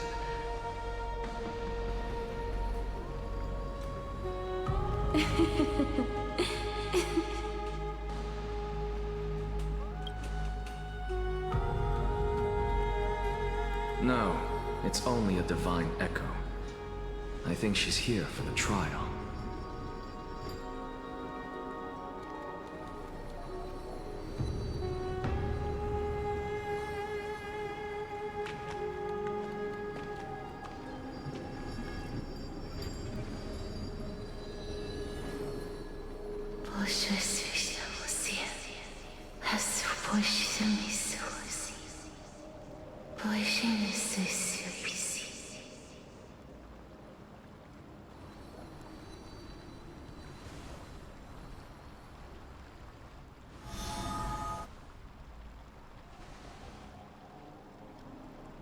What did she say?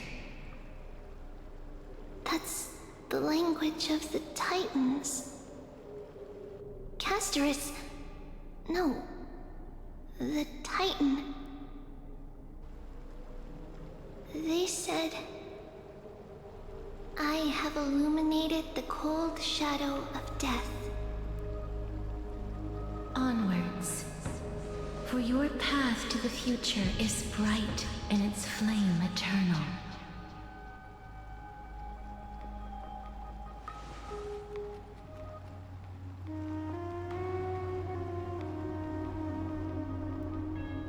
Do not forget.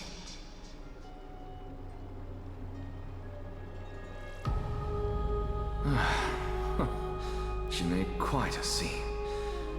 I suppose it's my turn now. I won't stop you. Professor, you... What's with that look? You were present. So, let's get this execution over with. We wouldn't want to bring shame to Akima's divine laws or keep me from creating a new world. You never change, do you, Professor? I don't understand. If your theory is correct, you'll lose all memories of your past life once you become a Titan. So what's the point of becoming a god? Of course there's a point. Even if I forget who I am, I'll still have my brilliant mind. It goes without saying, I'll find a way to retrieve memories of my past life. Besides, I still have you, don't I? I still don't really understand what you said during the assembly. Even if it were true, things reforged from memory could never be the same as the original anyway. Then allow me to tell you right now that you're wrong. What exactly are we? My answer is that the Chrysos heirs are the future Titans and vice versa. Of course, this answer only applies to us. So, what are we when it comes to regular mortals? The very essence of the world, our souls, are tiny invisible seeds that hold records of each person's memories of the world. And we are the buds that sprout from these seeds to grow into great trees. Is that what new sporism means? Correct. Once our physical bodies are born, we become new extensions of the world.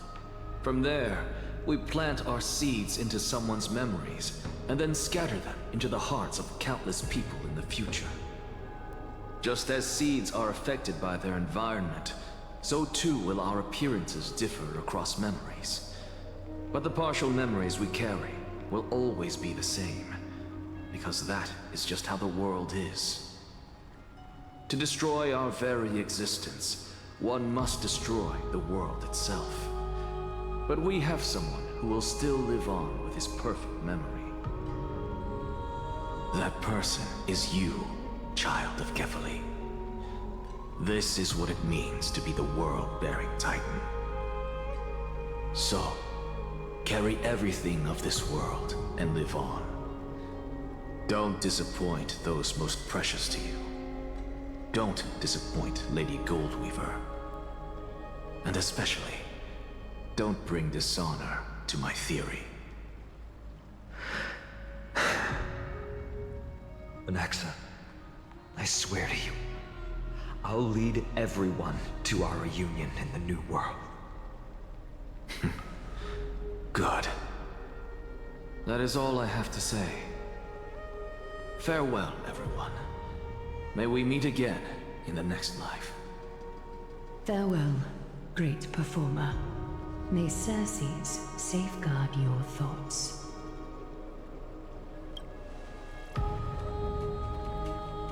Are you satisfied, Honorable Titan? Very. I hereby swear I have borne witness. Anaxagoras of the New Sporists and the Grove of Epiphany has successfully overcome the trial of reason. Thus, I shall confer upon you these words.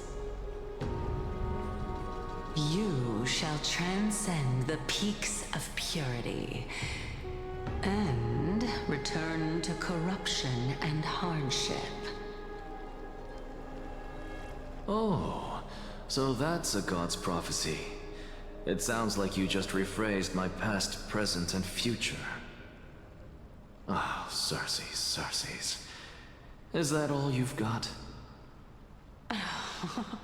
Well, you've already transcended the peaks of purity, and you were never the type to give me any leeway. That is true. But I do still have one question. I knew it. What is it? Maybe we're thinking of the same thing. As you've so boldly stated, we and the world itself live on through the memories of others. If that is the case, whose memories did the very first new spore sprout from? How should I know?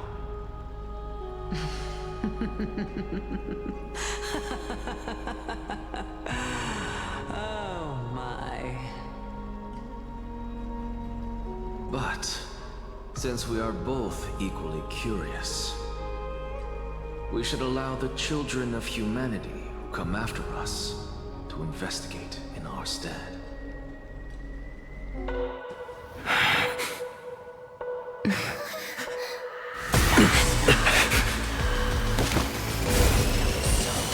Rejoice, Circes. I sow the seeds of suspicion in the new world with your soul! And now, the objective is complete. That is all.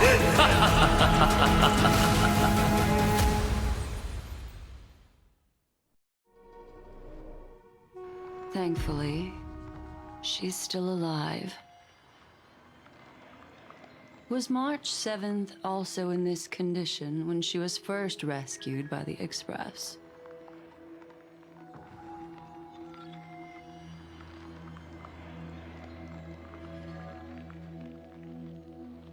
But she still woke up naturally. Looking on the bright side, that might happen this time as well.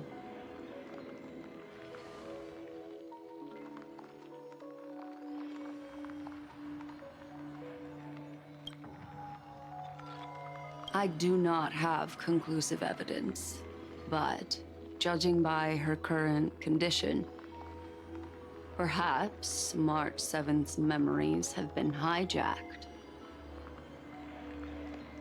Think about it, Miss Himiko.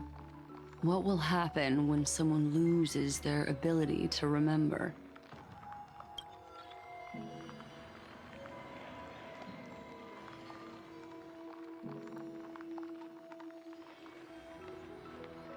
Unfortunately, short-term memory is an entirely different concept from the inability to remember.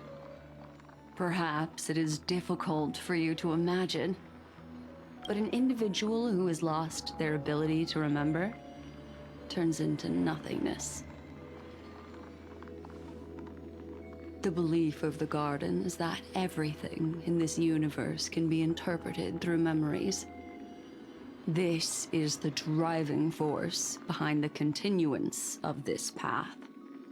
The past is made up of memoria, while the future is a possibility that will eventually be converted to memoria. But the present, it doesn't really exist, and it's only an abstract expression. Therefore, when a person is affected by the path, and loses their ability to remember, their physical form will also be affected. These ice crystals are a manifestation of that.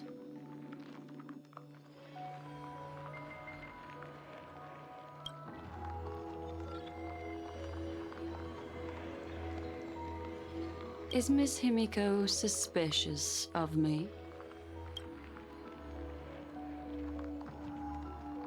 In other words, now is the time for me to prove my innocence. That's not a problem, of course. The true reason behind my intentions is that Amphorius holds special significance. For some memo keepers of the Garden with extremist views, it is a perfect example. A world that can only be seen through the Garden's mirror means that memo keepers have the right to keep the world in their private collection. If those Pathstriders of Remembrance were to uncover the secrets of Amphorius first, they might unleash their wild ambitions and remodel more worlds into a similar form.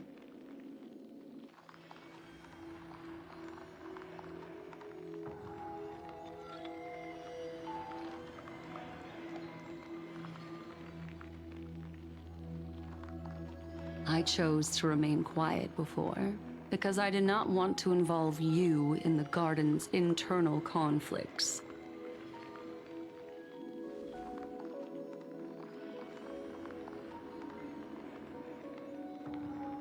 You can be even bolder with your guesses. The people that I'm talking about, they aren't just individuals. They are an organization that has already attached itself to the pinky finger of Fu Li. I cannot be certain, but at the very least, they are capable of doing so.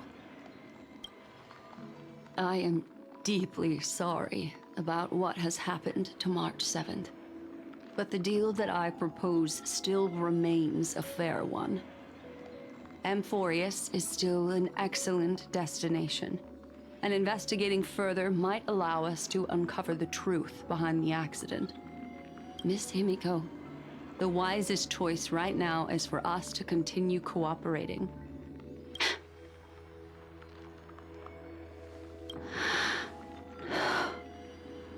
Let me take back a part of what I said just now, Miss Himiko. Although we indeed struck a deal, it seems like I have involved you in some unforeseen danger. Please accept my deepest apologies. It's Fu Li. Their gaze has just swept across Amphorius. Oh, how interesting. I never expected a mere memo snatcher to be actually hiding so much inside her head. What's even more interesting is that the word Amphorius has appeared in her subconscious. This lady seems to be having fun. Is she usually like this? It's, hard to explain. What are you two whispering about? Has it not occurred to you that I can hear everything clearly? Please pardon me, Madam Herta. Would you mind sharing with us what you've discovered? The ones who need help are the Astral Express. You will have to put up with my methods, even if they are rather unconventional. Let's get back to the topic. By using the fourth mirror, I rummaged through the brain of this memo snatcher and learned a good deal. Not only does this person know of Amphorius, but there are also many memo keepers who are interested in the place. I searched through her consciousness and found the following terms: the Eternal Land, the Rejected Land, and the private collection of the Garden of Recollection. It seems like Miss Black Swan is indeed hiding some things from us. Since I'm not able to find any useful clues from the outside, why don't I personally visit this mysterious Amphorius? You're planning to head to Amphorius yourself? Yes, but not in the flesh like you all foolishly did. See these Herta mirrors? With them, I can project my data spirit entity to any corner of the cosmos through spatial warps, without even needing to leave my room. But of course, these corners of the cosmos must be within the coverage zone of inter-astral peace communications. After all, this is collaborative technology. I see. You do seem like the more indoor type. Although that star zone is not within the network of the IPC, the Express itself can serve as a signal station. Come, give me the astral chart coordinates. Then, sit back and enjoy the show.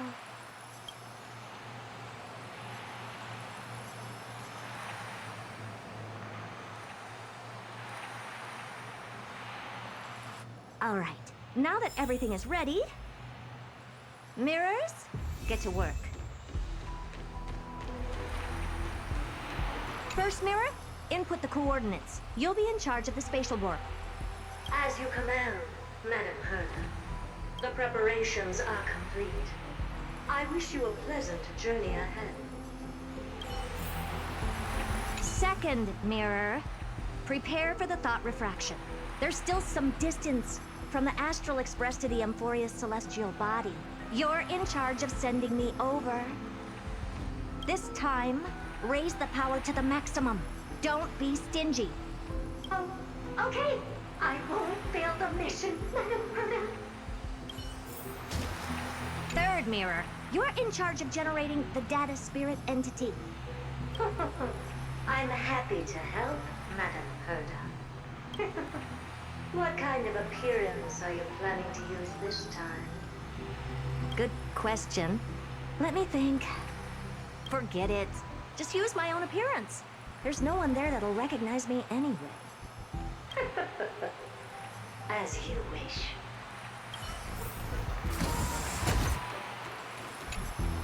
Preparation of the data spirit entity complete. Thought refraction at max power.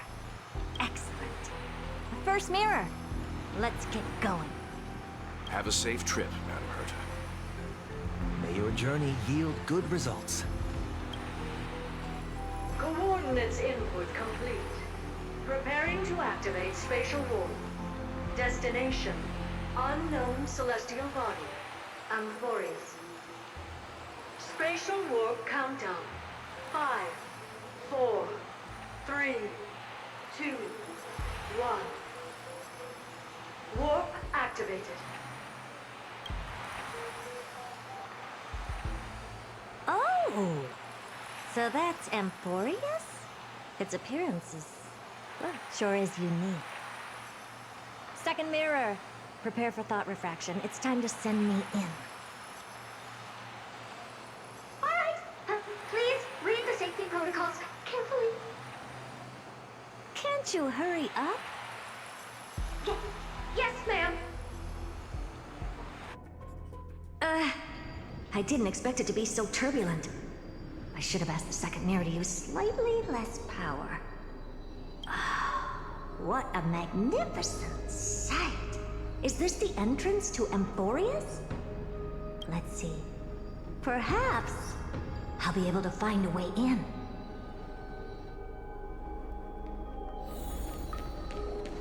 What's this? A statue? It's ugly. I don't like it. Oh, I finally found your traces.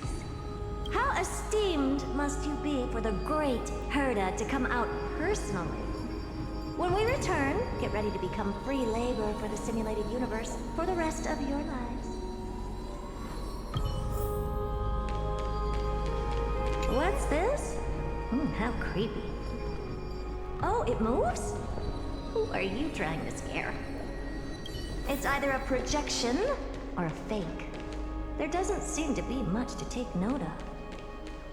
Now then, how am I going to get into Amphorius? My deepest apologies, esteemed lady. I'm afraid that you cannot proceed further. Who's there? Your visit, although not part of my calculations, is a pleasant surprise. It's a pity that the preparations are not yet in place to receive you with the hospitality that someone of your status deserves. Are you not going to answer my question? Who are you? I have many identities, and I'm going to have even more in the future. But if you just need a form of address, you can use my common alias. Lycurgus Lygus. All right, Lygus. But you can't possibly think that I'm just asking for a name, can you? Regrettably, I do not have the authority to share more information. However, standards are always flexible. While not violating the ultimate agreement, I'm able to disclose this piece of information. As you thought, this is the entrance to Amphorius. Now, please, kindly turn back. Amphorius is not a world that you should be involved with, regardless of what kind of magnificent achievements you have accomplished. This place will not open its doors so easily. You seem to understand me very well. Then you should know that I have no reason to listen to you. Your reaction is completely within my calculations. Despite my long years as a watcher, it seems like my assessment of human nature still remains accurate. From you, I'm able to sense a beautiful desire for knowledge. But my answer remains unchanged. Madam, it is with the utmost goodwill that I suggest you return to where you came from. Let's assume for a second that I'm not so well-mannered, and that I insist on uncovering the secrets hidden behind you, Mr. Lygus. How do you plan to dispel this notion of mine? Within the scope of the ultimate agreement, there are 178,244 logic chains at my disposal to convince you. After filtering through them, I have determined that I only require 3 to attain the results that I desire. Oh? I'm all ears. First, for reasons that cannot be disclosed, Amphorius is a completely isolated celestial body. Apart from me, no one else will be able to help you enter. That's not a good argument. Second, if your plan is, as you've alluded to previously, to force me into cooperating by showing hostility, do know that, just like you, I have basked in the gaze of the erudition. I stake my honor and assure you that, in the worst-case scenario, our mutual destruction will be inevitable. Oh? No wonder I couldn't find a back door. When I did a scan of our surroundings, the safety protocols on you are comparable to Screwy's. How interesting. I assume that you still wish to hear the 3rd logic chain? Of course. Why wouldn't I? 3rd, even if you exhaust all your means and find a way to break through, you will surely give up once you understand the consequences of your actions. After all, throughout your long life, as much as you'd hate to admit, your conscience has played a crucial role. What a brazen robot. You think that you can actually understand me through your paltry calculations? But since you put it that way, why don't you tell me what these consequences will be? It concerns the 3rd path that is entangled with Amphorius. A path that you and your friends still very much lack understanding of. The destruction. So, if you ignore my warnings and persist in your ways, you will break the shackles of a Lord Ravager. And when that happens, their fury will engulf the cosmos.